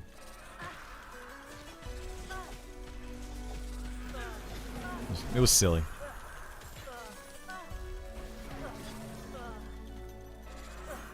Uh-oh. I missed a message over here on YouTube. I feel like they need more weapon options in the mid-high end, especially for monks. Not everyone can afford a Savage Club, Stirring Stick, or Mother Sorrow.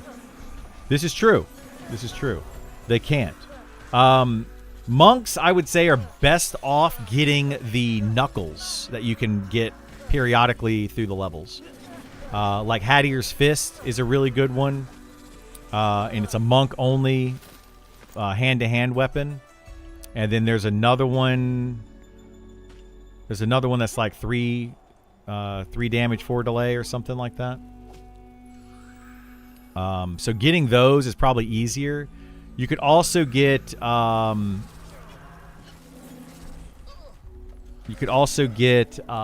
what's it called?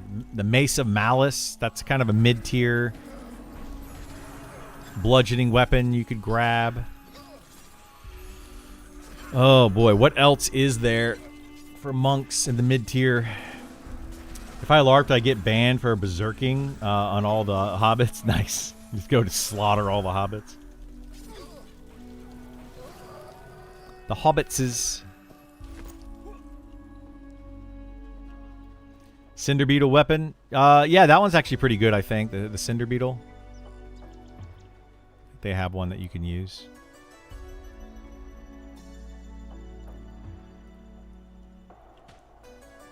Trying to think of what else is a good monk weapon. Like what Isar used as we were leveling up. Because now he has a Savage Club and a Mother Sorrow. I don't know if he uses those though. I know he uses the Mother Sorrow. I don't know. He might use the Savage Club.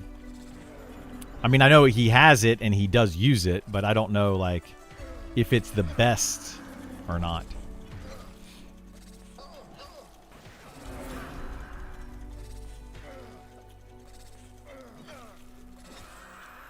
You'd have to ask him.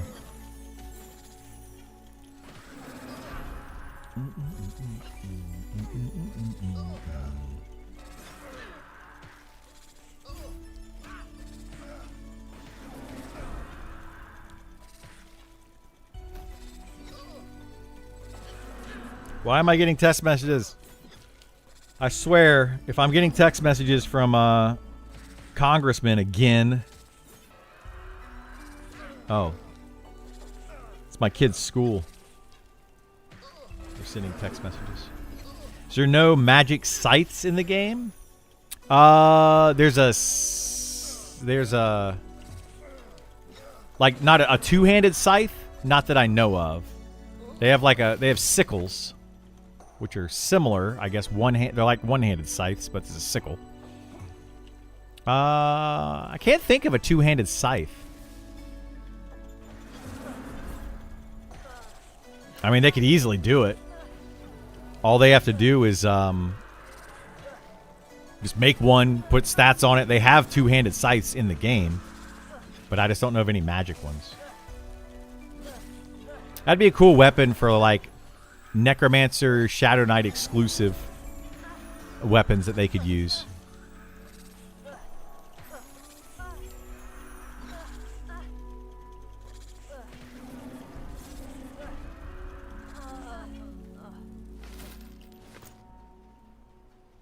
Found an axe, but used the scythe icon for a while. Got excited. Aww.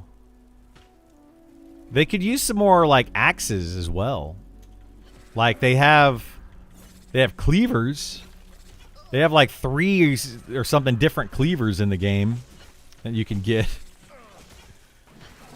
I'm trying to think of like a good like one-handed axe, so I could run around as like a dwarf with like dual wielding axes or something. Be a fun fantasy there, but I don't think they have that.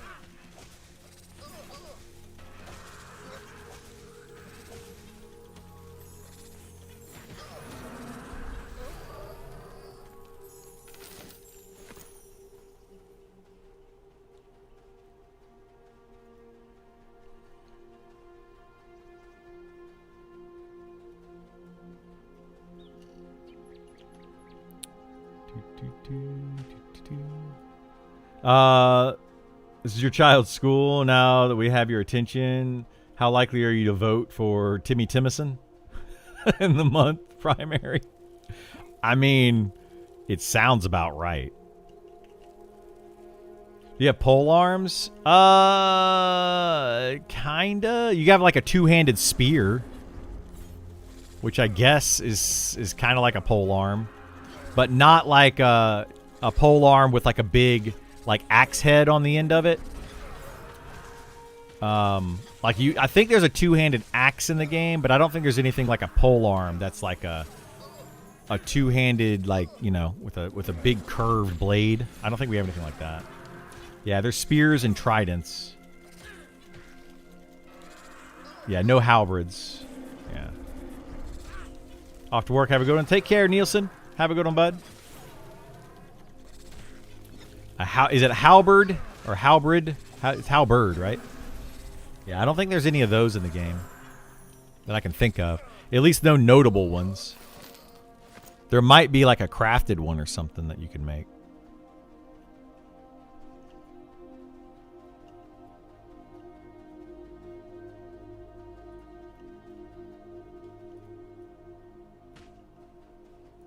I don't know if those have their own icon display. Yeah, they may. Halberd. Halberd.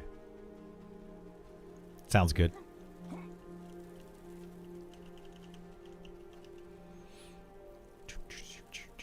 But yeah, I don't know of any. There's definitely like a two-handed swords. There's two-handed axes. There's two-handed spears.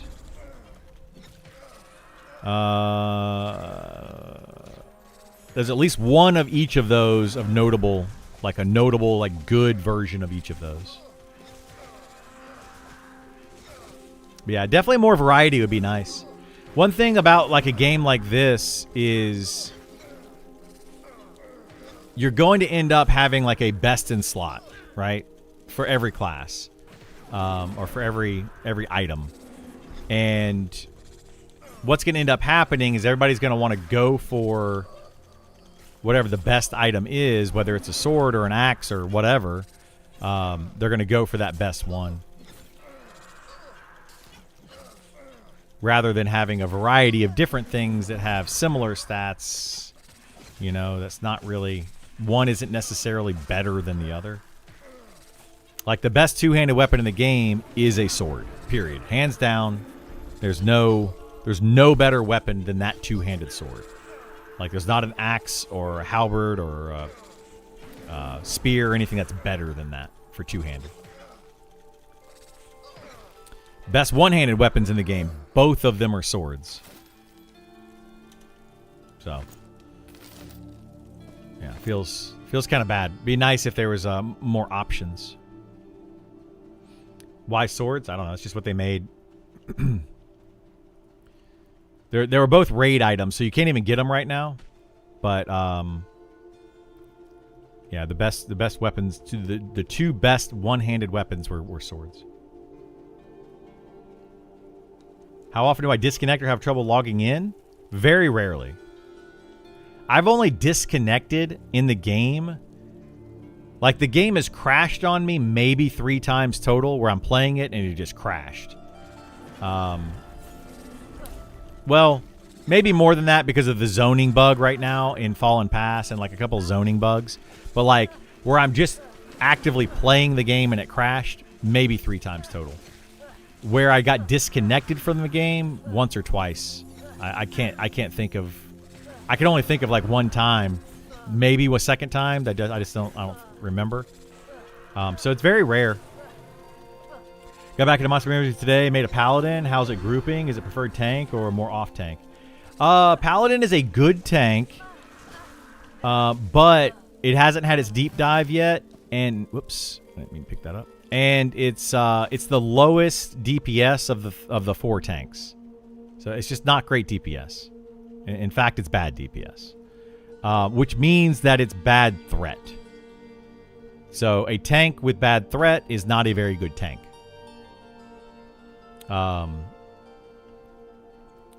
But the Paladin itself, as far as effective health pool, highest effective health pool because it has Lay on Hands. It's got the Ancient Guardian. It's got like its bubbles and its buffs and healing capabilities and all that. But the deep dive hasn't been done yet. But it is the next deep dive coming out. So it could get better. It could get worse. We don't know. Lower than Inquisitor?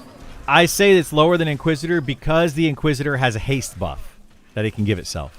So it can automatically attack faster than the Paladin. Self-buffed. If you give them both haste buffs, the Paladin probably is a little bit better as far as DPS because it has its nukes. But the Inquisitor has stuns, so it can kind of chain cast stuns and gain threat that way. So it's, yeah. I don't know. Is it standalone or is the Steam launcher better? There is no Steam launcher for this game. No Steam launcher at all.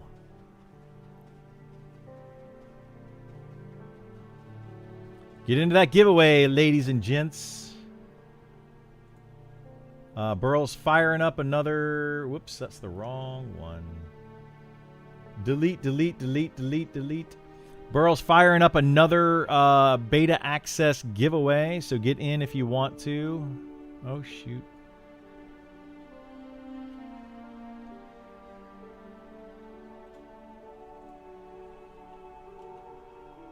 There's the link. I put it in YouTube as well because YouTube and Twitch are not playing nice today. How bad and how slow is customer support? Their customer support's actually really good. Shockingly good in this game. If you petition, you're probably going to get a response in less than 5 minutes. That's remarkably good.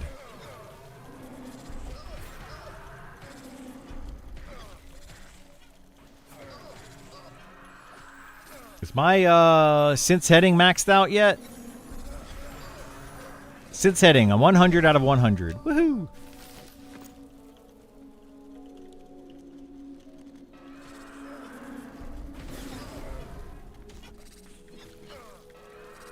That means I can take off keybinds.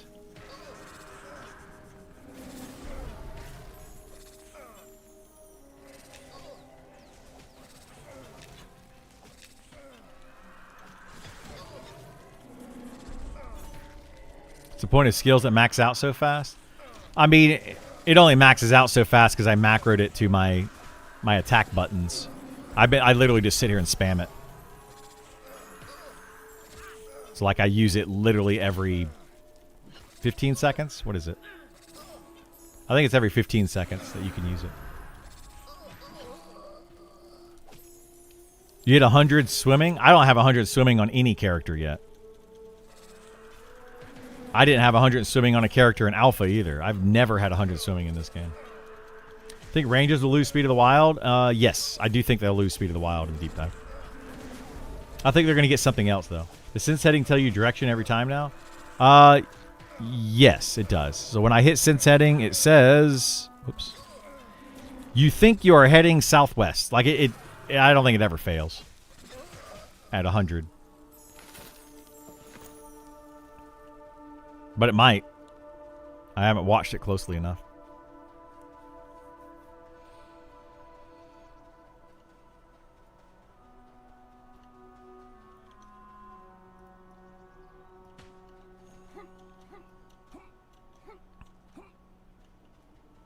I wonder if they remove polar alignment north now. Maybe. Since everybody has Sense Heading. They could.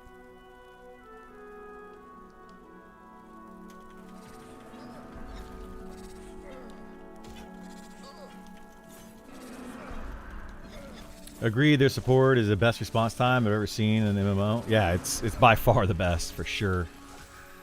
Yeah, their customer support is spot on. Like, you may disagree with their decisions. That's a whole other thing. But as far as them actually responding to your petitions and stuff like that, yeah, it's very, very fast. Very, very good. Like, you could play other MMOs and petition, and it could be hours before you hear anything from a dev.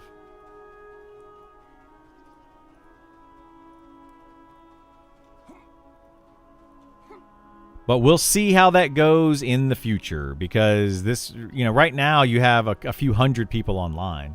Let's see. Who all? There's 404 people online right now. So how many of those are actually petitioning? How often are petitions happening? And then how many people are dealing with them and stuff. So when they have, let's say, 10 servers with 1,000 people each, you're talking 10,000 people. That's a lot more petitions, right? A lot more petitions. There's only one server and only 400 people playing at the moment. There's one PvE server, one PvP server, 400 people currently online. Yeah. There's about 10,000 people total that have access to the beta. But in average, this time of day, that's actually, it's about 300-400 people at this time of day. It might get up to, I think like the highest I've seen it is around 800 or 900 during the beta.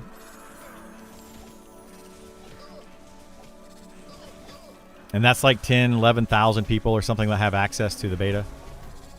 So I feel like right now there's a lot of people though that are done with the beta for now. There's only a few weeks left. What's the point in leveling characters? What's the point in doing a lot of things? So like people have found out what class they like.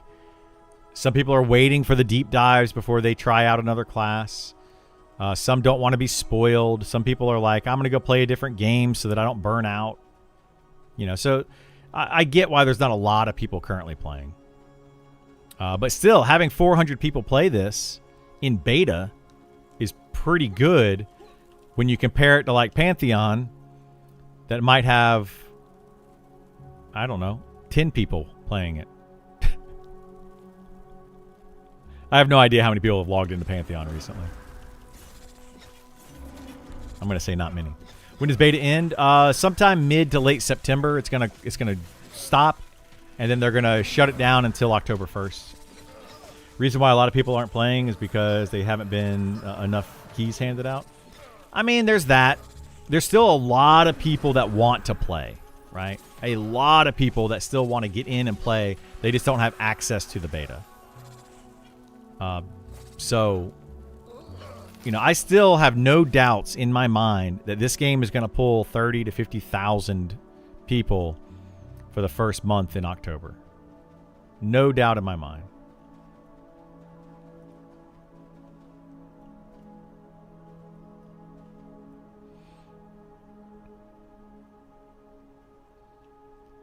You waited ages for a PvE key as well? Yeah, a lot of people have been waiting a long time for a PvE key.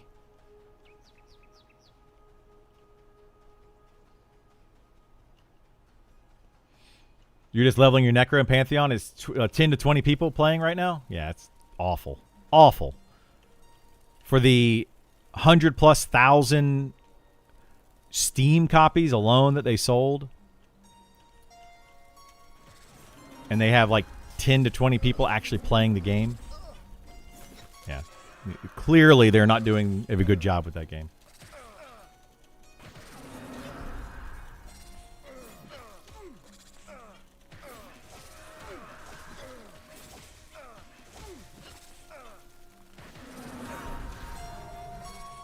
Any idea if we'll get the deep to test before beta ends? The idea is yes. Like the plan is that we should be getting things that we're going to get before beta ends.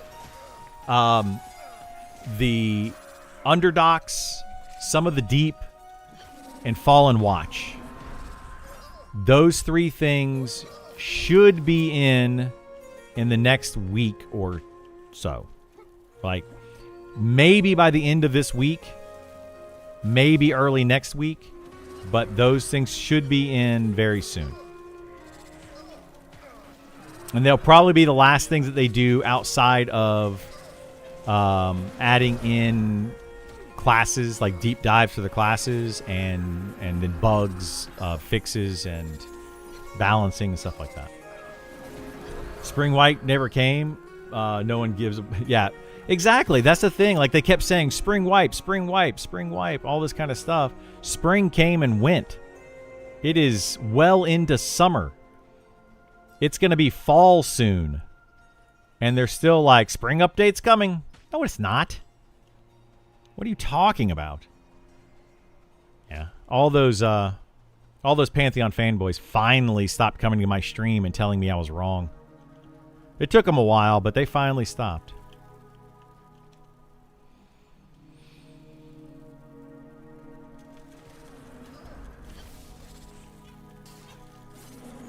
I pat myself on the back. I haven't been wrong about these games yet.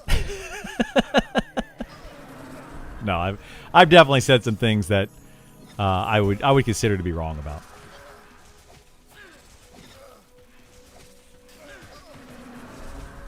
Hopefully you don't need to contact support. I'll be curious to see how many petitions due to camp dispute. Oh, we're gonna get a ton of camp disputes when the game launches in early access for sure. I would say most petitions are for out of environmental issues. They are, yeah. I would agree. They did, true, Sci-Fi. They never said what year the spring update would be out. They just said spring update. They didn't say, you know, spring update 2026. It's true. Very true.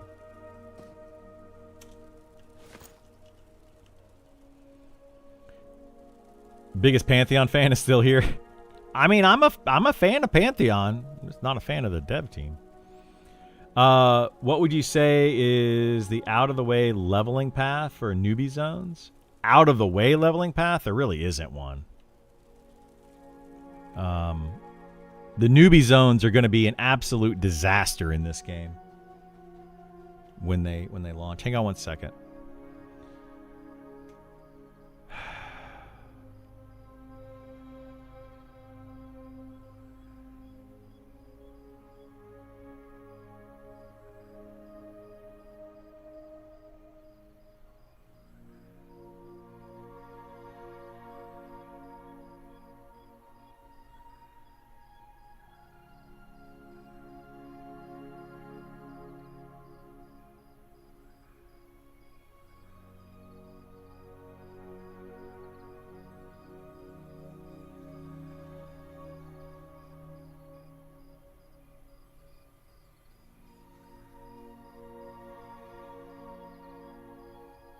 Oh, my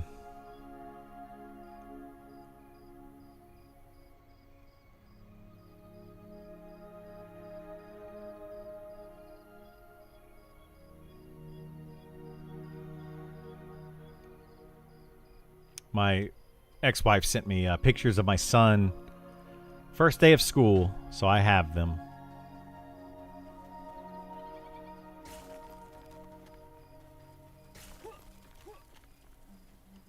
I called him last night. He didn't want me to call him this morning.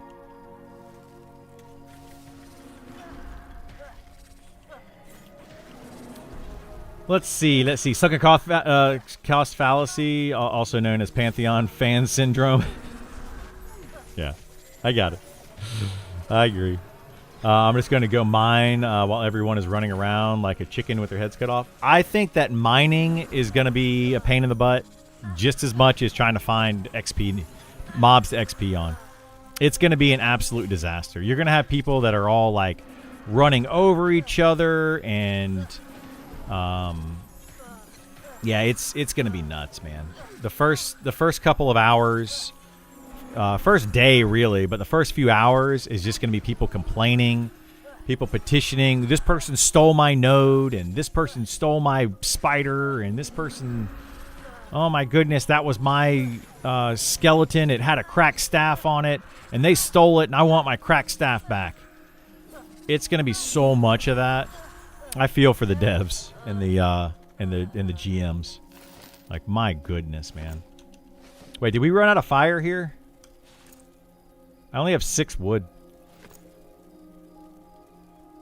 Let me go see. I'll see if I can get some wood over here somewhere. There's some wood.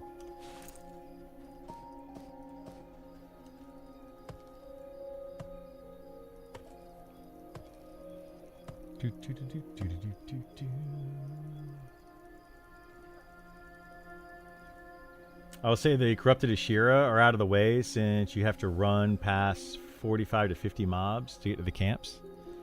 The corrupted Ashira? Well, yeah, but that's not low-level stuff. Like, I think they're talking about, like, the first 10 levels.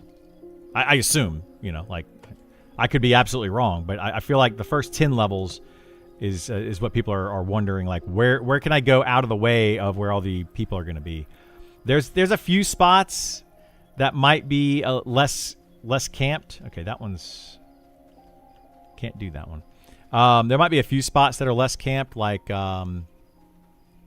underneath the inn in Night Harbor, at the Night Harbor West Bank or West Gate, whatever.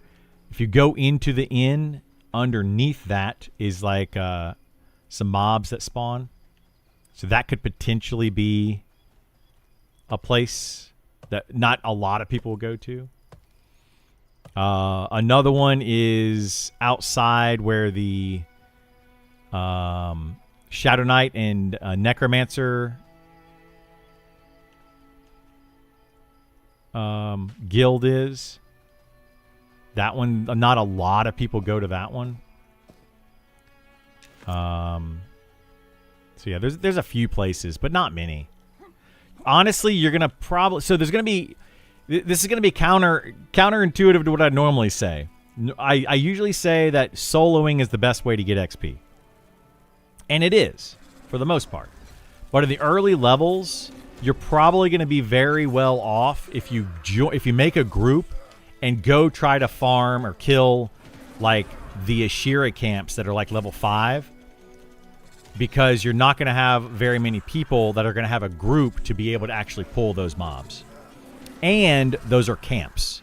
So you can petition that those are your mobs because they're actual static camps. Whereas the roaming mobs of the skeletons and beetles and spiders and all that kind of stuff are not static camps. So you can't claim those.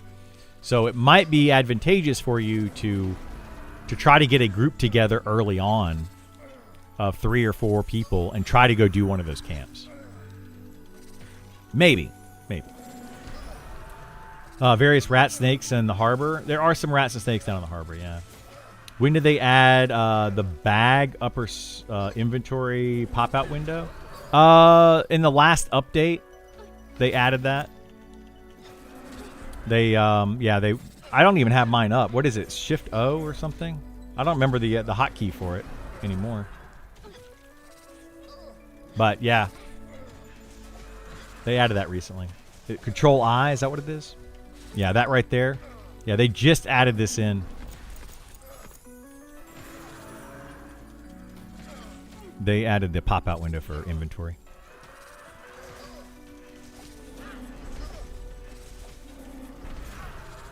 What do you think of Spellblade? Spellblade is a very high DPS, melee DPS class with some decent utility on it. But I don't like the play style of it. It's got a stance dancing play style. You get 3 stances. You're going to switch between those 3 stances to use certain abilities. And if you want to min-max the character, you're constantly going to be switching stances, using abilities, switching a stance, using an ability, switching a stance, using an ability, back and forth. And it's just annoying gameplay to me. I don't like it. But if you're willing to play that, it's a very high DPS class. Elfland will probably be a good place to be if you want to. If you're planning on playing like a solo class, starting out in Phalandraw or Evershade Weld area is going to be really good.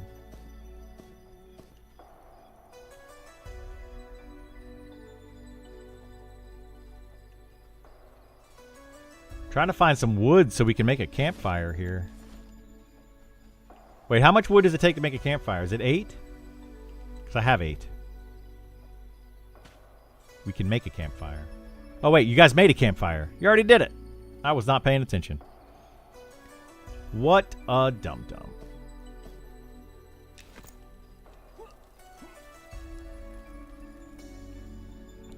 Finally played Enchanter? Yeah? Did you like it?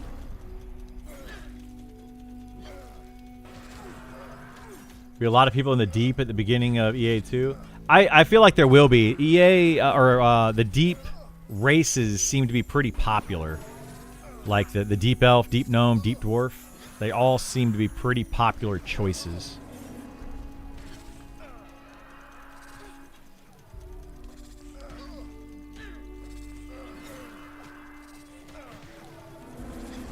I'm aiming for a healing class, but not sure which one. Well, depends on what you want to do. Do you want to be able to solo really well? Do you want to be the best healer in the game? Do you want to be have a lot of utility? Like, it depends. All 3 healers are good. Right now, the Shaman and Druid are just all around better because they can heal better than, or they can heal as well as the Cleric, which is keeping the group alive, and that's all that really matters. But then they have a lot more utility. So I would go, personally, I would go Druid or Shaman.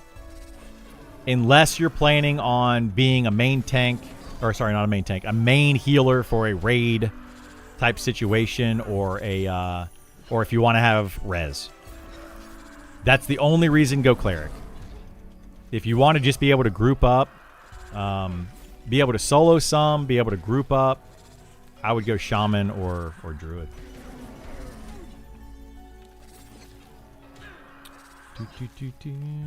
Why do I keep seeing people that say Phalandraw starter quests have different rewards than the Night Harbor quest? Is this misinformation? No, they're different. They're different rewards for sure. Helter Smelter. It's pretty sick. I don't know for how long I'll be able to do it. I brought a pretty decent weapon for him, and pretty much let my pet kill one mob while I kill another until my pet gets low, and I kill 3 mobs pretty broken. Yeah, Enchanter's a really broken class, and then once you start charming with it, it's even worse. It's very strong, very, very strong.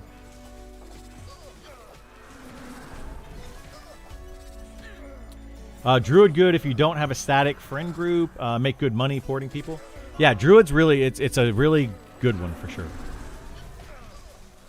I don't think I'll... can my Druid do both? Druid can solo, it can be in a group, it can do lots of things. Not big on shape-shifting stuff. Shaman, it can be fun though. Shaman's going to get rid of the shape-shifting stuff from what I understand. I mean, it may not, but I understand that they're supposed to be taking that away. Druid and Shaman has no res. They have no res. Well, I take that back. Druid can res animals, but it does not res players. The only res in the game that's worth casting is the Cleric res.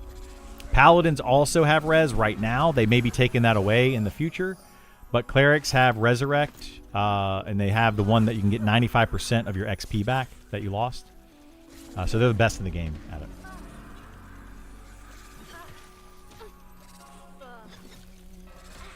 Whatever, it's better than the clicky summon water wand I got.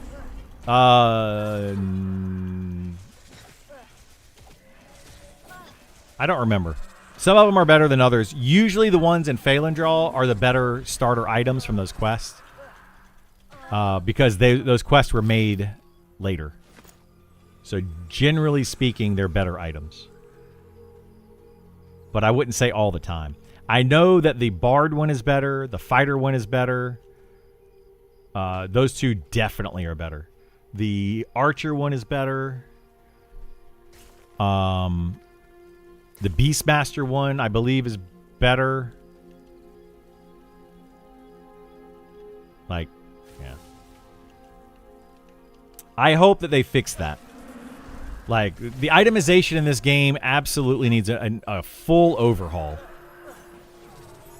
Having a monster, like, right now, some of the best items in the game are coming from level 40 to 50 mobs, rather than the level 60 plus stuff. The level 60 named that you can kill don't even have the best items in the game. Like, stuff under those, like literal mobs underneath those, have better items. It's weird. They definitely have to fix that. Oh, if they add a lot more, yeah. They need to add a lot more. I mean, they've said it. They've talked about it a few times. The reason that, like, itemization is where it's at is because they don't want to give, like, the best items in the game out right now. They need to leave something for the future content that isn't in game yet. You know, when they add in the Deep, when they add in Fallen Watch, they're going to add in more items. They can't just make it where, okay, every item in Fallen Watch, this is the best item in the game. If they made the best items in the game now, then they added in Fallen Watch, then you're like, okay, what's the point in going into Fallen Watch? So they need to go and do a big overhaul on all of that stuff. Give players a reason to go into different dungeons and fight different monsters and all of that. You're going to apply stat normalization to items to churn out more items. They're already doing that. Yeah, they're already doing, like, stat normalization. And then so what they do now is they have, this is how it's been explained, is they have items, they have like I don't think it's a spreadsheet, but it's basically a spreadsheet where they have stat normalization on the items. It's this level of mob drops an item. This is the common drop. These are the stats that are on it. Rare drop. These are the stats that are on it. Super rare drop. These are the stats that are on it.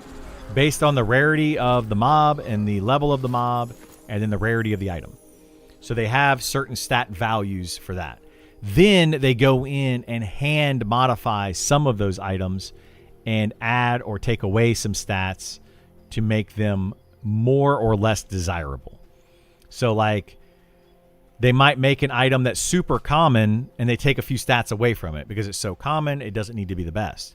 But then they make another item that's super good, so they slap on, you know, something a little bit nicer to that item and clearly make it the best in slot item. So that's kind of what they're doing.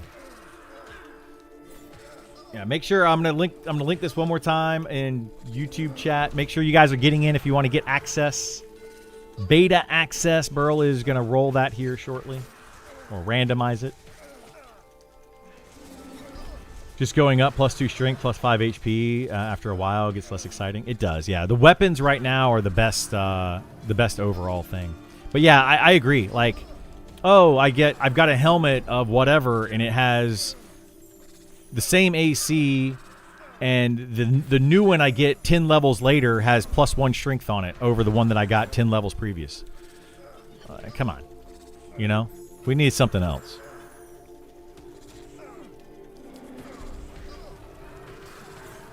I want to see in the future, like, this doesn't need to be in the game right now. I would like to see in the future things like mana reduction items, more mana regen items, different haste items with different slots, Maybe even like a damage reduction item, like an item that gives you +1 or +2% damage reduction on it.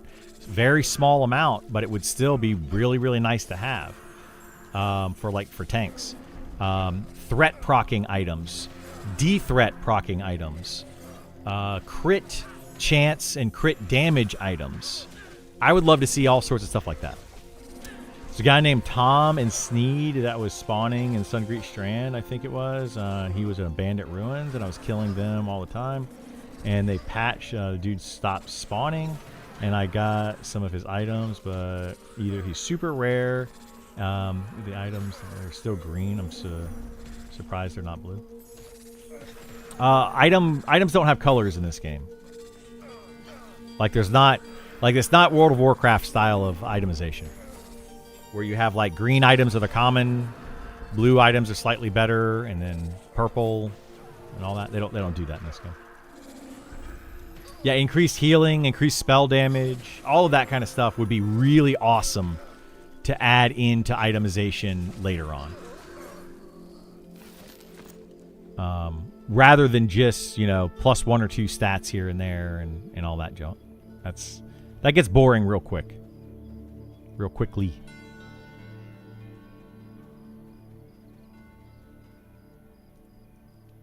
Leave room for expansion 2 of upgrades. Well, yeah, of course. That's why I'm saying, like, right now it doesn't need to be in the game.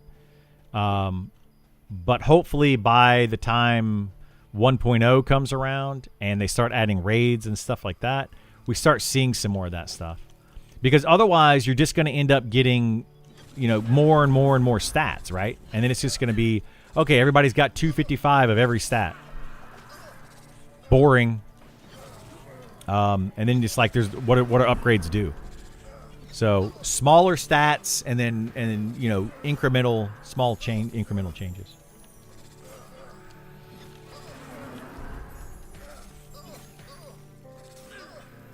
People link the best items they can find, asking to buy it. Yeah. Until they added colors. No, they did not add colors. Rolling on the river. All right, let me kill these, Burl, and then we can roll. We're going to roll this in just a second, guys. Make sure you're in. This is the last call on it. And we're going to roll for beta access.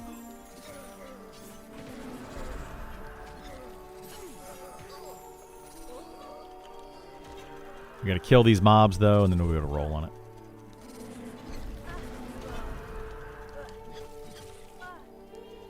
More set items to Quest of Camp. Yeah, like, I would also love to see that, like, set items. I used to love that in older games. I don't think they're going to do that in this game, though. I'd be okay with it. I'd love to see it.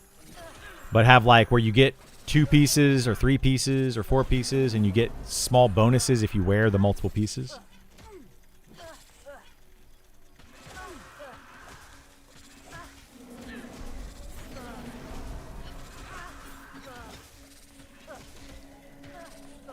But there's reasons I don't like that, and that's because, like, if you don't have the set piece, like if you don't get the 2 exact pieces you need for the set, then it's overall better to wear 2 other items.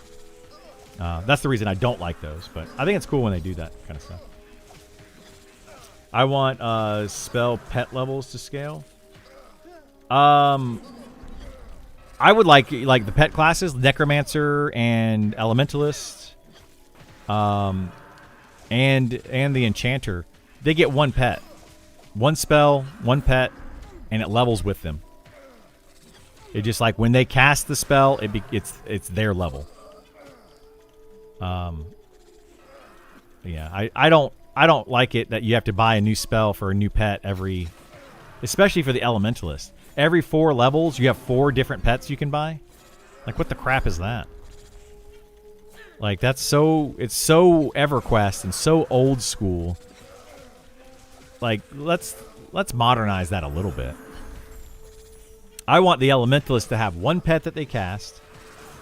And they have a button, like this pet window right here that you see, might have 4 different buttons on it. One's for fire pet, one's for air pet, water pet, and earth pet. And they can change it at will with maybe a cooldown on it or something. All right, let's roll this beautiful bean footage. Hang on, let me make sure that I don't accidentally give away keys again. Ah, see, I would have screwed that up again. I learned my lesson.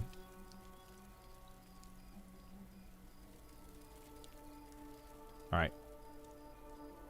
There we go. Let's roll it up, Burl. Another giveaway. Give it away, give it away, give it away now. Give it away, give it away, give it away now. Good luck, everyone, with the 22 entries. We got the Ever Dead. The Ever Dead. If you are in chat, say something now. And hook up with Burl. And he will get you access to Monsters and Memories. Kill some monsters, make some memories.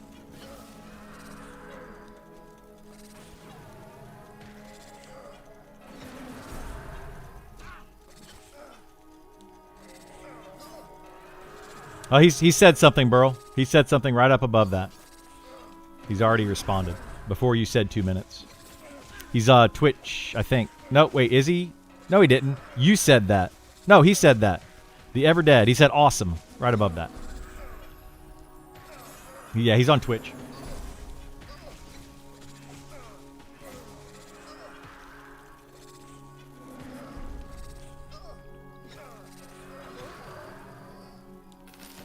Yeah, Attican, we've given out yesterday and today a total of like 7 or 8 keys between yesterday and today. Oh my gosh, now somebody else is coming in stealing our mobs. All right, Inc. 4. Good luck, everybody. People are coming in and stealing our singles. All the single ladies. Oh, Inc. 5. Good luck, Isar.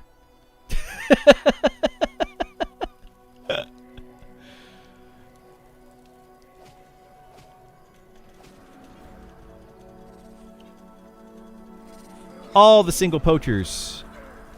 I think that's a... Now's when you gate out. Yeah, that's when Isar gates out. He's like, nope, I'm out of here. Nah, some other people are starting to come in and take some of the singles that we've been killing. We could theoretically petition this, and we would be in the right to do so, but there's plenty of mobs, so I'm not going to petition it.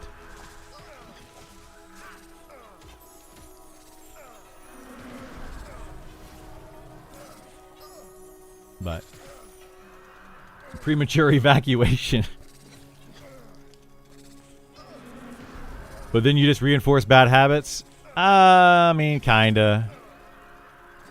Technically, we can pull more mobs, so it's not a big deal. I'm not going to be that guy today.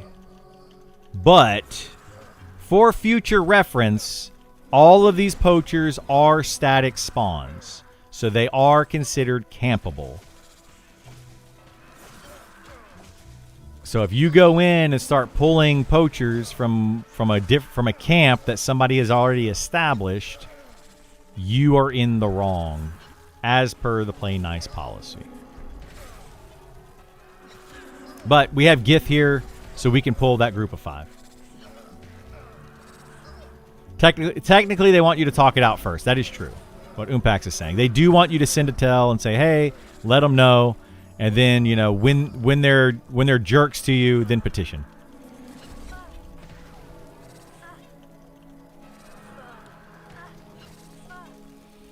Twitch is now showing. Yeah, what the heck, dude? Why is Twitch just randomly now it's showing up? Like it's just randomly connected all of a sudden. What the heck is going on? I'm telling you, I think that I think Restream was having some issues today. Oh my god. Isar's going to make everybody dizzy. I apologize for Isar making everyone dizzy. Please don't vomit on your keyboard or screen.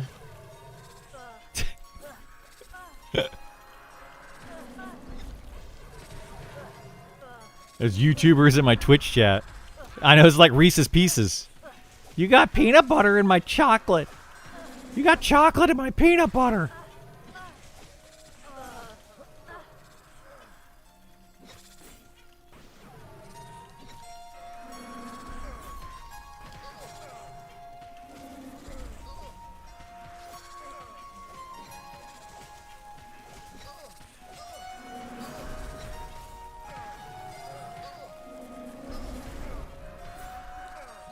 In PvP servers, they just fight each other for spawns. Yep.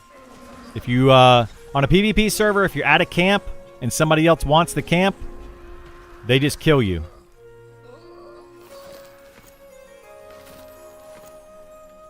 So you better really want the camp, because you're going to have to fight over it.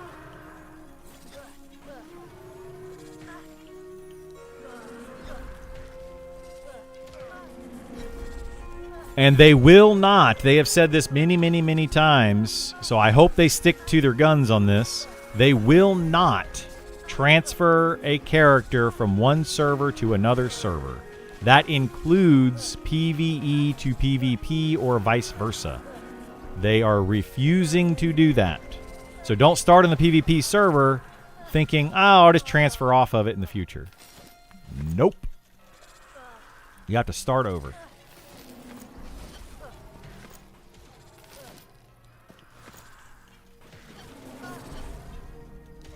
I'm patient 0 for Twitch chat. Nice.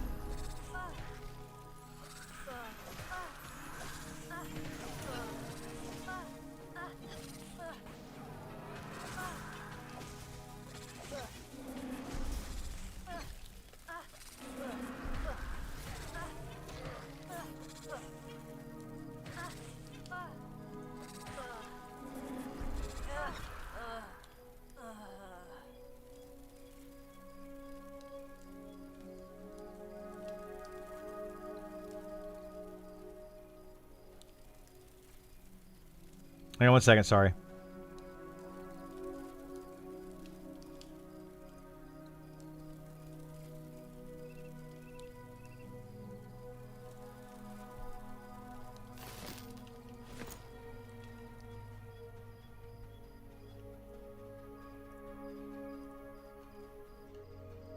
Just a little chat with my son's mom. Imagine getting twinked in PvE, sending it to PvP. It's so unfair. Yeah.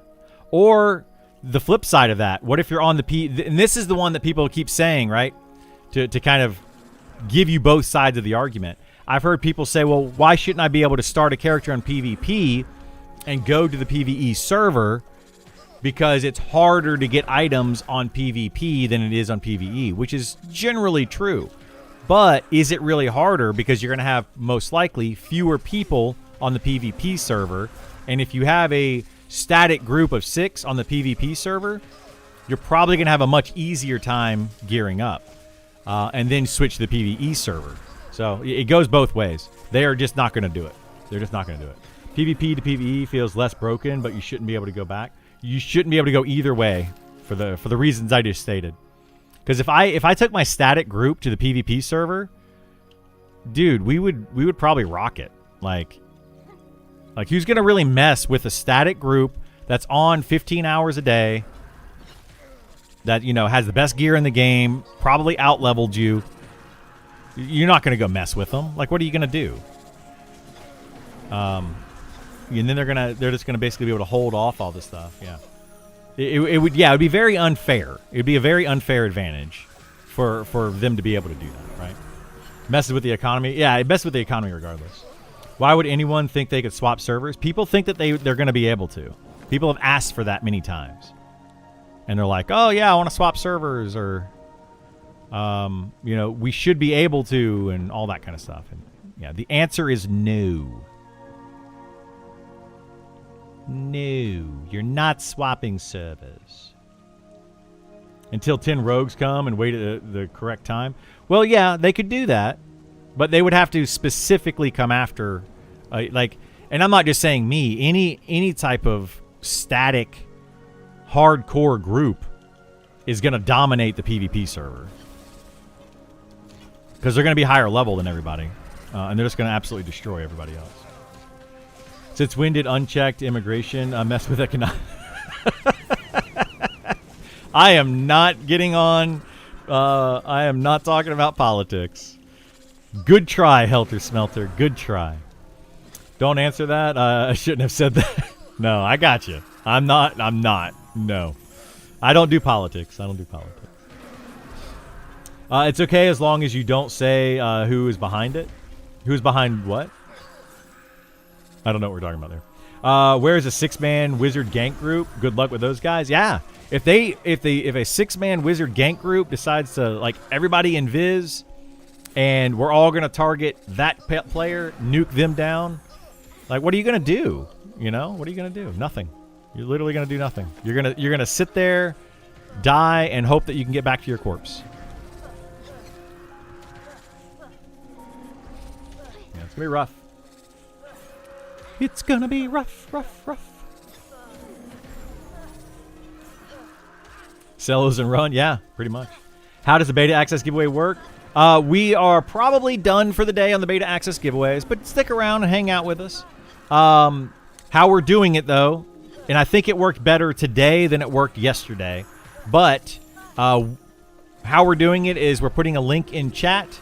You can follow that link, enter in your information, and we're periodically rolling it through this thing right here that Burl has up. So this right here, Burl is rolling it like a little roulette wheel kind of thing. Wheel of names, and it's randoming it off that way. That's how we're doing it.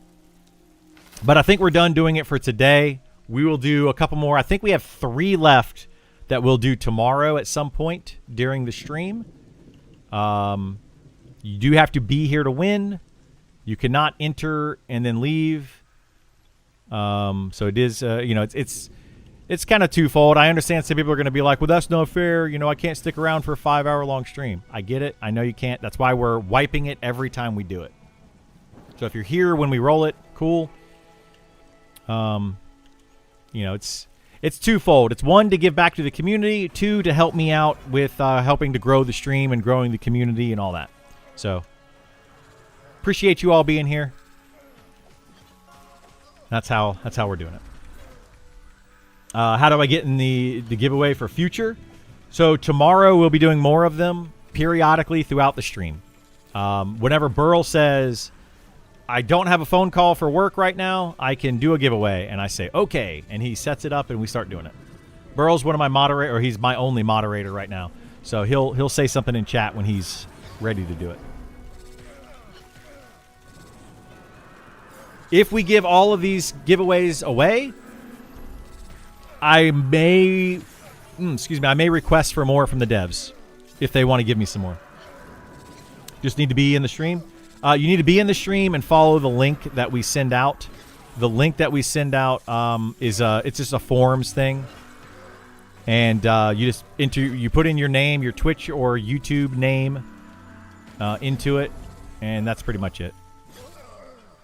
Just type your name into it and hit enter or hit send or whatever it is. And then you just have to be here. That's it. Super easy.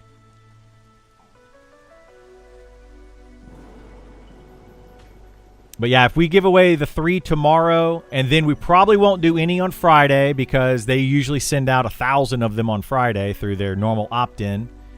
And then maybe I'll request some more if people like to do these giveaways, if they like to be part of that. I might request a few more and see if they'll give me a few more for next week. I may require to be following, but I hate doing that. Would rather people just engage overall. Yeah, I appreciate the follows. I appreciate the subs. I appreciate all that. But just being engaged and being part of the chat and hanging out, that's the most important thing. So that's all we're looking for. Will beta accounts be wiped and EA comes out? Yes, beta accounts will be wiped. Yes, October 1st is the start of EA. Nothing that we have in beta will carry over after October 1st. Everybody's starting fresh. All new servers. Everything is going to be new. But we're going to continue. I'll be here still every day, playing the game, streaming the game, hanging out, doing the same things that I do now.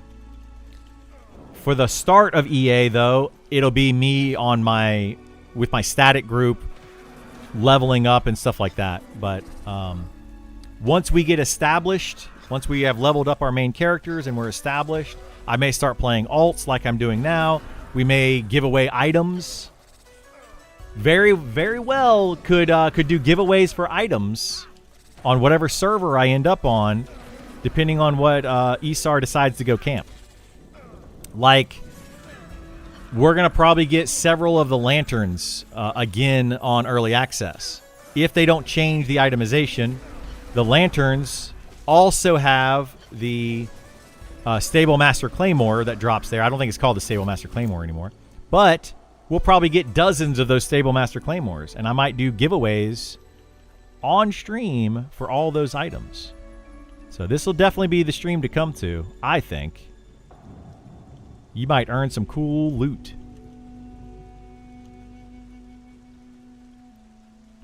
Maybe. I'm not making any promises, but you might. You might. You can't sharpen that claymore? Yeah, I don't know. I don't know what they did. I think they changed it. It should be sharpenable, though. In-game item giveaway is a great idea to get more viewers. Yeah, we'll be doing stuff like that. Like I do now. Like, I mean, we give out items to people often here. It just all depends. We'll have to see how we do it because they're still disenchanting and we're going to still need to do all of that stuff. So that's a whole other side. But, you know, Isar and I, like what we do, just how we are, we give away stuff all the time. You know, buffs and all sorts of stuff. Don't expect that in the beginning of early access, because in the beginning of early access we're going to be focusing on leveling up and gearing up and all that kind of stuff for ourselves and our static group. So we're not going to be giving away everything in the beginning because obviously we're going to need it to level our characters. But you can see now how we do it. We have all the stuff on our main characters. We don't need any more. I don't need to be XPing. I don't need to be camping anything. We just do it now, mostly for the community to give back. So that's not going to change. Following requirement is probably more for bot spam. Yeah. To follow, it is. Yeah. We haven't had any issues with bots so far in my stream. For Monsters and Memories, in the past I've definitely had issues with bots. Back when I played whatchamacallit. Holy moly, why I don't know why I can't think right now. What did I used to play? Fortnite. Holy jeez, how did I forget the name Fortnite? Back when I used to play Fortnite, there was a lot more bots and stuff. I think it was just the age of the audience, to be honest with you.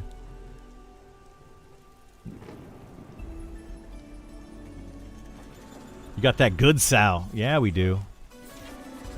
We got the level 60 good sow. That's going to be another thing that we'll do, you know, like Gith he'll buff just about anybody, you know, so we're actually, believe it or not, we are halfway decent people. People like to talk smack about Rampage or about me specifically and be like, he's a jerk, or Rampage people are jerks. They're not. They're not all jerks, I promise you. If they were all jerks, I wouldn't be part of the guild. Most of the people in Rampage are good people. Nice people, even though the guild is blacklisted. It has been blacklisted by I'm sure a lot of people. And that's okay. It's okay. Just remember, your individual reputation is more important than everything else. You could be in a poopy guild, but if you're a nice person, people will eventually figure it out. Eventually. But yeah, we'll do item giveaways and all sorts of stuff like that. So kind of look for that in the future. I'll probably be crafting stuff for people for free as well. I always do that. If you have the materials, give it to me. I will craft it for you for free. You know, no tip required. You gotta come to me. I'm not gonna come to you. But if you come to me and give me the materials and say craft this for me, I'll craft it for you. Just remember that guy the other week, LFG group, and then said no Rampage members or something. Oh yeah. No, there's a guy in game that will not resurrect Rampage members. He would not cast the 95% res on Rampage members. Well, guess what? Gith and I are probably two of the most high playtime people in the game, and we both have access to a level 95 or a high level cleric that has a 95% res. So Rampage never really has to worry about res. They can almost always get a res. It's not a big deal. But yeah, that guy, he refuses to res any Rampage member for whatever reason. I'll kick in 2 hours protection on PvP server. I wonder if they're ever going to do that. I don't think they're going to do like a 2-hour protection window or anything. They're just going to do like up to level 4, you can't PvP. Have they said anything like that? Have you guys heard anything like that? I haven't heard anything about a time duration PvP protection.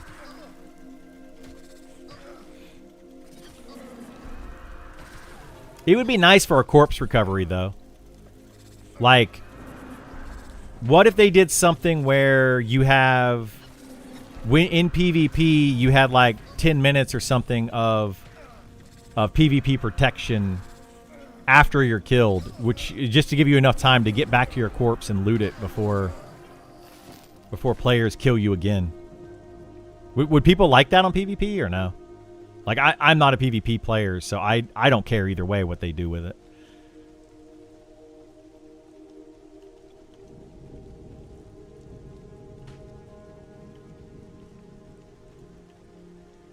Just started an Elementalist. The pet is strong. Only level 3, though. The starting Elementalist, up until about level 15 to 20, the Elementalist is a really strong class. Yeah, I think pets are still a little overpowered in the early game, but not so much that I would really worry about it and, like, you know, think, oh, we need to nerf pets. Like, it's the first 15 levels, 20 levels tops. That they're very strong.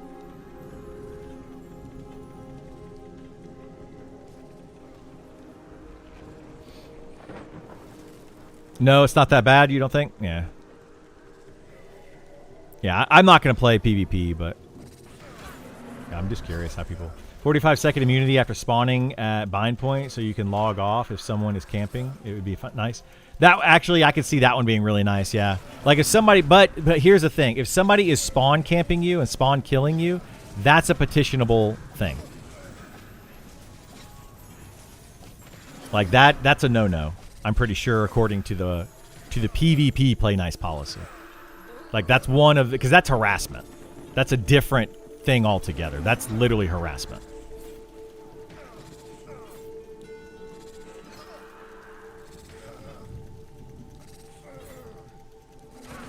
The White Knight guilds are a real thing. They are, but we'll see what happens. Will the White Knight guilds be able to keep up with the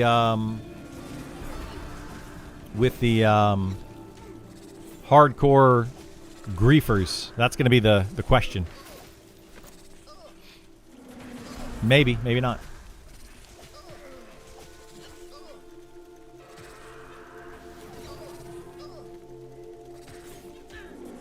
Stupid question. Is cleric melee bugged? Oop, hang on. Right now, I have heard both yes and no. No, their melee's not bugged. Their proc is bugged, it seems like. So they have a random chance that they can proc a direct damage spell called like Retribution or Retaliation or something like that. And it does way too much damage at low level. I think it does the same damage from level 1 to 60 because it's like the wrath of the gods or whatever. They call down the wrath on whatever it is you're fighting. And it just, like, you can get a 200 or 300 damage proc at level 1, which is definitely not intended.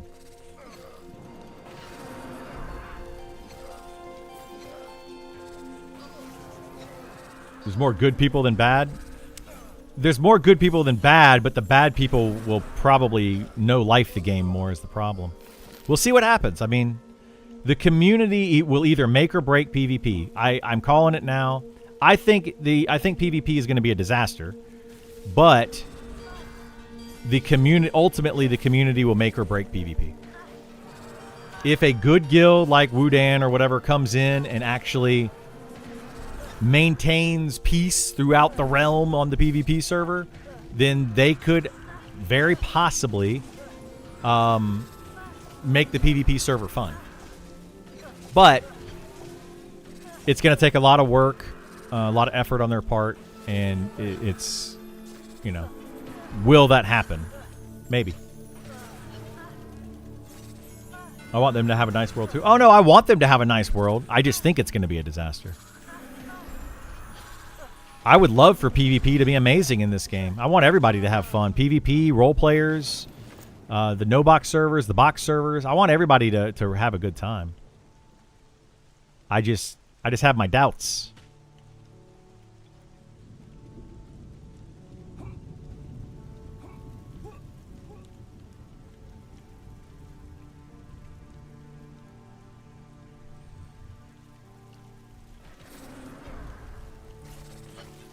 I'm guessing it'll turn out like Tibia, a huge guild claiming every spot and demanding gold or die. That's my guess of what's going to happen, yeah. But maybe it will, maybe it won't.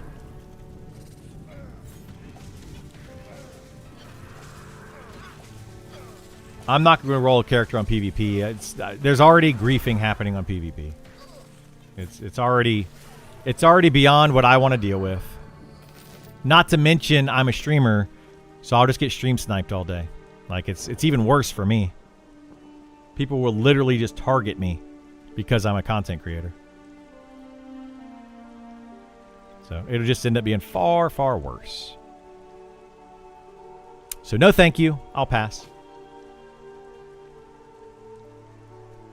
Funny if it turned into two big guilds that face off. If there's two guilds that face off against each other, that could be super fun, you know?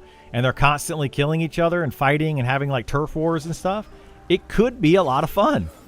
That could be an absolute blast on the PvP server. Could be.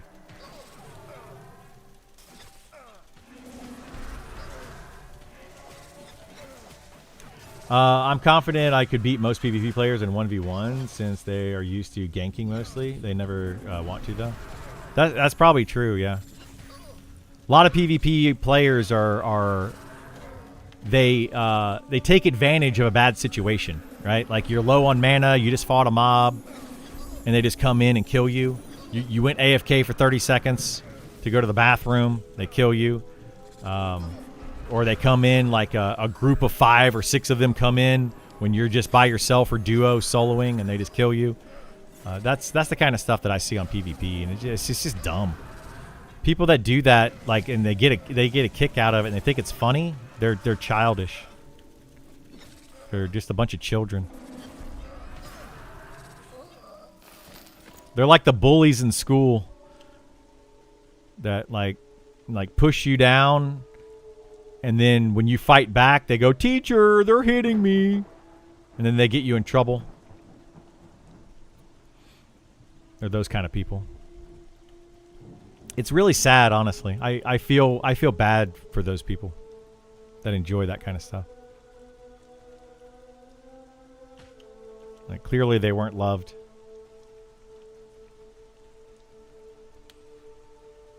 The vulnerable victim bully? Yeah, it's bad. Flowers of Happiness, imminent version. Where are you at? Yes.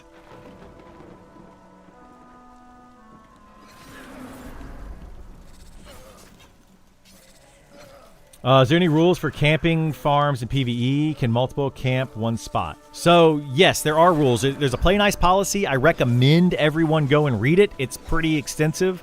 There's a lot to read there. But to sum it up, on the PvE server, if you are there and you can claim a static spawn. Statics, it's very specific. So if there's static spawns that always spawn in the same location and you are killing those, you can claim those for yourself or your group. If somebody else tries to come in and steal those from you, you can petition. They ask you to work it out first with the other player and say, hey, we were here camping this, yada, yada, yada, that kind of thing. So they do have a play nice policy. I do recommend you go read that and understand it before you play the game.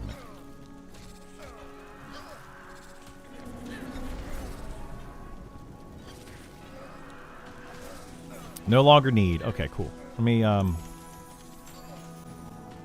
going to start looting some of those daggers. Oh, shoot. Dang, damn it. I reload again.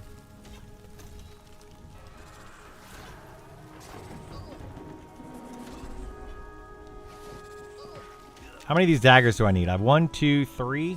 I need one more for a bracer.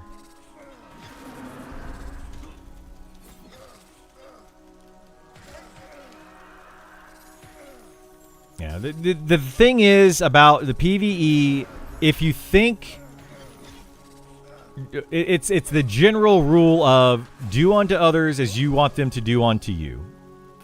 If you would get upset about something, like if you're killing a named mob and you're camping that camp, and you would be upset if somebody took it from you, then don't try to take it from them.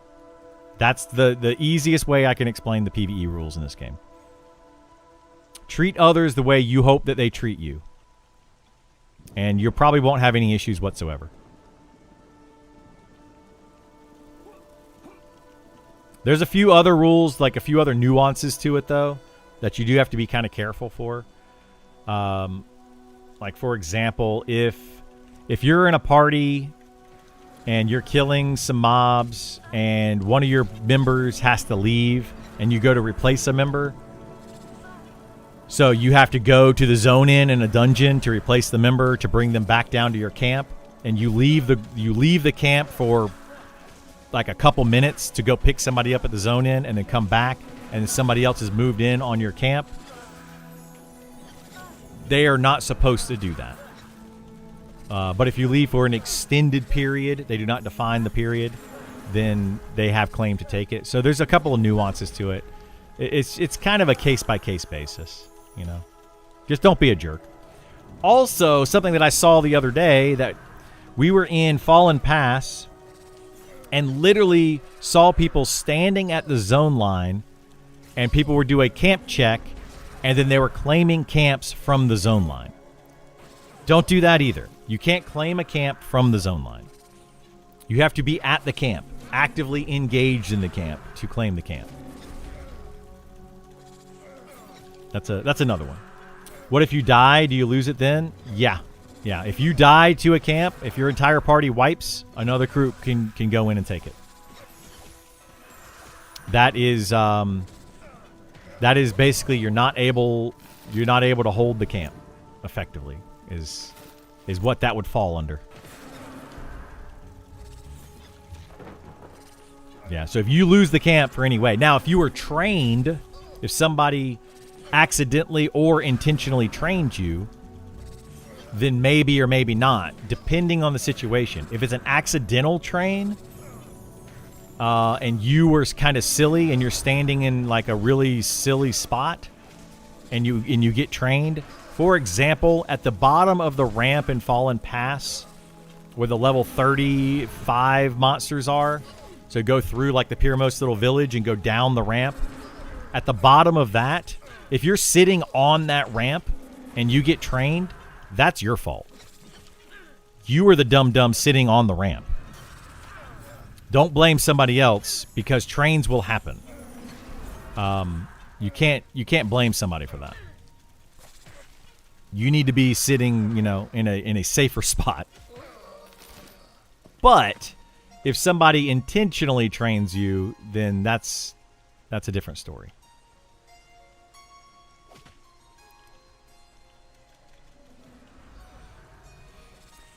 I like the play nice policy, but I feel will be omnipresent GM to enforce. Oh yeah. It's gonna take a GM to enforce it almost every time. I don't like the play nice policy necessarily. I just wish that players would respect other players. And that's honestly, like, I'm going to be very blunt with this. If you don't respect other players in this game, you will not earn the respect of other players, and you will have a hard time when you get to higher level. It's going to hurt you in the long run if you're a jerk to people and try to steal their camp. Your reputation is going to be more important than GM intervention at the end of the day, right? Like you could be in the right every single time with a GM, but if you're constantly petitioning people and constantly arguing with people, whether you're right or wrong doesn't matter. People are just going to learn that you're that type of person, and they're not going to want to group with you. They're not going to want to like do anything with you at all, and you're going to have a rough time at higher level. So your reputation will be more important in the end. Like there's certain people that petition for everything. Like you could literally you could walk into a camp, sit down and buff them, and they're going to petition you for encroaching on their camp. And whether you touched a mob or not doesn't matter. Like you just went in and you were just trying to be like, hey, I just want to watch you kill these mobs. But if you don't say anything to them and let them know that you're there peacefully, they'll petition you. And it's silly. There's people that are just really, really just ridiculous people. I've had people yell at me on my fighter for just walking around in an area, right? And they're like, dude, this is camped. You can't come over here. And it's like, I'm not camping it. Like, I have no intentions of camping it. I just ran over here to see what was going on, see who was at the camp, see if a name was up, etc. Like, I'm just looking around. I'm exploring. So, yeah. I usually play warrior in MMOs, especially WoW. Which class would be same-ish here? Fighter. A fighter is basically the same exact thing as a warrior, but it is not a DPS class. It is a tank class. So just remember that tanks are tanks, DPS are DPS, healers are healers. Even if they can kind of sort of flex into those other roles, they have a primary role that they fulfill. I do keep notes every game I play. I love the player interaction, social aspect of games. Me too. Yeah, I love it. I take note of certain names. When you see them over and over and over, you take note for sure. That's my thing. The reputation aspect. I don't want to keep a list of every player. I'll probably remember the major cases. Yeah, you remember those. Can fighter solo stuff, or do I need to be in a group? Fighter is one of the worst soloers. With the recent deep dive, they did make them slightly better soloers, but they're still not great. So fighter, if you want to play like a good solo tank, I would say Shadow Knight. But yeah, fighter's I would recommend grouping with a fighter. A duo is your best bet. Getting a shaman and a fighter together is a really good duo. You can do a lot. You can level up quickly. Very, very solid. But yeah, they're definitely not really a good solo class. EQ on Final Fantasy 11. We had a blacklist for those people. Yeah, exactly. Doesn't matter how nice they are. Doesn't matter. But you have a blacklist on certain people. You're just like, nope, I don't like this person. People probably have me blacklisted too, and that's fine. That's fine.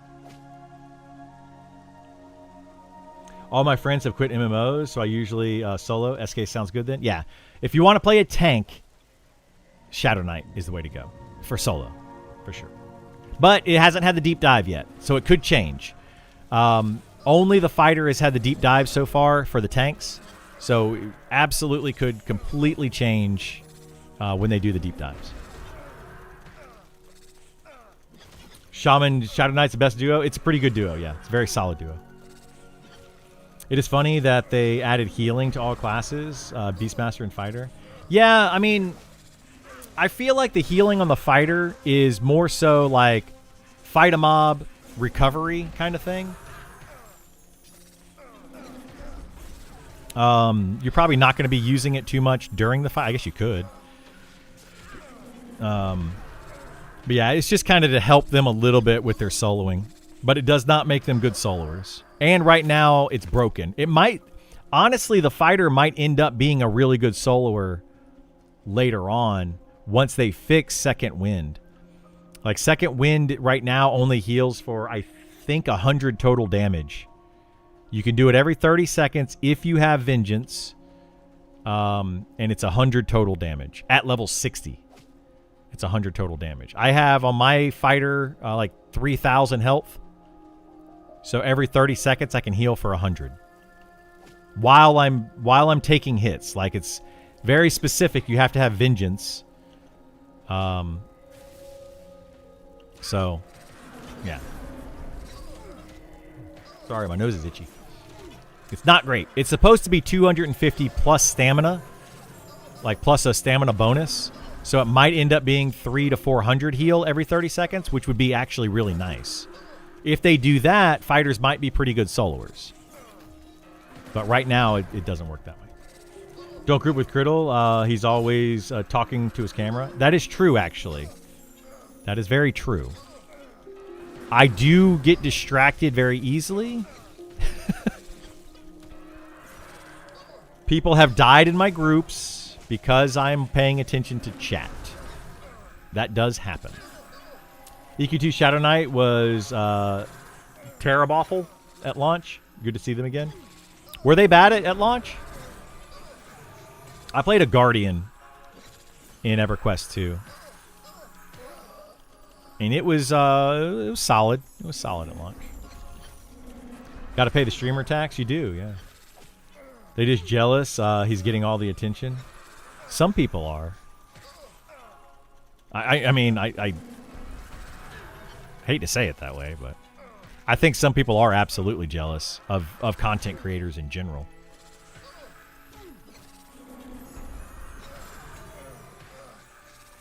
Long cooldowns and no survivability. EQ2 was a mess, though. I mean, it kind of was a mess at launch, yeah.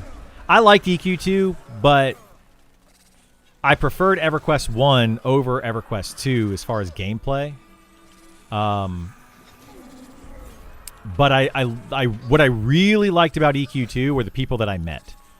I ended up joining one of the top guilds in the game, and I met some really cool people, and I still game with them today. Like, I've literally been friends with them now for 25 or whatever years.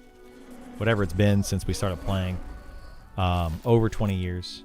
And actually, this guy right here, Gith, was one such people. So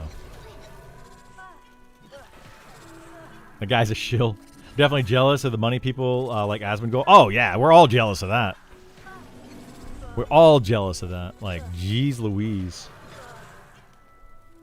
I wish that I could be like, if what I would like out of my streaming and content creation career.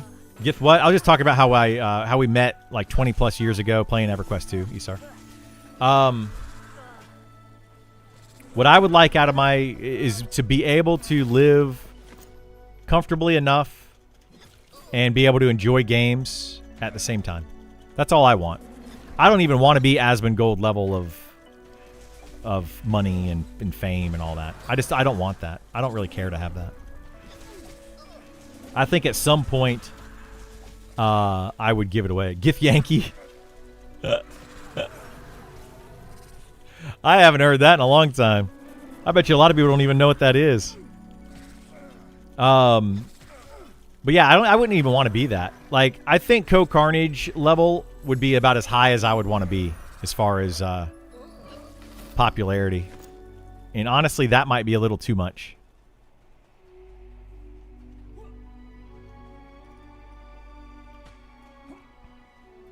I just want to know if me or my girlfriend gets sick, I can afford to keep a roof over our heads. Absolutely. Yeah, that's all it is to me. I want to be able to provide for myself and my family, keep a roof over my head, you know, be able to have a nice dinner every once in a while, but not necessarily every night. You know, be able to buy some clothes for the kids and all that kind of stuff. Just, that's it. I don't need much. You know? Don't need much.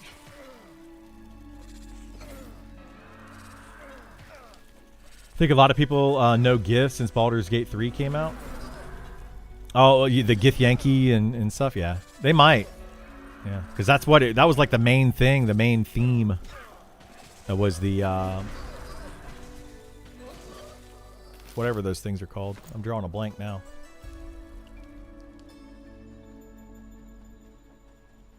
But yeah, wasn't one of the main characters was Gith, right? I forget which one that was.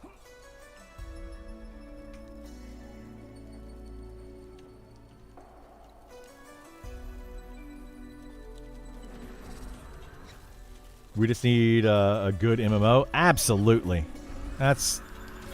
I've been waiting for this game my entire streaming content creation career.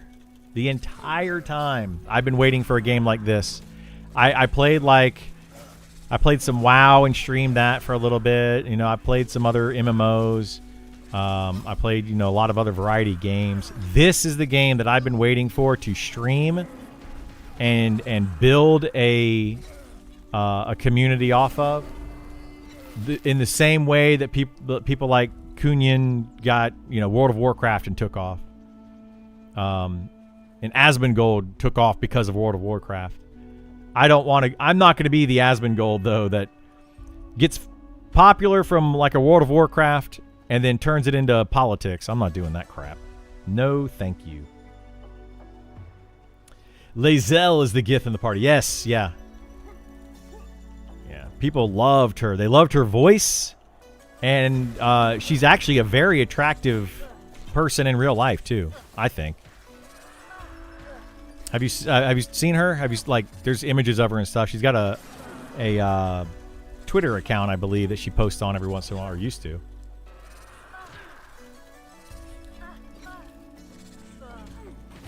I don't know how someone can have hundreds of millions of dollars and their main focus in life is still stuck on make more money. It's kind of sad. Oh, it's super sad. Absolutely. All Asmongold cares about is views. He'll say, do anything to get to that point. He kind of does. Yeah, he seems like that way.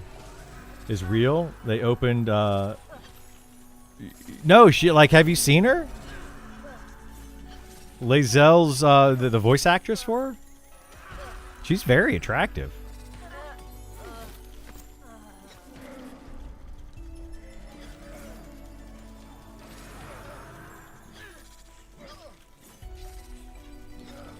And I'm pretty sure it's just her normal voice too. Uh-oh, I'm out of food. I only have a little water left. Uh-oh. Gith, do you have any food and water on you? Just Googled her. Definitely keep her. Yeah, I'm telling you. She's very attractive. Gith Yankee came from the Abyss. Oh, yeah. Yeah, I see what you're saying. They actually, yeah, I used to know like a bunch of lore. Well, actually, no, I used to know a bunch of lore from D&D, from playing D&D. They were slaves to the Cthulhu people. What are they called? Yeah, whatever they're called. I'm drawing a blank now, but they were slaves to them for a long time, and it was like there was a war. It's the Gith Yankee War between the different factions of Gith and yeah, the Illithid. Yeah, the different factions or whatever, and that was like thousands of years in the future of D&D. Mind Flayers, yeah. The Mind Flayers enslaved them. And then they had a rebellion and rose up against the Mind Flayers and all that kind of stuff. And then they had the Illithid came back in time through their spaceship and brought along that whole thing, and it created yeah. That's where all that comes from. So it's actually a really cool lore.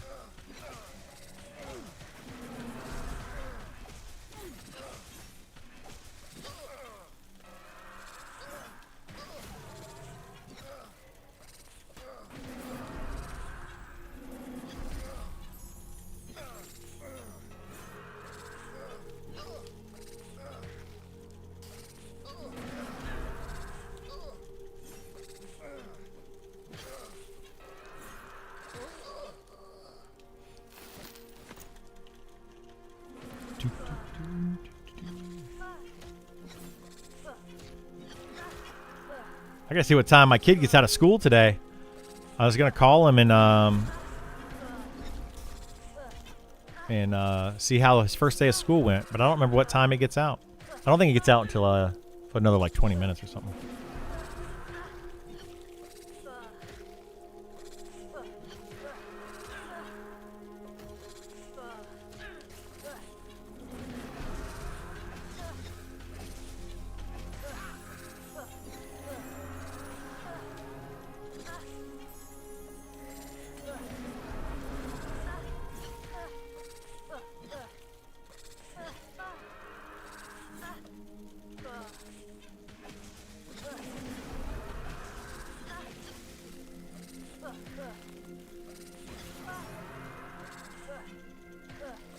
Ugh. Ugh. Ugh. I still don't think we've seen an herbalist, a male herbalist yet, have we?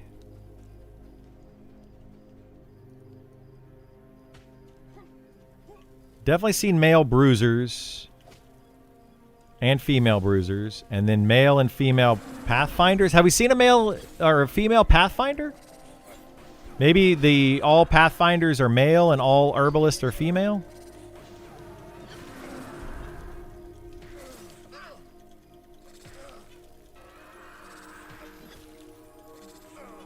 Maybe.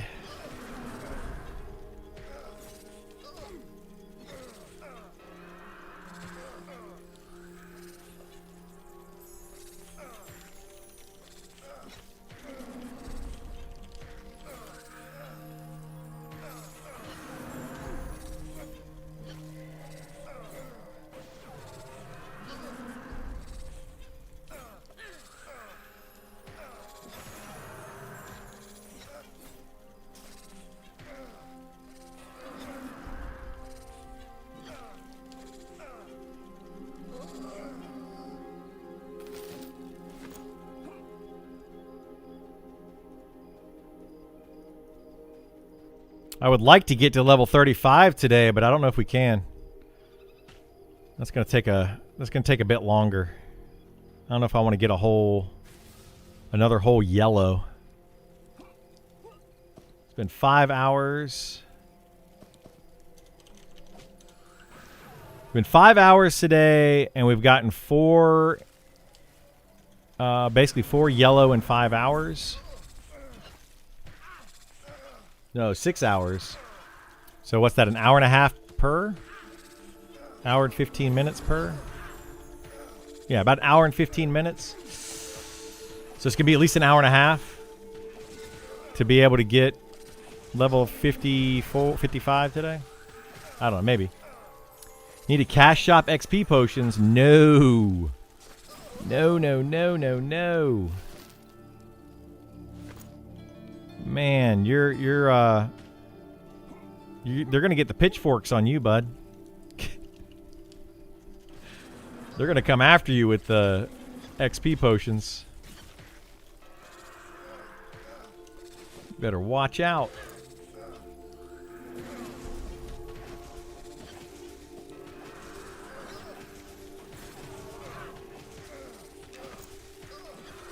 XP potions and flying mounts? Yeah. Good luck with those. My goodness. People will they will lose their stuff over that. They absolutely do not want that.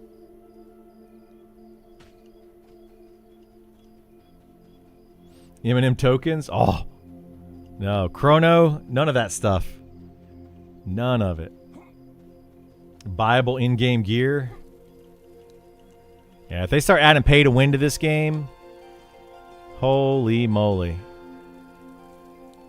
I'll be the first to be like, Sean?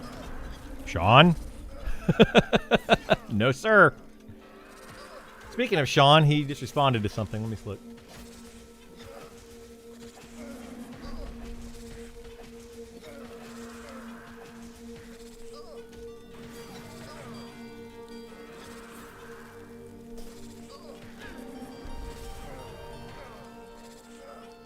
Give me 1 second, guys. I gotta pull this up.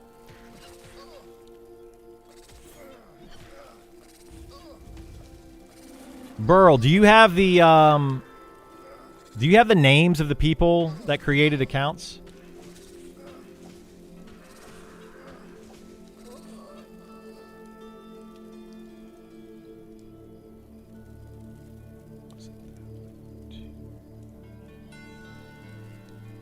Actually, I sent you... Hang on. We can do this. We can do this. Sean, I think Sean's going to try to fix it.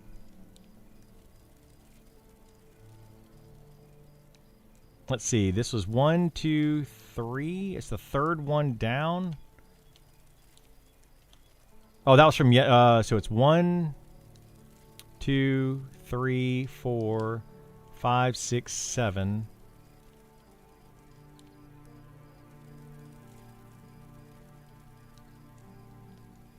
But it would be the sixth one. 2, 3, 4, 5, 6, 7, 8, 9, 10. So it's 1, 2, 3, 4, 5, 6. So it should be 1, 2, 3, 4, 5, 6.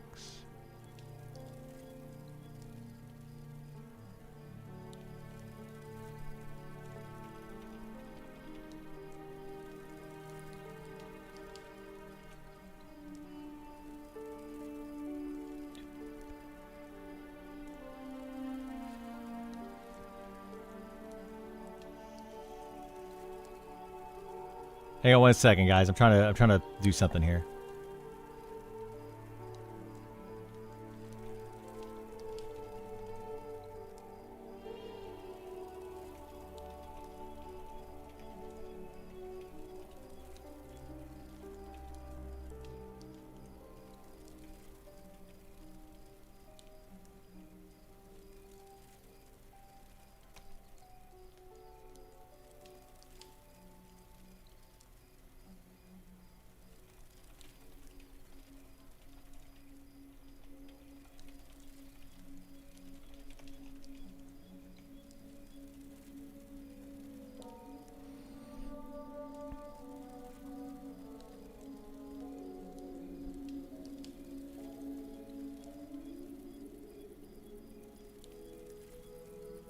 And then we did 2 more. 1, 2. Burl, how many key codes do you have left?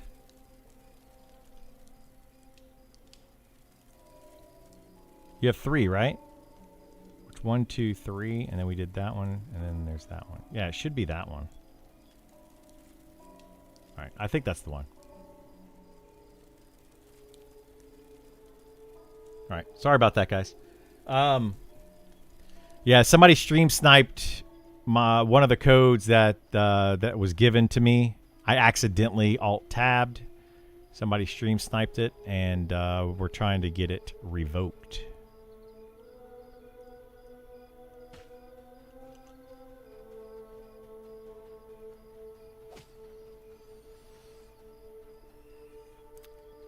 You're confident they won't do the Eminem tokens? Yeah, I don't see them doing the Eminem tokens.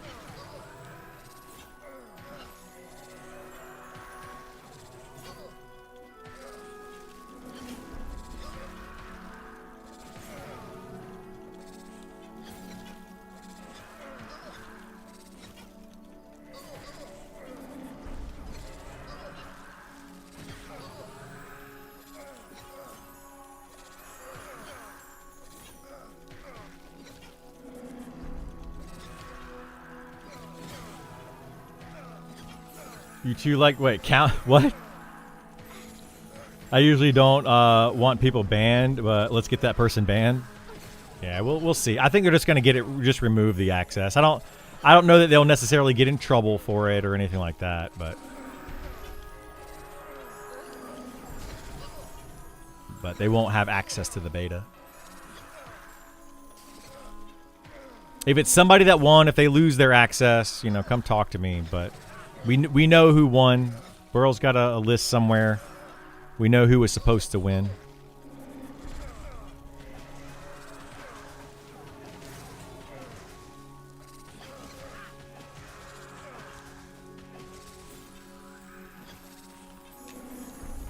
People are going to be people? Yeah. It was on me. I mean, I accidentally alt-tabbed was the problem. So it's my fault.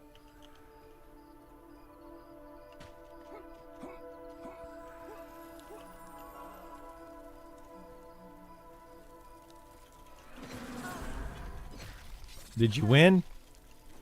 Not yet. We'll do more tomorrow. We're not going to do any more drawings today. I think we have 3 left to do tomorrow. So we'll do 3 of them tomorrow at some point. And yeah. Glad to see the Twitch bot working and YouTube comments are being read. Yeah, finally.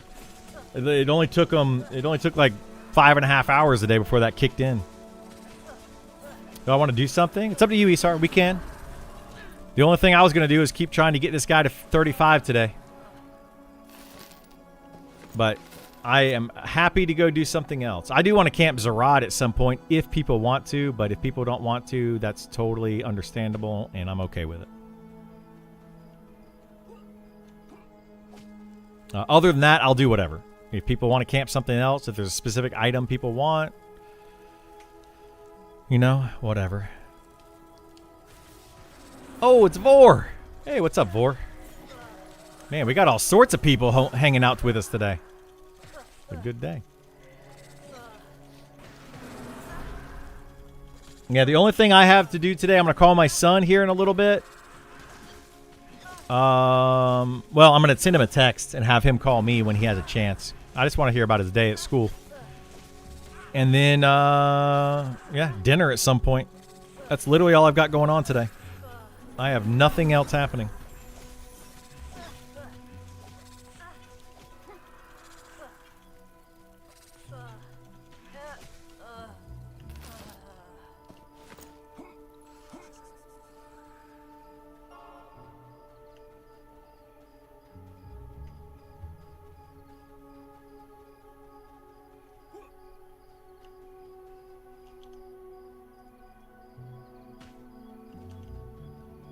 We need a robe there too? Alright.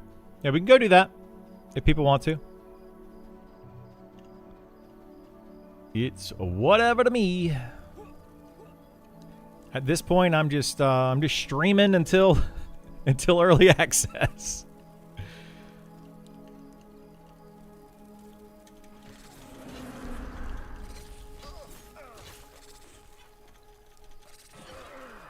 And through early access.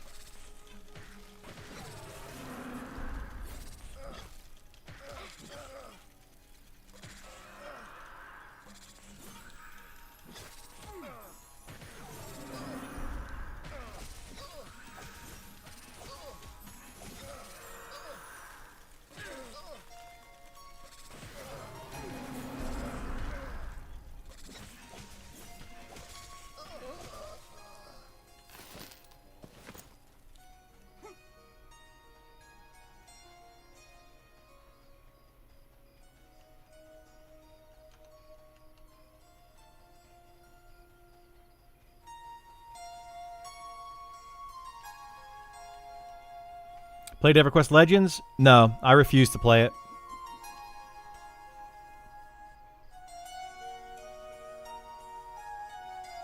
Are you excited for raids to come back? I am, yeah. I am very. EA is still set for August 1st, yes. Yeah, I can't wait for raids to come back. I want to test them out. I'm really excited about the raids. As soon as they come back, we will probably be trying them. I don't know if other guilds will also be coming back that have raid-ready groups to try them or not. So we may have to compete with them. It depends on. We'll have to see what they have it set up. But yes, I will be checking out the raids when they come back.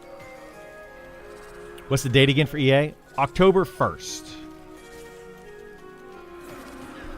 Why no EverQuest Legends too casualized? That's part of it, yeah.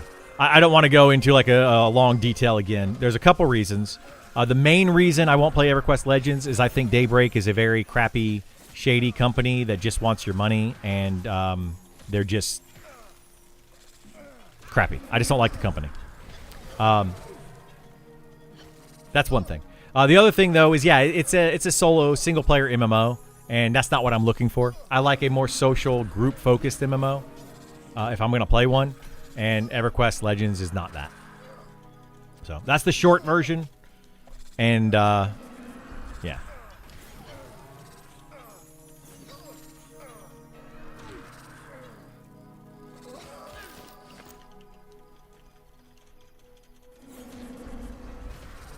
I'm sure people don't want to hear me complain about Daybreak again. Oh, boy. I repeat myself too much anyway.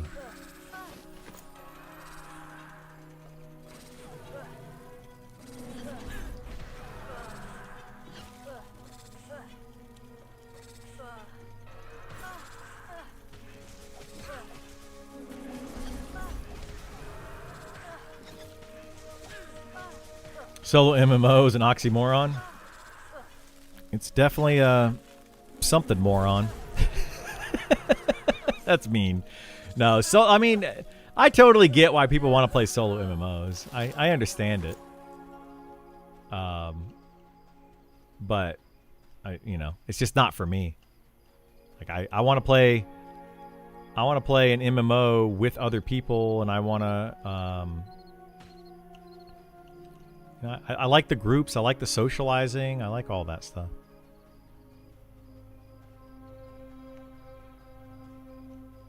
And it's way too fast. I mean, look how fast EverQuest Legends is. People literally were doing the hardest raid content in the game 2 or 3 days after EverQuest Legends officially launched. And clearing the raid content.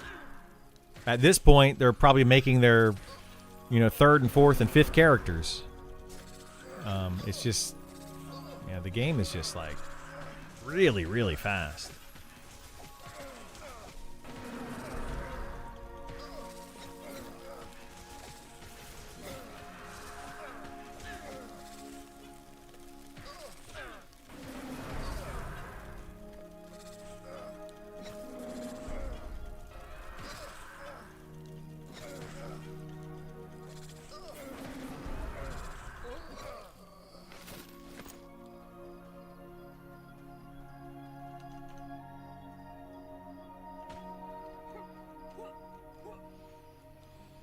EverQuest Legends on old school MMO. I'm surprised that there any overlap with the Eminem community. Yeah, well, I'm not surprised. I'm not surprised that there's some overlap.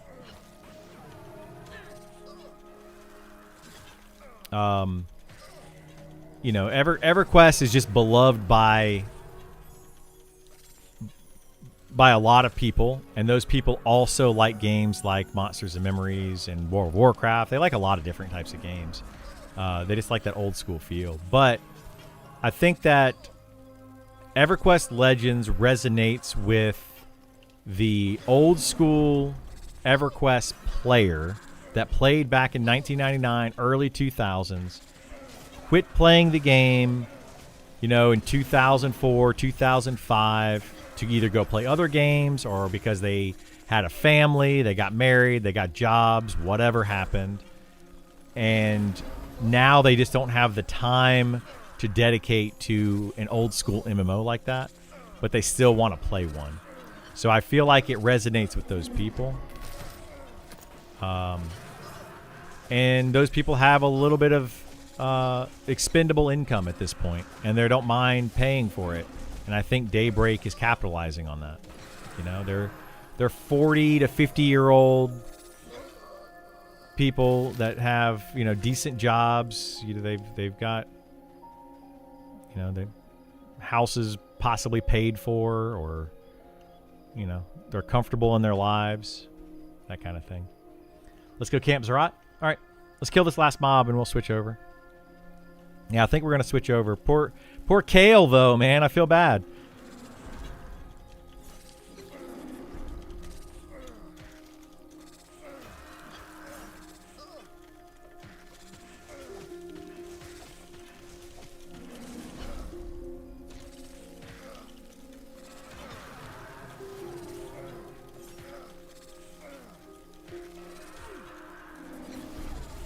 You can only have 3 loadouts. You have to pay more money. Yeah, that's the thing that I don't like about it.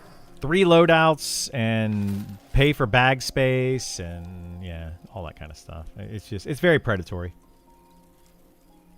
I'm going to start playing P99 next week. I was sad to see the population numbers are way lower since EQ Legends came out.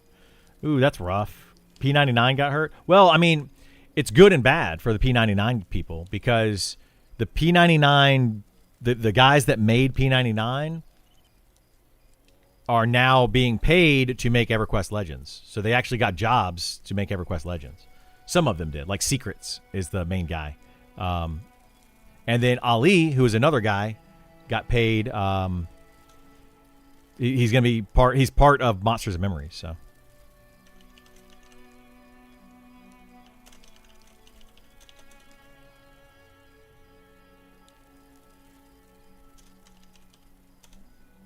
All right, let me switch over to the old fighter. You didn't know that? Yeah. Yeah, Secrets was the main dev of P99, and they hired... I assume they hired him on. He is helping to create EverQuest Legends. So, I assume they're paying him. I don't know about all that, but sure, maybe. It's kind of funny that they shut down... Like, EverQuest Daybreak was okay with P99, but they weren't okay with the hero's journey. Oh, shoot. I need to run to town real fast. Otherwise, I'm going to have too much inventory. They're okay with P99, but sued the hero's journey, and then shut down the hero's journey, created EverQuest Legends, which was basically the hero's journey, and then hired the P99 people to do it. And it was like, something shady seems like it's going on there, right? Maybe there's not, but it seems really weird. THJ monetized? They kind of did, yeah. They kind of monetized. They took donations. So there was a difference. I agree. There was a difference there. But Secrets did Quorum. He did Project Quorum as well. I don't know. Whatever's going on with that. I'm not keeping up with 100% of it. But there's definitely some weird stuff happening there.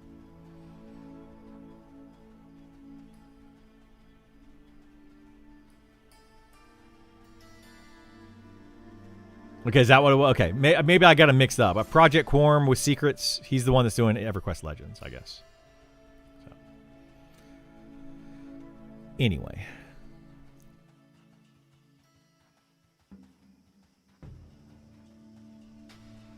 Whew, sorry. Snoozles, the sneezels, the snazzles. Sony's involved? I don't think Sony's involved anymore, no. We have spot for 1, by the way. If anybody wants to join, first come, first serve. THJ ruined everything for everyone. Yeah. But now they're making their own game, so who knows what's going to happen. They're probably popular enough that they're going to get... people are going to go and play the game.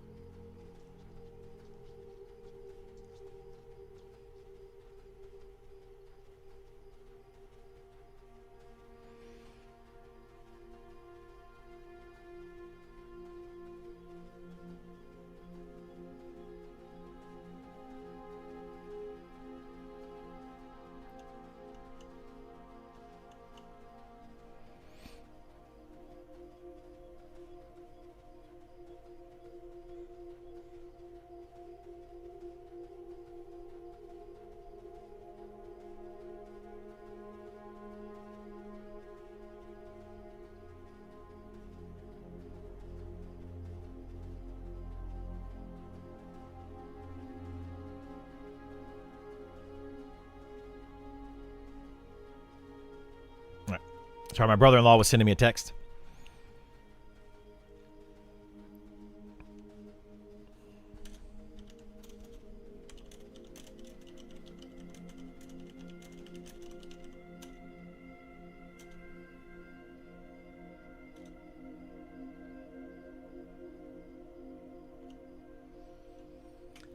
Do, do, do, do.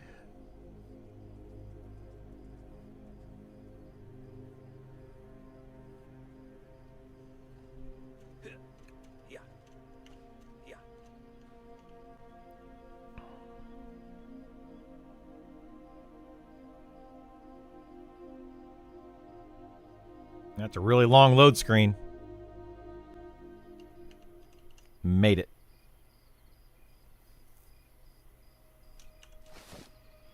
All right, leather working. Let's do canvas.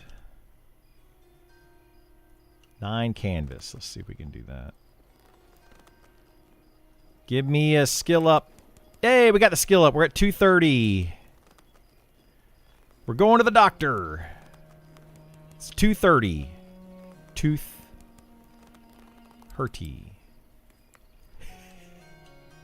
It's the best time to go to the dentist. It's my favorite joke, by the way.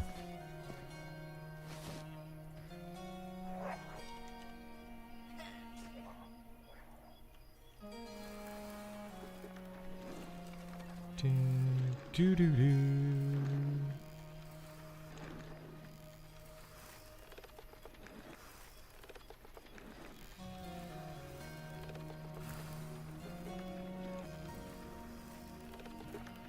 You need echoes? I need I need echoes to make you stuff. Yes. I have a couple of items I can disenchant, but I don't think anybody's going to want. So we'll see what we get out of those. I got 1 echo.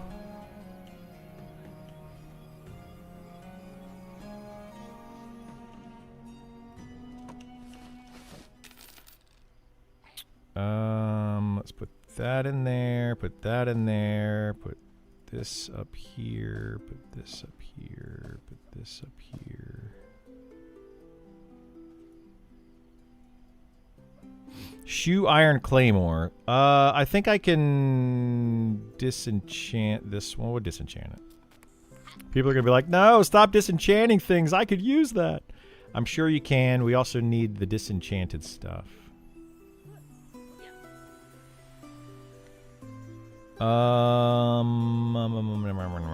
That's it. You have 3 and some astral powder. Are you here in town? I've got 1 and some astral powder. I can make you those both bracers right now if you want me to do that. Behind me? Okay. Let me grab the extra astral powder. I've got this astral powder. Yeah, give me those echoes, and I can go make you your bracers. And then we'll head up and camp Zilat.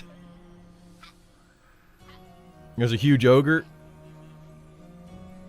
Yeah, I was probably up in their bum. All right, let me go make these real quick. You want wisdom, right? Wisdom bracers? 2 of them? Or you just need 1?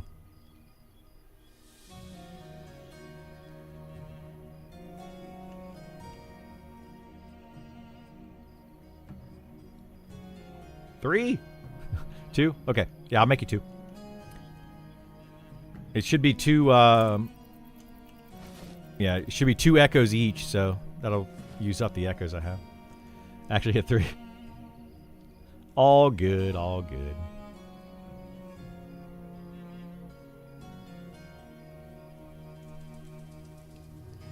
You need a head eventually? Head we can make without... Yeah, we can do a head as well, because that doesn't take echoes. So I can make you a head. I think. Let me double check.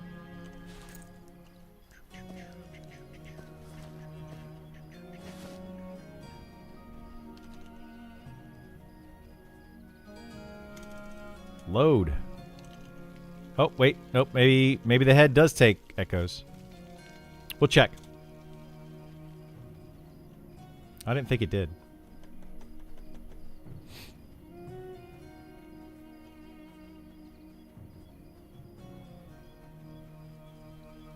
Oh, wait. It's not head. It's helm. Yeah, helm does not take echoes. I don't know why I said head.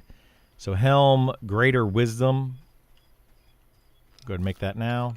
Boop. All right, so we got your greater wisdom helm, and then let me make the 2 bracers.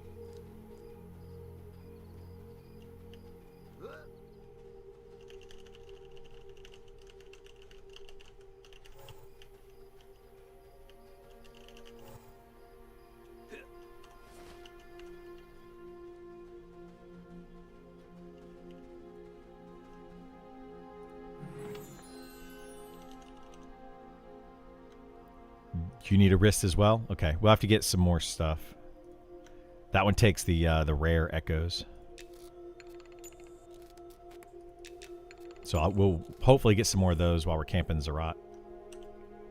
I just need to disenchant stuff. If we go and kill level 60 stuff, I'll be able to make tier 5 enchants for you, but we need to kill a bunch of level 60s and hopefully get a bunch of crap we can disenchant there.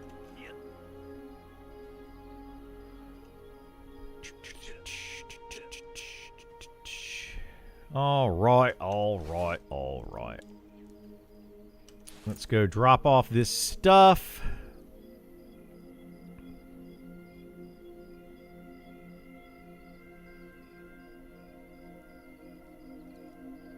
And then we can rock and roll.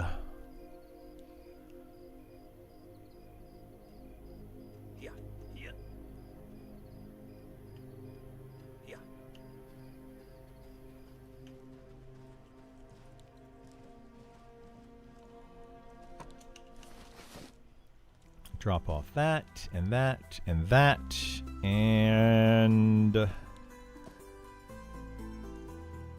that's it. That's all, folks.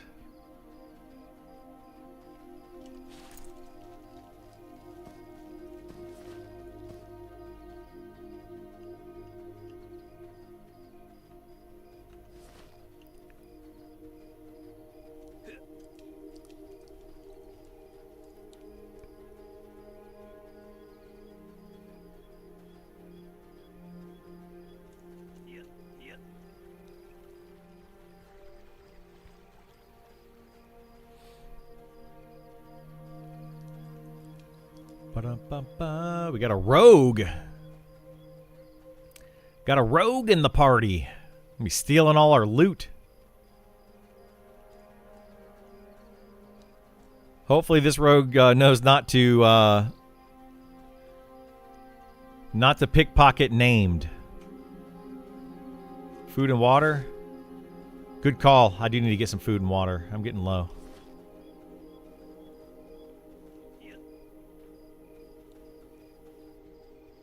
What's the best tank class right now? I still say the Shadow Knight is the best overall tank.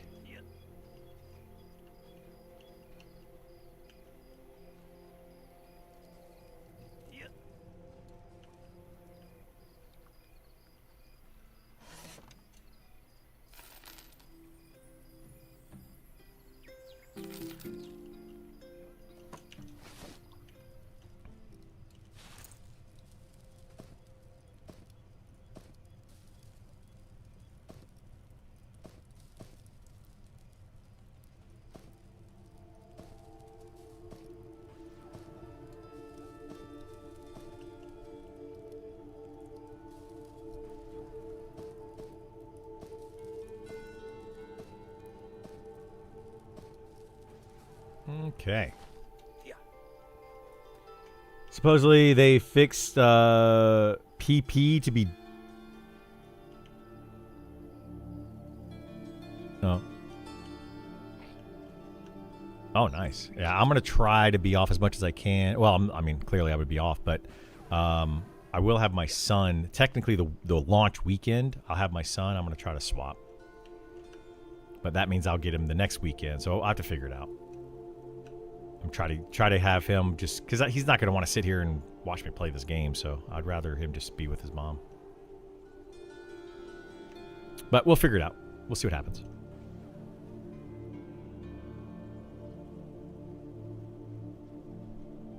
All right. Are we ready to head out? Are we running? Or are we teleporting? Or doing something weird? I don't know what's going on. Siriune, take care. Have a good one, bud. Appreciate you hanging out today. They didn't fix that with the recent patch. They said Pickpocket has its own loot table. Yeah, they said it has its own loot table, but I don't know that it actually did or something. It was weird. I don't know. There's something weird about it.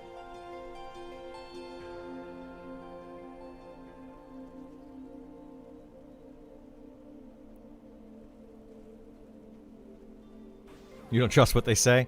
I mean, it's one of those things, you know, take their word for it, but confirm, right? What do they say? It's like something but confirm.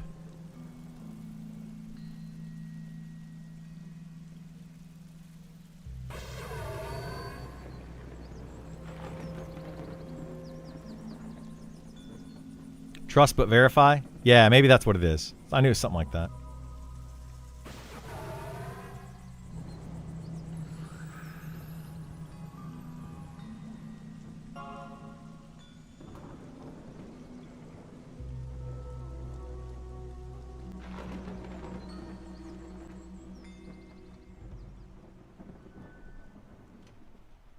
Said it was fixed, but still broken? Yeah.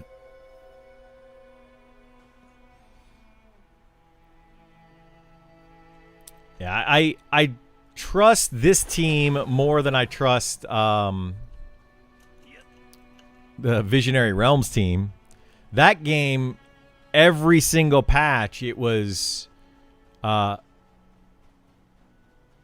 check everything they put in the patch. Literally, we played a game at one point of, what was it? We played a game, like on stream that was, let's see how many bugs they still have after a patch. And we started from the very first line, and we tested we went down the list.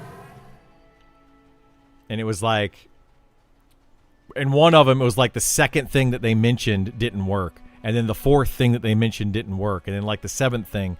So it was like 10 different things that they fixed. 3 or 4 of them clearly were not fixed. It was just silly. But yeah, there's things in Monsters Memories that same thing. They claim they fixed something. It's not actually fixed. They've done that a few times. But they're better about it than some companies are. Oh boy, oh boy.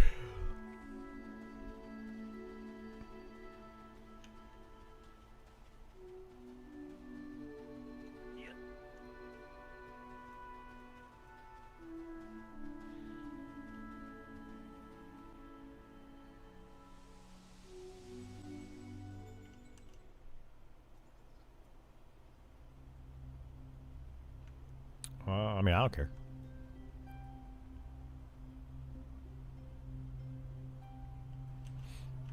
Okie doke. Yeah. Here, I'm going to auto-follow you, and I'll be right back in just a minute. All right, I'll be back in just a minute, guys. Hopefully we don't die on the way to the thing. I'm just going to check with the fam, make sure that I don't need to do anything else until, like, dinner time or something. But I'll be back in just a moment. So hang out for a minute, enjoy the ads that I'm going to roll, and I'll be right back.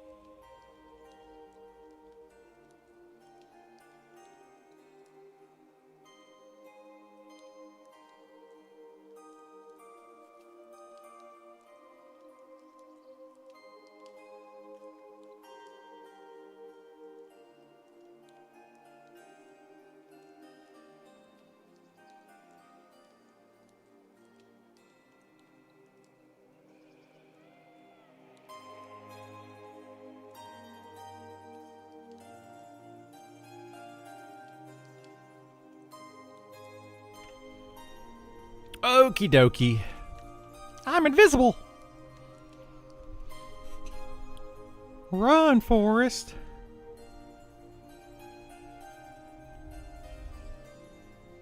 Oh, I'm running, Isar.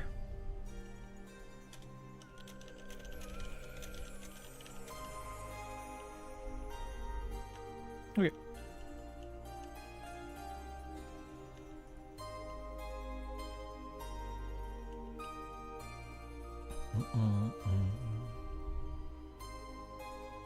Yeah, there's a Drake.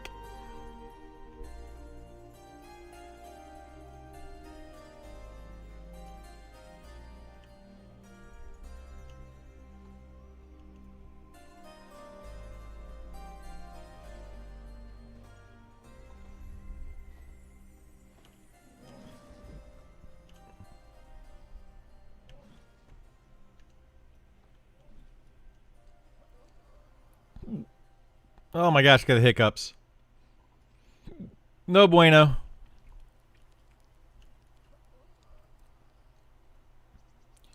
Not good at all.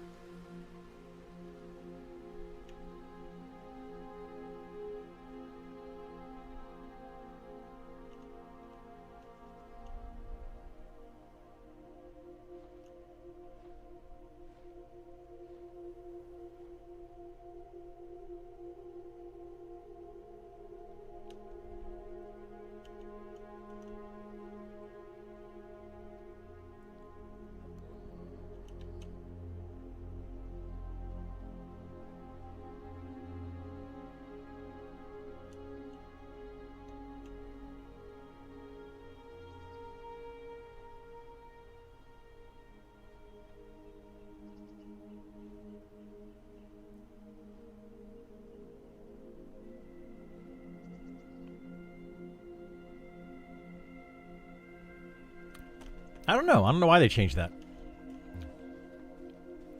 All right. Sorry, I was texting my son to let him know. Ask him how his day was. I'm coming up behind you now.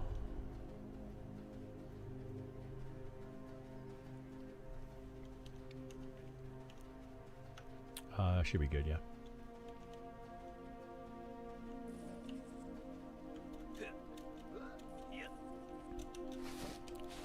Oh no, I didn't make oh well, that's right. Doink and doink.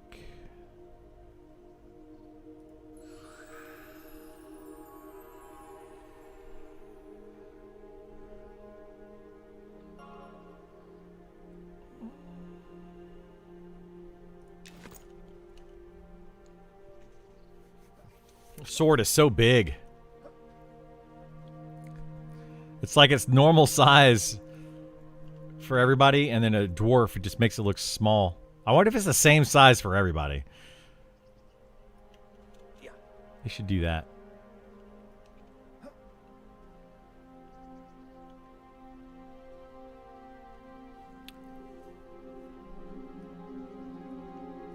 Are you?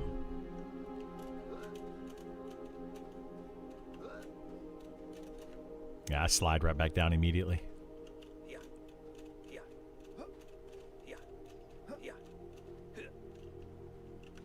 Yeah, I'm glad they fixed that, because that kind of cheesiness needs to go away.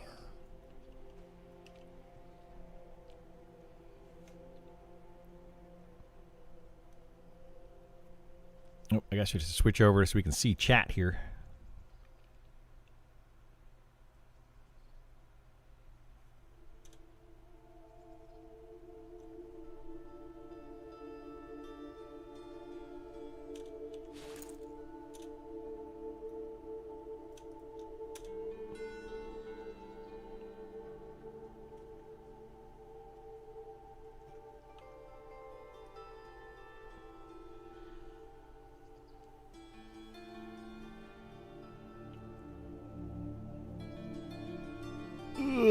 Oh boy.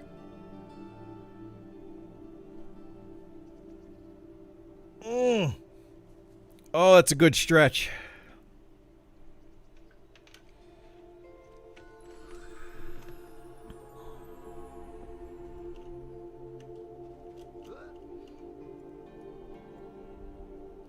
We ready to move in?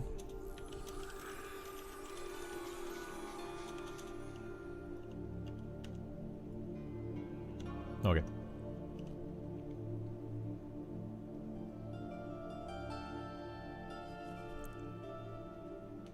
So yeah, we're gonna go camp Zerat and Vethis. Zerat and Vethis. Try that for a little bit.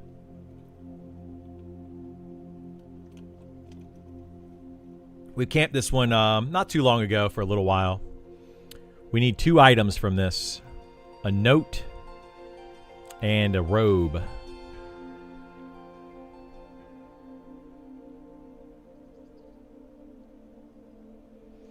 Thoughts on Ranger? Ranger's good. Right now, like it's a really solid class, but it's going to be changing quite a bit once they do its deep dive. So right now, the Ranger has a bunch of Druid spells. They're going to be removing most, if not all, of the Druid spells from the Ranger and replacing them with their own unique spells. So Ranger's definitely going to change soon.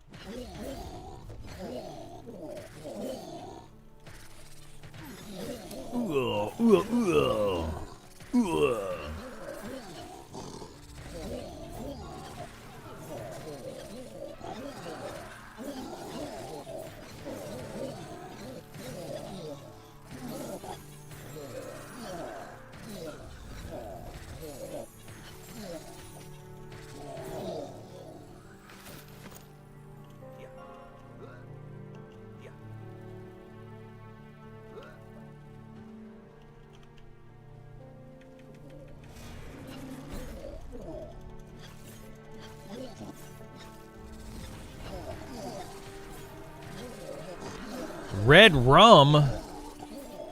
We got a murder hornet.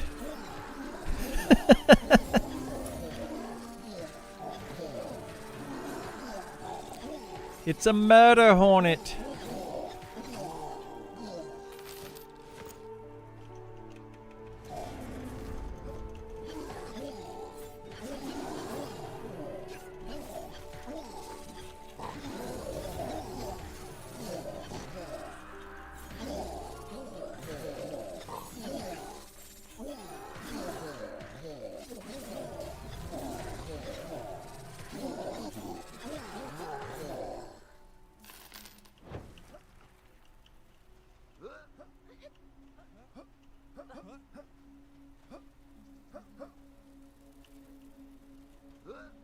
I honestly don't even know how to get over here going this way. Because we got to be over there, right? We have to go all the way around this thing or something?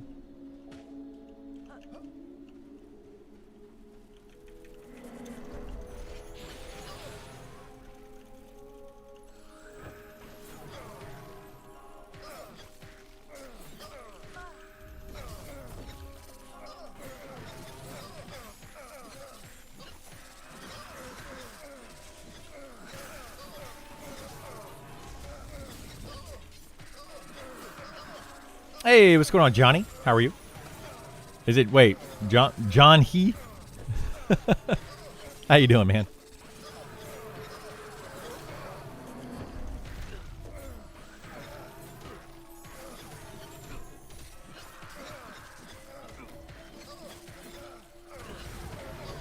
it's tricky. It is kind of tricky. I was like, wait a minute. Those letters are out of order. I was confused.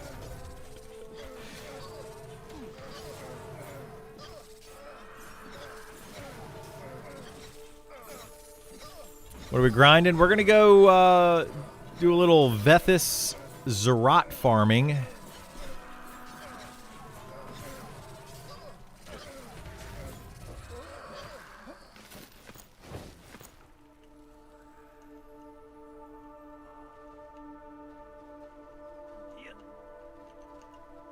Oh, over here?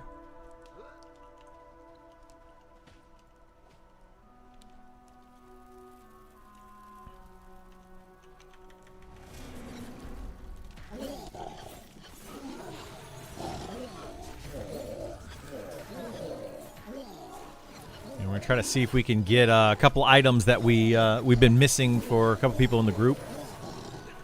And, you know, just kind of have some fun doing it. Just chill, chill, chill. Any games like this you can recommend? Like this one? Not really. I mean, there's a few games that are similar to this. But this is the best one, and I would just wait till October and play it, honestly. October's early access, $15 a month, and yeah. But there's a few that are out there. But yeah, this one's very quickly becoming the only one of its kind that actually has any chance of success.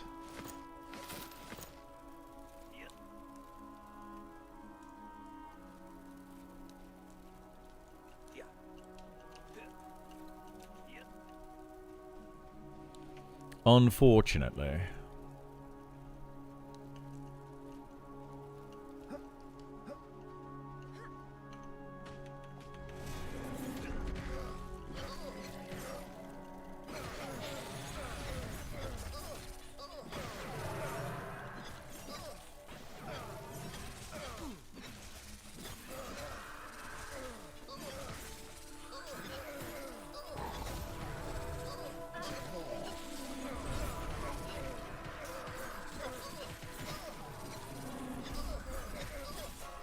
I'm gonna wait. Gonna stick with Final Fantasy 14 for the time being.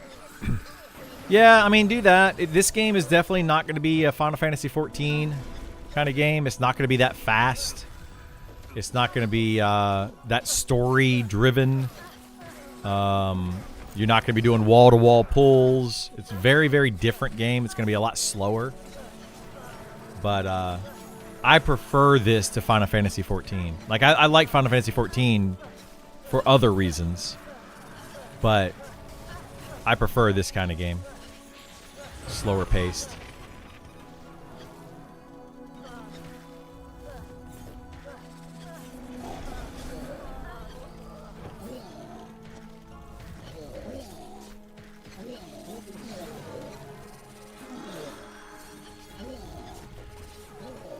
Yeah, I'm really digging Monsters and Memories. I really want them to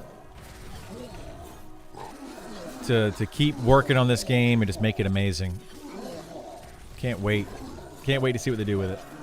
They're very different. I think I want something slow as well and more social focus for casual stuff. It is. Yeah, absolutely. You know, I like Final Fantasy 14 for the story and the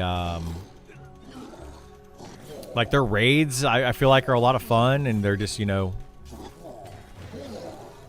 crazy. But yeah, I really like the slower gameplay and relying on other players and all that.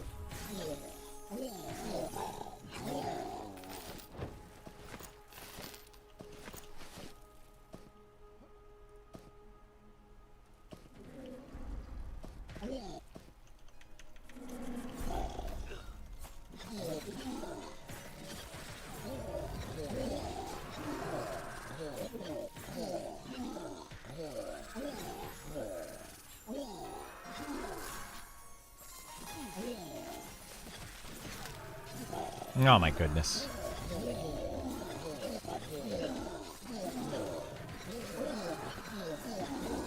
Interrupted my potion drinking. How dare ye?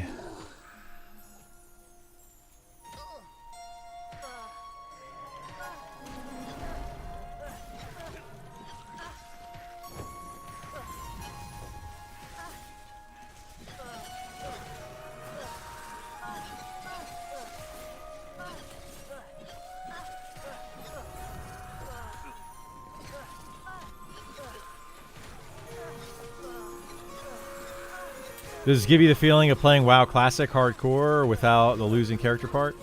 Yeah, it's very much like a classic WoW style of game, yeah, for sure.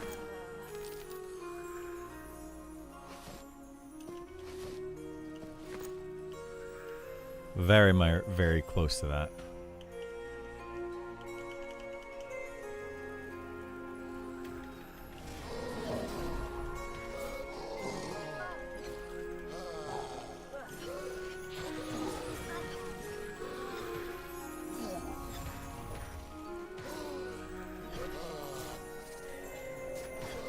I mean, it's going to be a little bit slower than Classic WoW, but actually, no, I would say it's about the same speed as Classic WoW, like original WoW speed. I'd say it's about the same.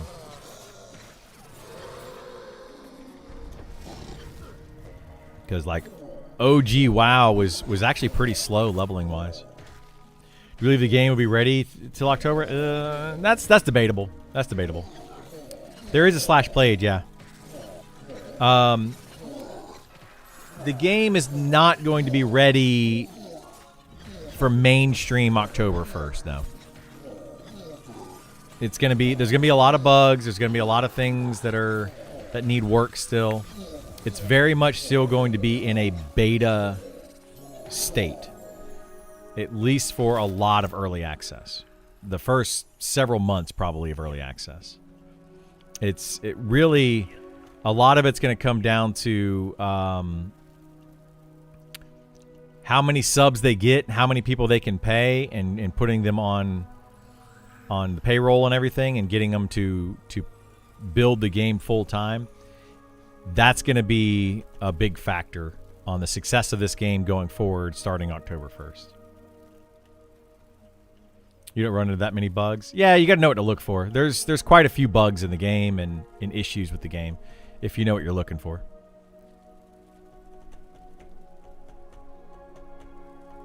Like all of these deep dives, every single deep dive has come in with something broken on the character. At least one thing on the character is broken. Most likely more.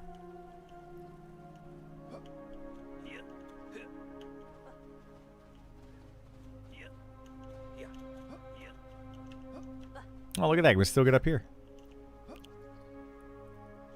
Oh. Yeah, now you can't.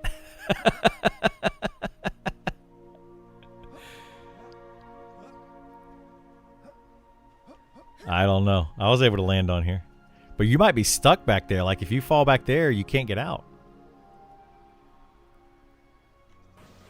Can you?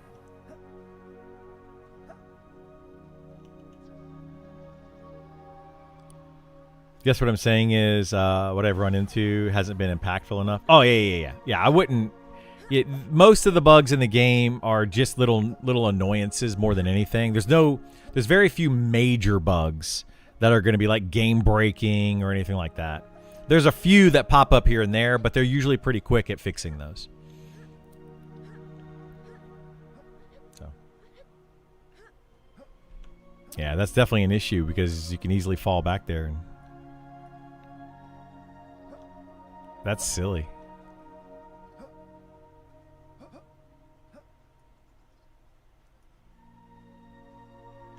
Yeah, I saw you kind of like do some weird thing. I was able to just jump right up here.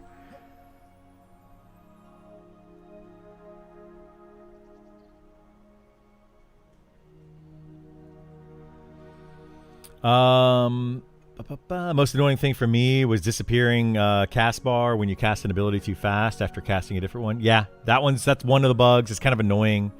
Yeah, like the cast bar can disappear. Yeah, there's a few. You suggested Druid plus Shadow Knight as a duo set up for me and my friend with PvP as our focus, but we were wondering if there are any other good setups. Are rogues good in PvP or weak? Rogues right now are good in PvP because they can stealth up, but it's more like a rogue griefing somebody. So like if you see somebody getting low on health, a rogue can walk up behind them and backstab them and kill them. But rogues in general are not a very good class right now. Vor is right here in front of me. Dorinci, I'm not sure.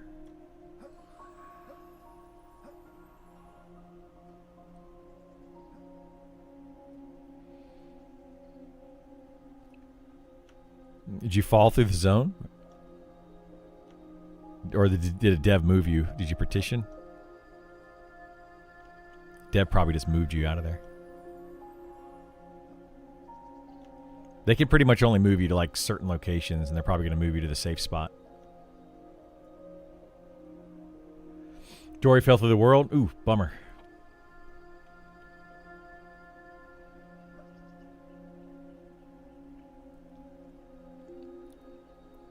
But yeah, I would say that I mean, shaman, a shaman and a tank is really good as well. But like as far as like the reason I said for you to go Shadow Knight and Druid is because of PvP reasons. But Shadow Knight and Shaman is also very good. Shaman with anything is very good for the PvE side of the game. They're just really, really solid to have. That sucks. I guess we can have Vor evac and run back.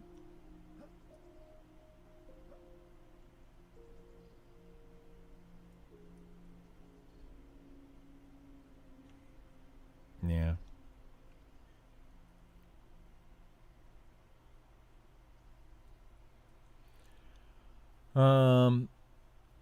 So annoying as a bard. Oh, I'm sure it's super annoying as a bard. I didn't even think about that. Yeah, bard right now, I don't like the gameplay of the bard. We both like to play classes that can stay toe-to-toe with our opponents in 1v1 if needed. Yeah, rogue would not... It's not going to be a good 1v1 class at all. Rogue is going to be a sneak up behind somebody and kill them kind of class. Yeah, definitely not a 1v1. Shadow Knight should be able to.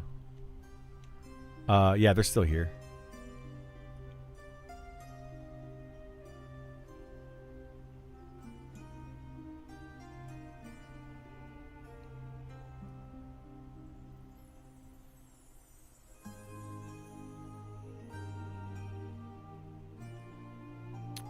Just Supres. Or Soprez.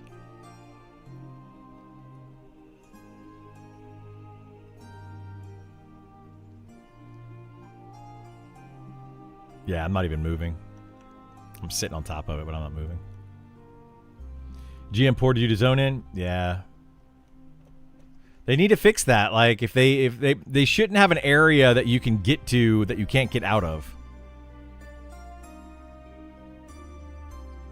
Like they should probably just remove this wall right here or something. I don't know. I mean, I don't think they expect people to get up here, but you can get up here like jumping right here. You can get up here going up this little thing over here. There's a couple ways to get on top of this roof.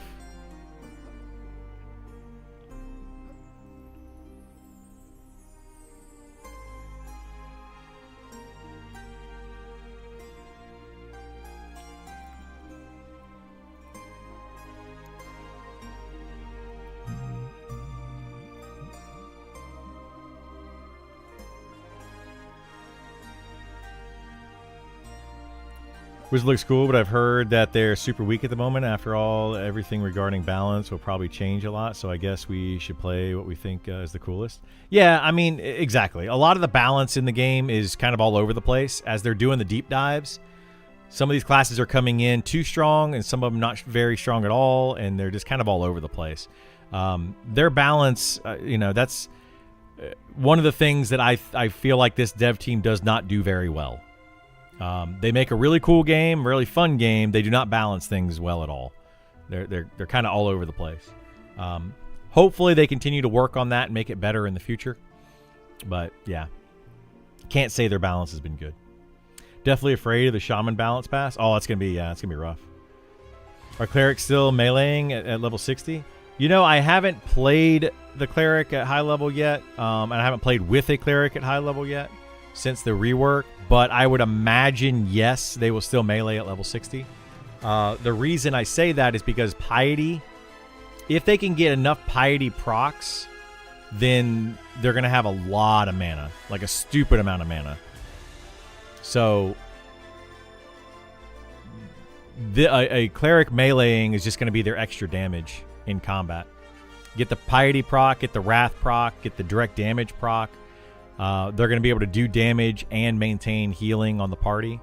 So yeah, they'll most likely be meleeing, as far as what I can tell. Like sitting down to meditate just doesn't do a lot for clerics. That's one thing I haven't checked though. Is one thing I haven't checked is if sitting down as a cleric to meditate can trigger piety. I don't know that if it can or cannot.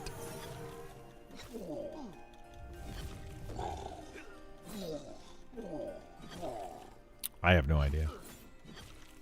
Oh yeah, she fell through the world. Is like down in the bottom of the. Yeah, she fell.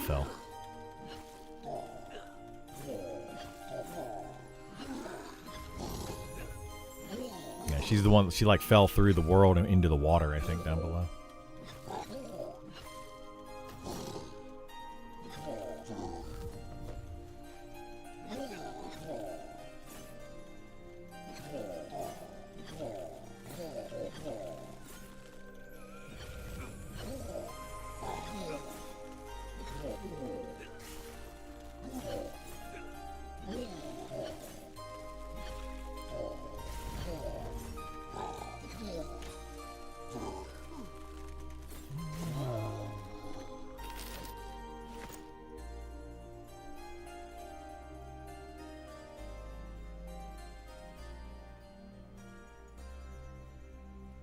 Yeah, apparently people were somehow glitched through this wall right here. So, I just won't mess with it. But I guess with the way that they change the wall jumping and stuff, they want to prevent that.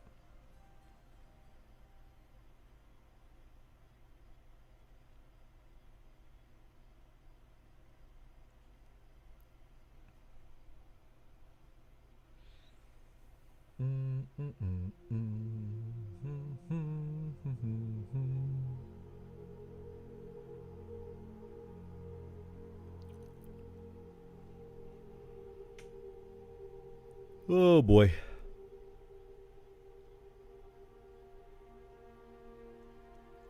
Oh, it will be evacing? Yeah, I guess we need to evac and we'll fight back up. I guess is what we're doing. Ran into a corner, Night Harbor, and fell under. Yeah. A little glitchy. Hey, we can go over there if you want.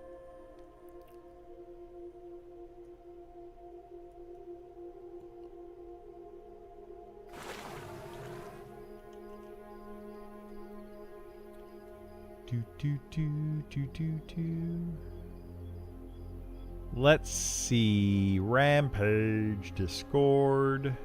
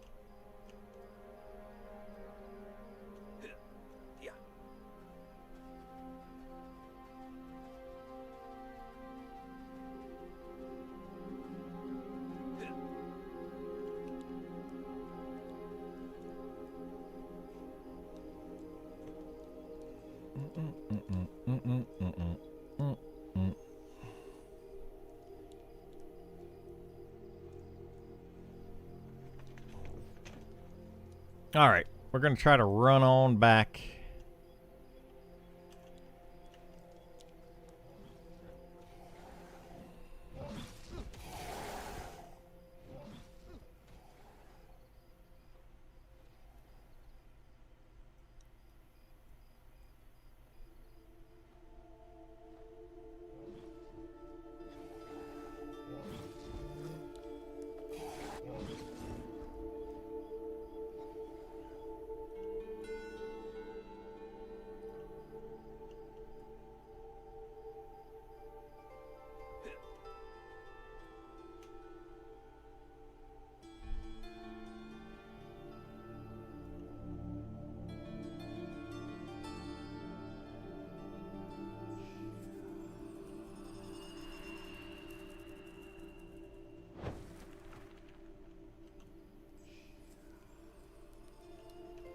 Okay.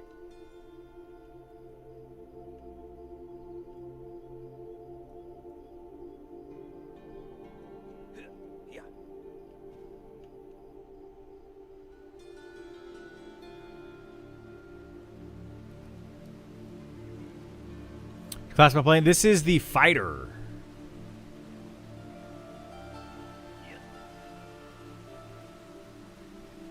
Yeah, we're going to be playing this for a little bit longer today.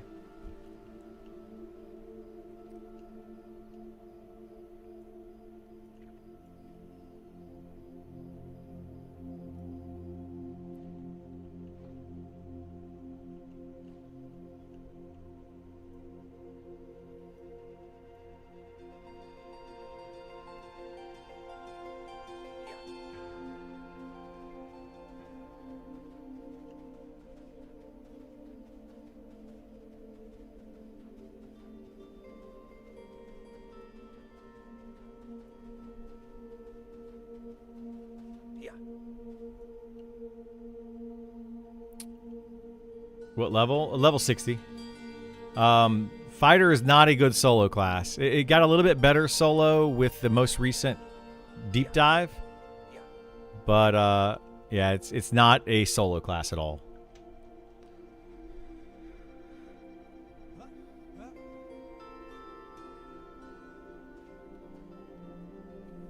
On the subject of future MMORPGs, have you seen Guild Wars 3? I have seen it, yeah. I would definitely, I'd check that game out. I'm not a big fan of, like, the Guild Wars style. It's more action-based. So I'm not a huge fan of that. But, yeah. I would at least try it. Give it a whirl.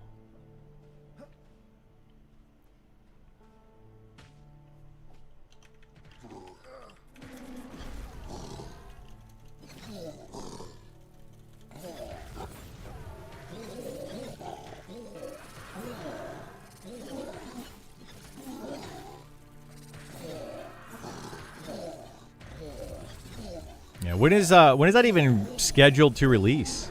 Isn't it a while? Like they just announced it. I think Guild Wars 3 is like it's a ways off.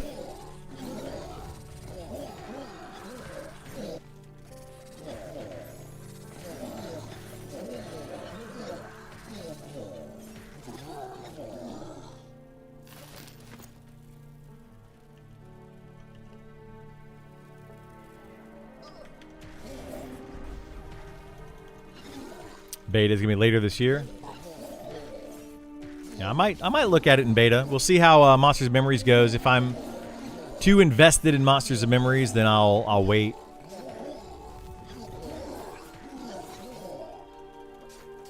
But yeah, I might give it a little look-see. I'll be playing this game a lot when early access actually launches.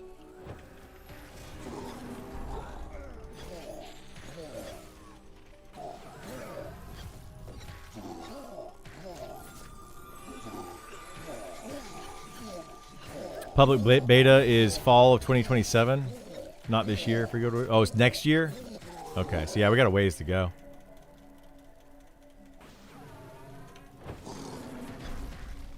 Got a ways to go for show.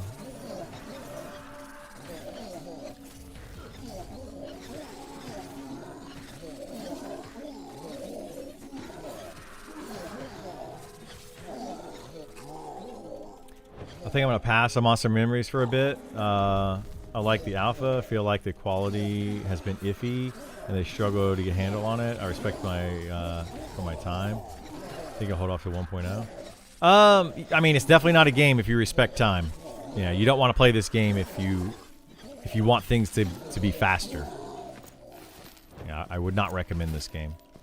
But yeah, I mean, they definitely need to work on their patching process and you know, getting things in the game working better when they actually put them in the game. I absolutely agree with that.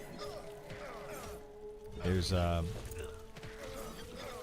some parts of this game I'm like, man, you guys gotta figure it out. It definitely feels bad sometimes, like they put a patch out and it just breaks several things.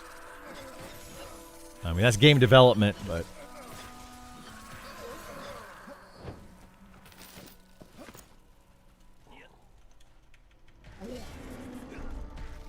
less about fast and things like Night Harbor being useless for a few weeks and then iffy for a few months, or the group being bugged for a few weeks.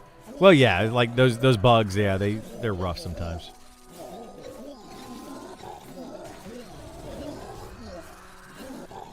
Think all the people that get invited are not showing up? To what?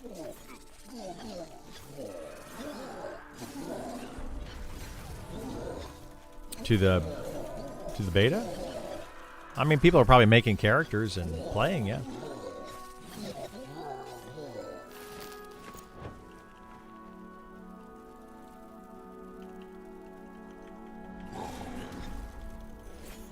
But yeah, their patching process and their bugs and stuff, it's definitely an issue. It's definitely an issue. You can kind of tell that that the devs in this game are, some of them are very new to game development, and you can definitely get that feel. Like if they send 1,000 invites out, only 500 are checking the game out. I think it's more than that. When people get access to Monsters and Memories, I think that most of them are checking it out.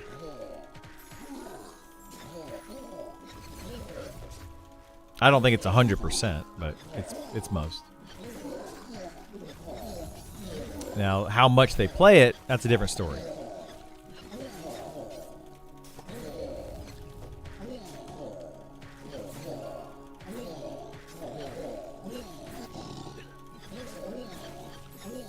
Yeah, the friend invites, very few people actually use the friend invites.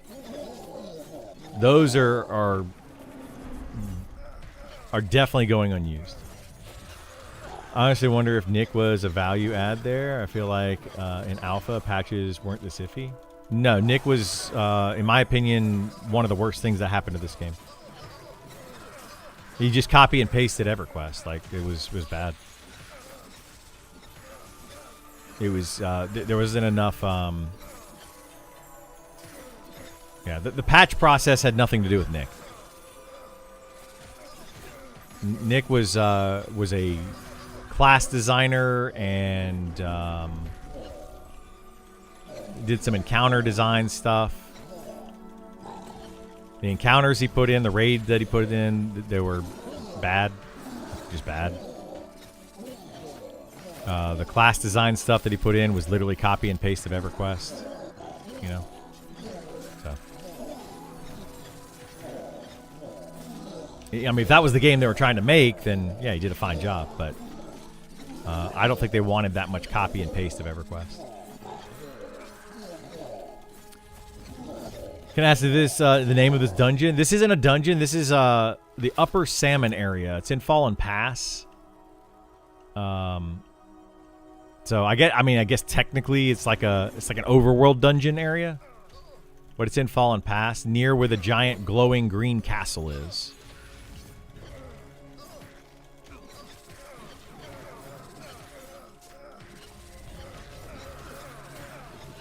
The only encounter or raid type thing I ever found was, oh yeah, there were 3 level locked raids. Those were all Nyx things, and then there were 4 level 60 plus raids, like level 63, 64. They were made for level 60s. I only started following the game seriously after Nick got canned. Before that, I just dismissed it as a literal EQ clone. Yeah. That's what it was. There looked like a good area in the giant cave in Scarwood, past the waterfall. Yeah, there was no raid boss in Scarwood. There were two raids in Fallen Pass, one in Glass Flats, and one in Vale of Zintar. And then those are the level 60 plus raids. And then there were 3 level locked raids. One in Wormsbane, one in Ancient Crypt, and one in Telekir.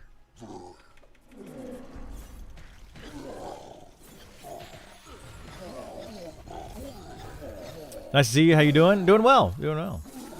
How do you like the fighter so far? I think it's okay. They didn't really change a whole lot on the fighter. It's basically still the same overall gameplay, so not a lot of difference there.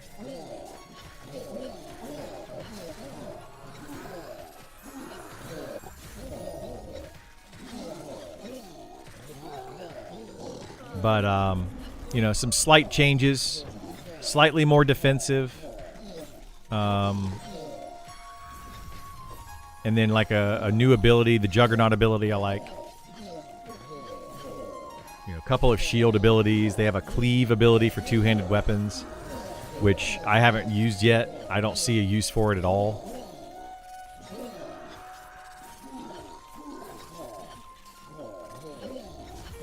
The level lock stuff was interesting. It felt really weird. See a mob, if you engage, you die. I wish they had a different solution. The one in Wormsbane was fun. Yeah, like the idea of the level lock stuff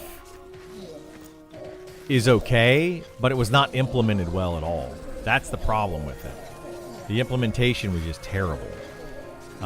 You can also not level lock encounters and then give them the best loot in the game for certain classes. Like, that's just bad in a game like this. Like, oh, you hit level 21, I guess you just have absolutely no chance of getting the best gear in the game now. Like, what? That's just dumb. So, yeah, there was just a lot of things wrong with the level lock encounters. How can you get a key? You can sign up on the website, monstersmemories.com, opt in, and try to get a key. We are also doing key giveaways periodically through the stream. We're done with them for today. We did 3 or 4 today. I will do probably a couple more tomorrow. You just have to be here when we do the giveaway, and you can earn access or win access.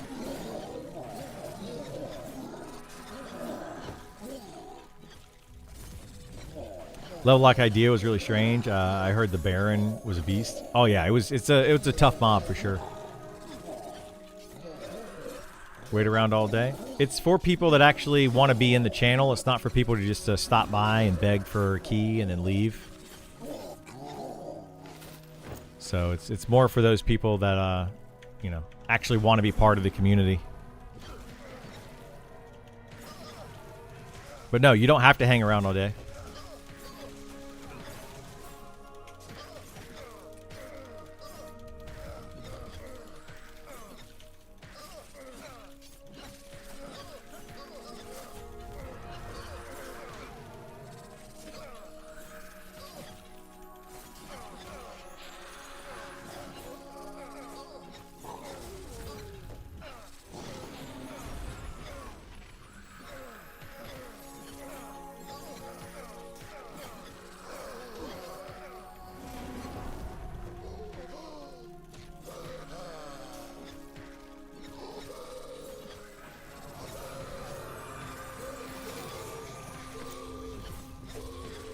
I'm such a part of the community that we're in the same guild. Nice. You're in Rampage? Who are you in Rampage? Do I know? Am I supposed to know who you are in Rampage? I don't know. I don't always know the people from Twitch to their game name unless it's the exact same.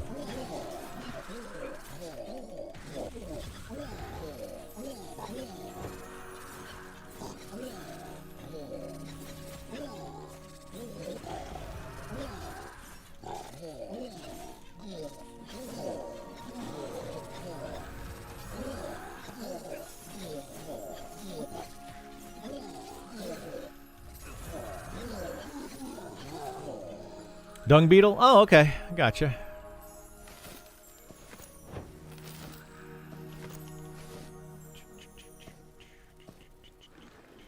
Are there potions, instant health replenish early in the game? There's no potions like that in the game at all. Yeah, they don't have any type of health potions or anything like that. They have like potions that might give you a regen buff. I can't remember if they have a regen potion or not. But they have potions that can give you different buffs. But no health or mana potions like that.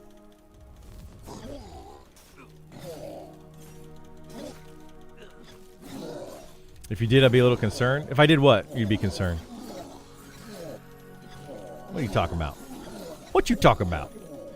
Oh my gosh.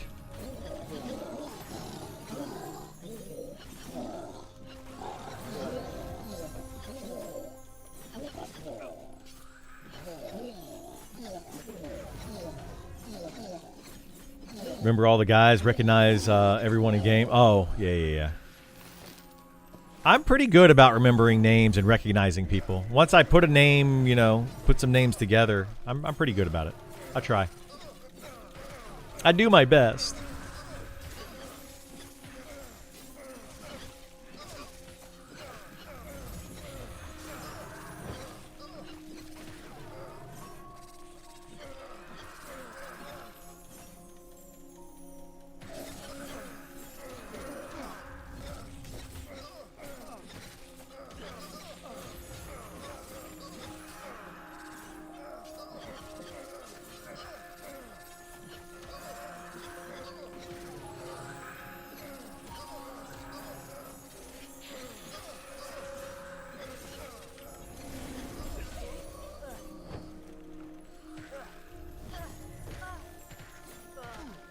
We have a good guide on mounts or housing.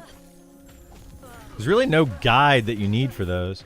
I know mounts are kind of different in M&M, and the housing seems like it has depth or potential. It has potential. There's no guides because there's really nothing to really guide you with. You can get a mount right now if you want to. Mounts are mostly used for items and like pack mules. That's pretty much all they are. You don't really need them for anything else. And housing right now is just own housing just for funsies. There's really nothing you can do with it. You could put down like a chest inside of your house and put some items in it if you want to. So you could use it for like additional bank storage. But that's really all you do with it right now. In the future, there will be a lot more features to both of those things. But right now, there's really no need for a guide.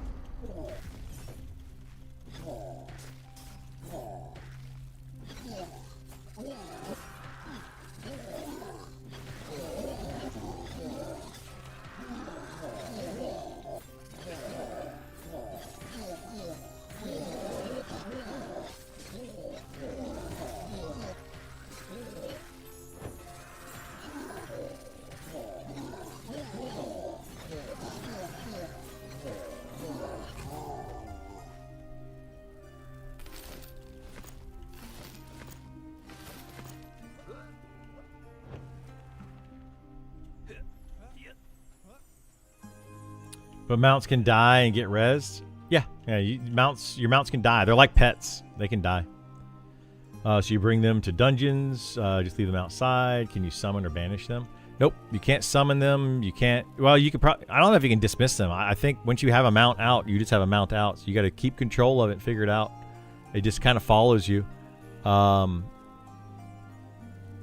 It's yeah. Mounts are you can you go to a dungeon, leave it outside. You could leave like a bunch of wood on it or something. Go outside, put your inventory on the mount, go back into the dungeon, fight some more, and it's about all you can do with them. Like there's really not much. They're not worth dealing with at the moment, like at all. So that's why I say there's not really a guide per se, because they don't do much. You can get a mount, put a saddle on it, put a saddle bag on it, throw some items into it. That's it. And then run around. Yeah, it's not going to really do anything for you other than allow you to carry more inventory. But then you have to babysit the mount, which feels bad. Do you know if you can or will be able to play this on Steam Deck? You can. I actually know people that have played this on Steam Deck. It takes a little bit of effort to make it work, but you absolutely can set it up for Steam Deck and play it. Yeah.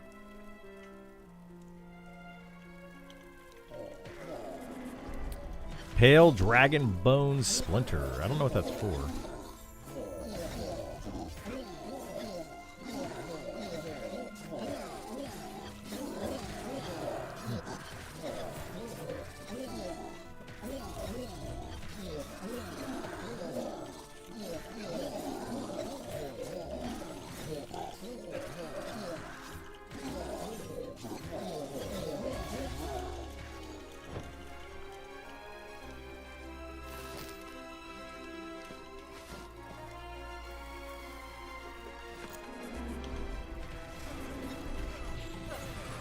Isn't the movement speed the main reason you have a mount? No. In fact, you move slower when you're on a mount. Yeah, you do not want to use a mount for movement speed in this game.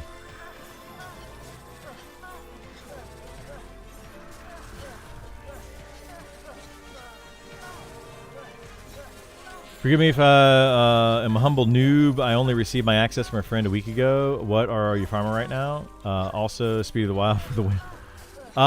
We are camping Zethys. Or Vethys. Yeah, Vethys and Zerat. There are two named up here in Upper Salmon. Yeah, exactly what Italica is saying. They're literally just extra inventory. That is all that mounts are right now. And you have to babysit them like crazy. Because they can die, they can run off, they can do all sorts of stuff.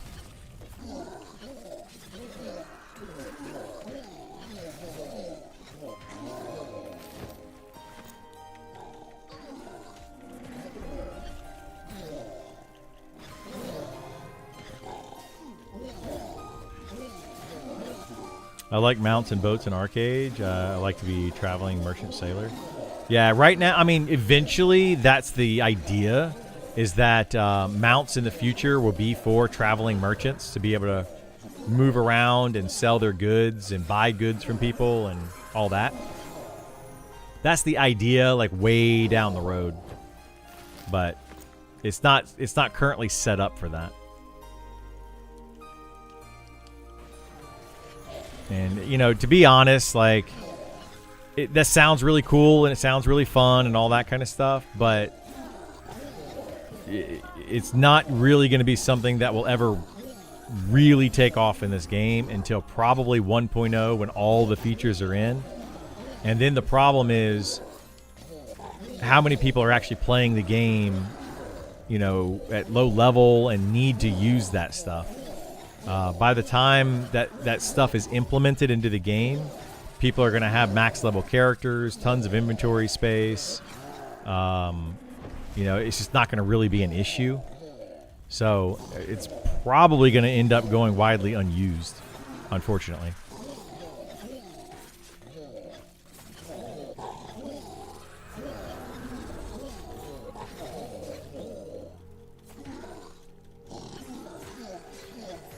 Once you have more main cities with their own bank systems that don't share, the economies are going to be interesting, especially with trade skill players and merchant players. Yeah, like that's the account, or that's the idea eventually that they want to go for.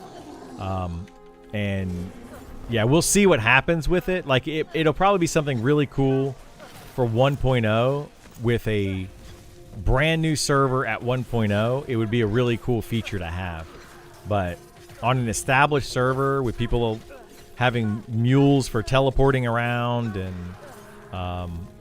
bank boxes and houses and all that kind of stuff, it's probably just not going to be worth it.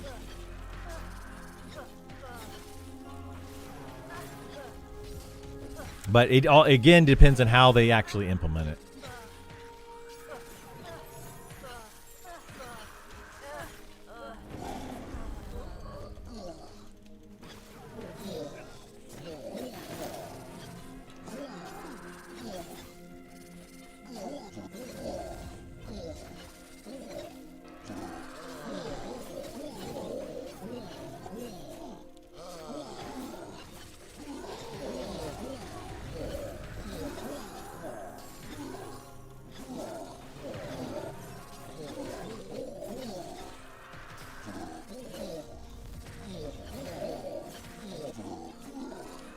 I thought launch in 2 months was 1.0. How far is 1.0? Oh, pretty far. Yeah. This game's going into early access October 1st, but it's no wipes once they start early access. 1.0 is at least a year, 2 years away. It's going to be a while. But that's why I say at the start of early access is the best time to play this game. People aren't going to know what to do. It's going to be all new. We're all going to be kind of learning together. It is going to be by far the best time to play this game. And then it's going to be like every 3 months or so, they're going to do a module, which is going to add in new content, new quests, new mobs, new items, possibly new races, maybe new abilities, all that kind of stuff. So over early access, it's almost going to be like every 3 months or so, 3 to 4 months. It's almost like an expansion, a new expansion releases, like a mini expansion.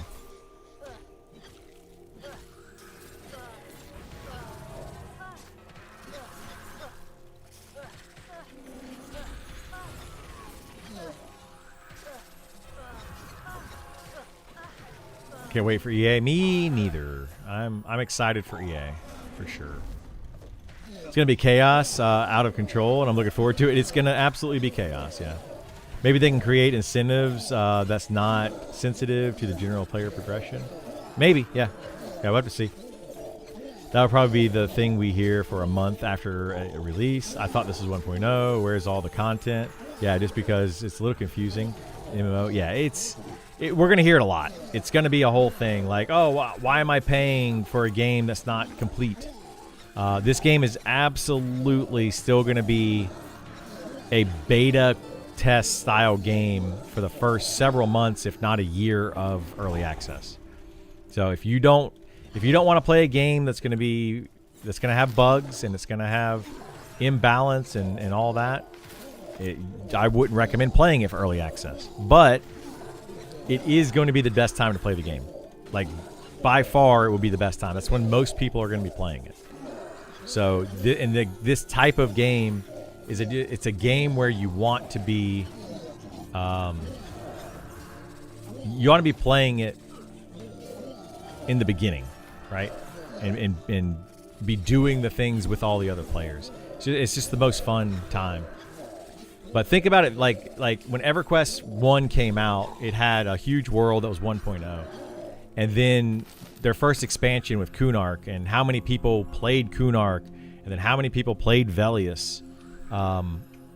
It's going to be a lot like that throughout all of EA. Like every 3 or so months, it's going to be like they're adding in a little bit of new content. You know, a few new zones, new monsters, all that kind of stuff. Possibly new raids. You know, like it's when EverQuest 1 first came out, they didn't even have Lord Nagafin and Lady Vox for raids. Then they added in the Plane of Hate and the Plane of Fear. It's going to be very similar to how this game is going to be in the beginning. Trolls not until 1.0. No, Trolls will be probably Module 1, so around February. You know, January, February, something like that. I wouldn't expect them before February. But before 1.0. They'll be out during early access.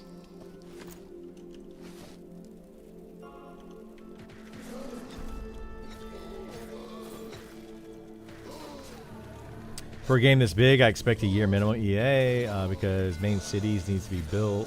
Still, Trolls class. Yeah, there's a lot of things that need to happen. Hopefully, though, like if they can get a good foundation and all they have to do is content, then yeah, that they could probably bust out some content pretty quickly. I mean, honestly, building dungeons and placing monsters and all of that is not that hard. It doesn't. It just takes time. But it's not difficult to do. It's just a matter of doing it.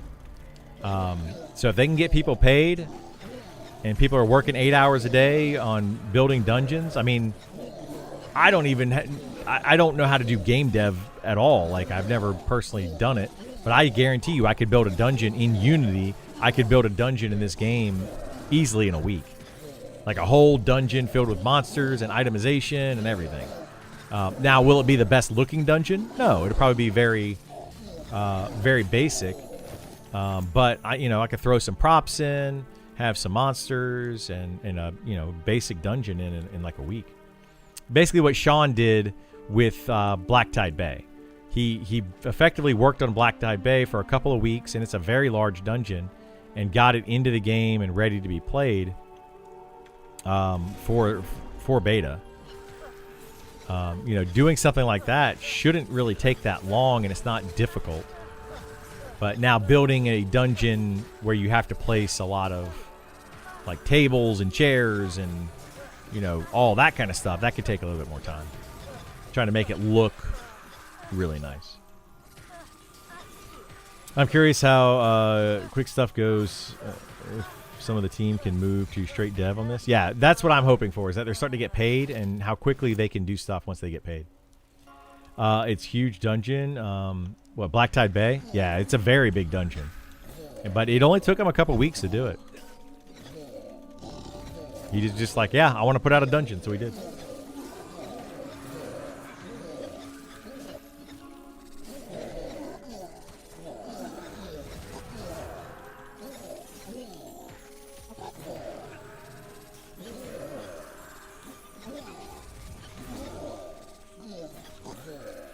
Love environment building, putting certain items and things in place, tell a story of what's going on there. Yeah, it's awesome. Yeah, I did some of that stuff in like D&D campaigns, and then like Solasta. If you've ever heard of Solasta, it's a D&D game based on 5th edition D&D, and you could do like a dungeon builder in there. I spent hundreds of hours messing around with the dungeon builder. I absolutely love building games, like in building worlds and all that. I just have fun doing it. Do you think cartography will ever be a trade skill? Eventually, yeah. I think they want to do that. So, yeah, one day. One day. Any suggestion for a two-hander for my Beastmaster that isn't costing in-game's amount of gold using a steel scythe right now? One of the best ones used to be called the Stablemaster Claymore. You could get it for like 10 gold or less. So I don't know if that's considered in-game money to you or not. But it's one of the better ones that you could get, that you could buy off of people. It's not called the Stablemaster Claymore anymore. It's something else. But that was a really good one. Oh, there it is right there. Shoe Iron Claymore. I would consider that to be probably the best one you're going to get for relatively cheap. It's a common drop on the mob that drops it. So it's not something that people are just like going after all the time. They camp that mob for other items, so they get tons of those. And they either disenchant them or they sell them to players. So yeah, I would say that's probably your best bet for a good two-handed weapon.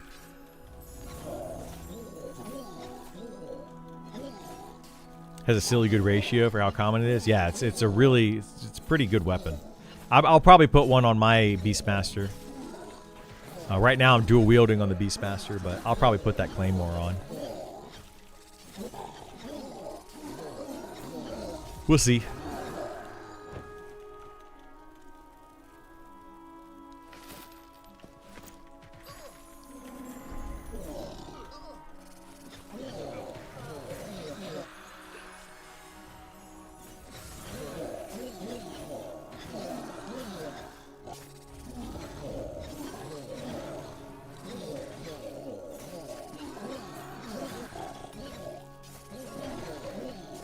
Started playing 4 days ago. You only got 2 gold. 2 gold. The steel scythe is probably going to be your best bet. Any of the steel weapons is going to be your best bet. Yeah, just stick with that. You'll be fine.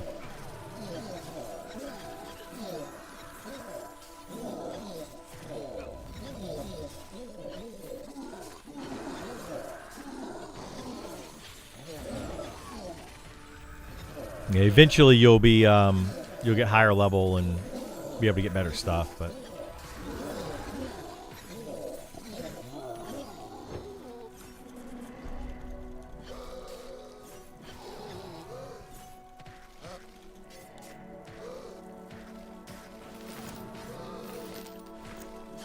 it's actually when when beta first launched, everybody was running around in steel. Like with steel weapons. That was like the hottest item to sell to everybody.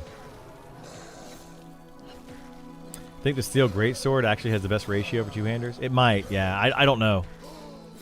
I don't know which one would have the best.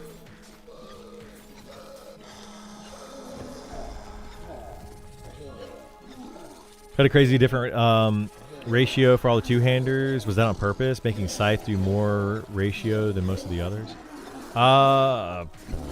I don't know if it was on purpose or not, but it's what happened.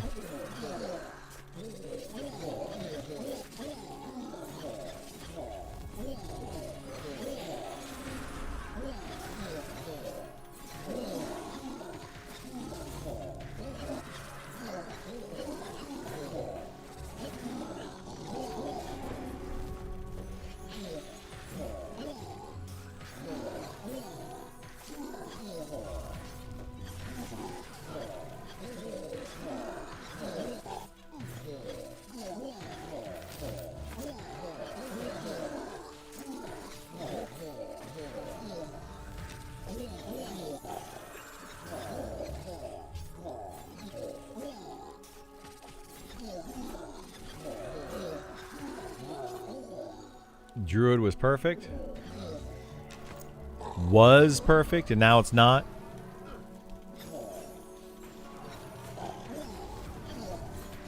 Nah, Druid just needs some adjustments. It's a good class. It needs some adjustments.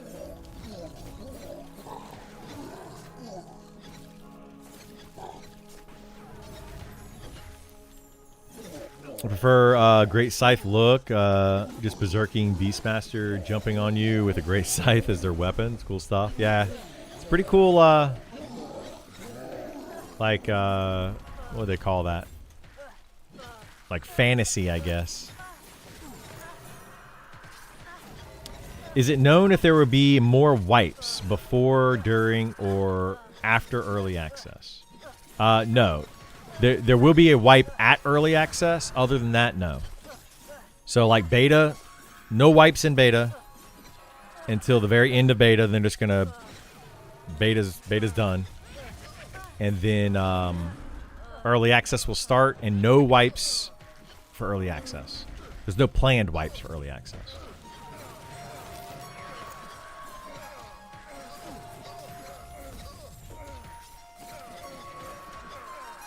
Which is nice, because once you start paying, you know, like... Oh, shoot. Did I get that? I think I stunned it. Once you start paying for the game, you shouldn't have to start over. I don't think.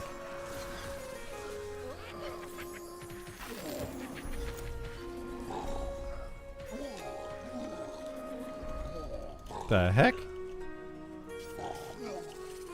Yeah, my back button got stuck. It just kept running backwards.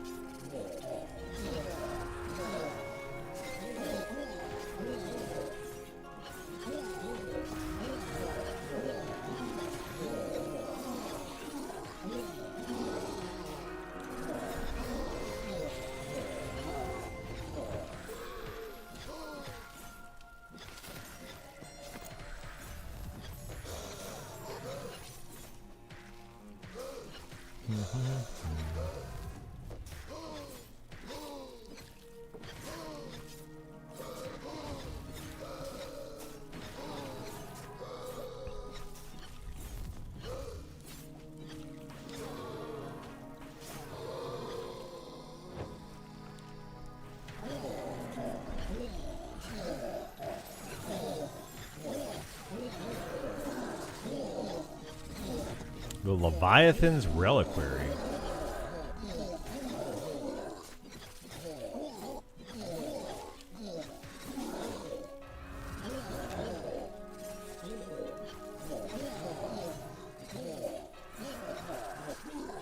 We may need to go get that Isar before everybody finds out about it. I don't know, but I have some theories.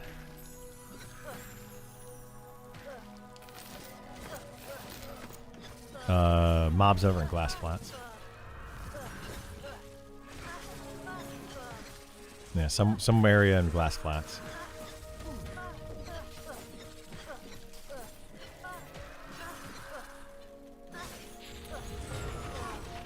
Thought he was done for the day? Thought I was done for the day? No, we stopped doing giveaways for the day. But we'll do more tomorrow. That's just a thing that keeps popping up. I just didn't turn it off. We'll do more giveaways tomorrow. Or more beta access tomorrow.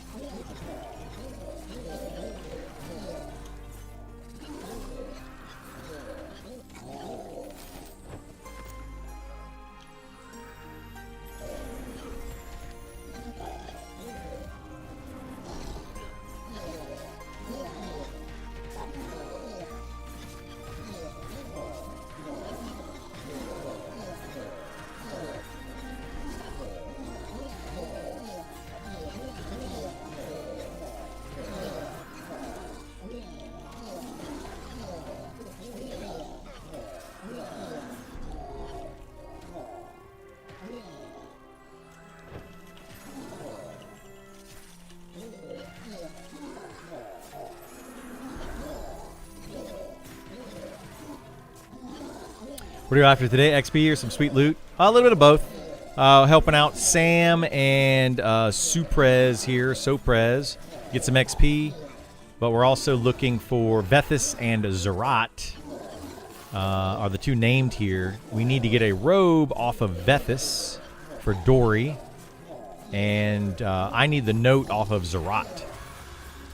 So we're kind of camping this and see if we can get it to drop.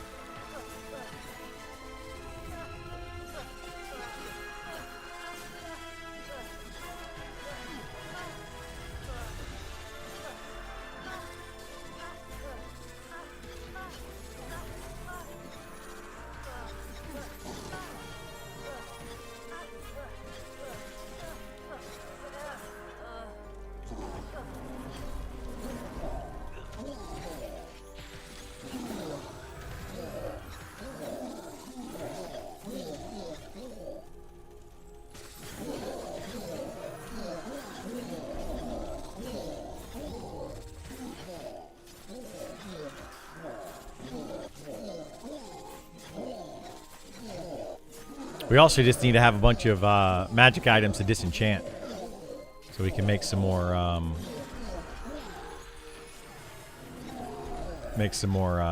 enchants for people.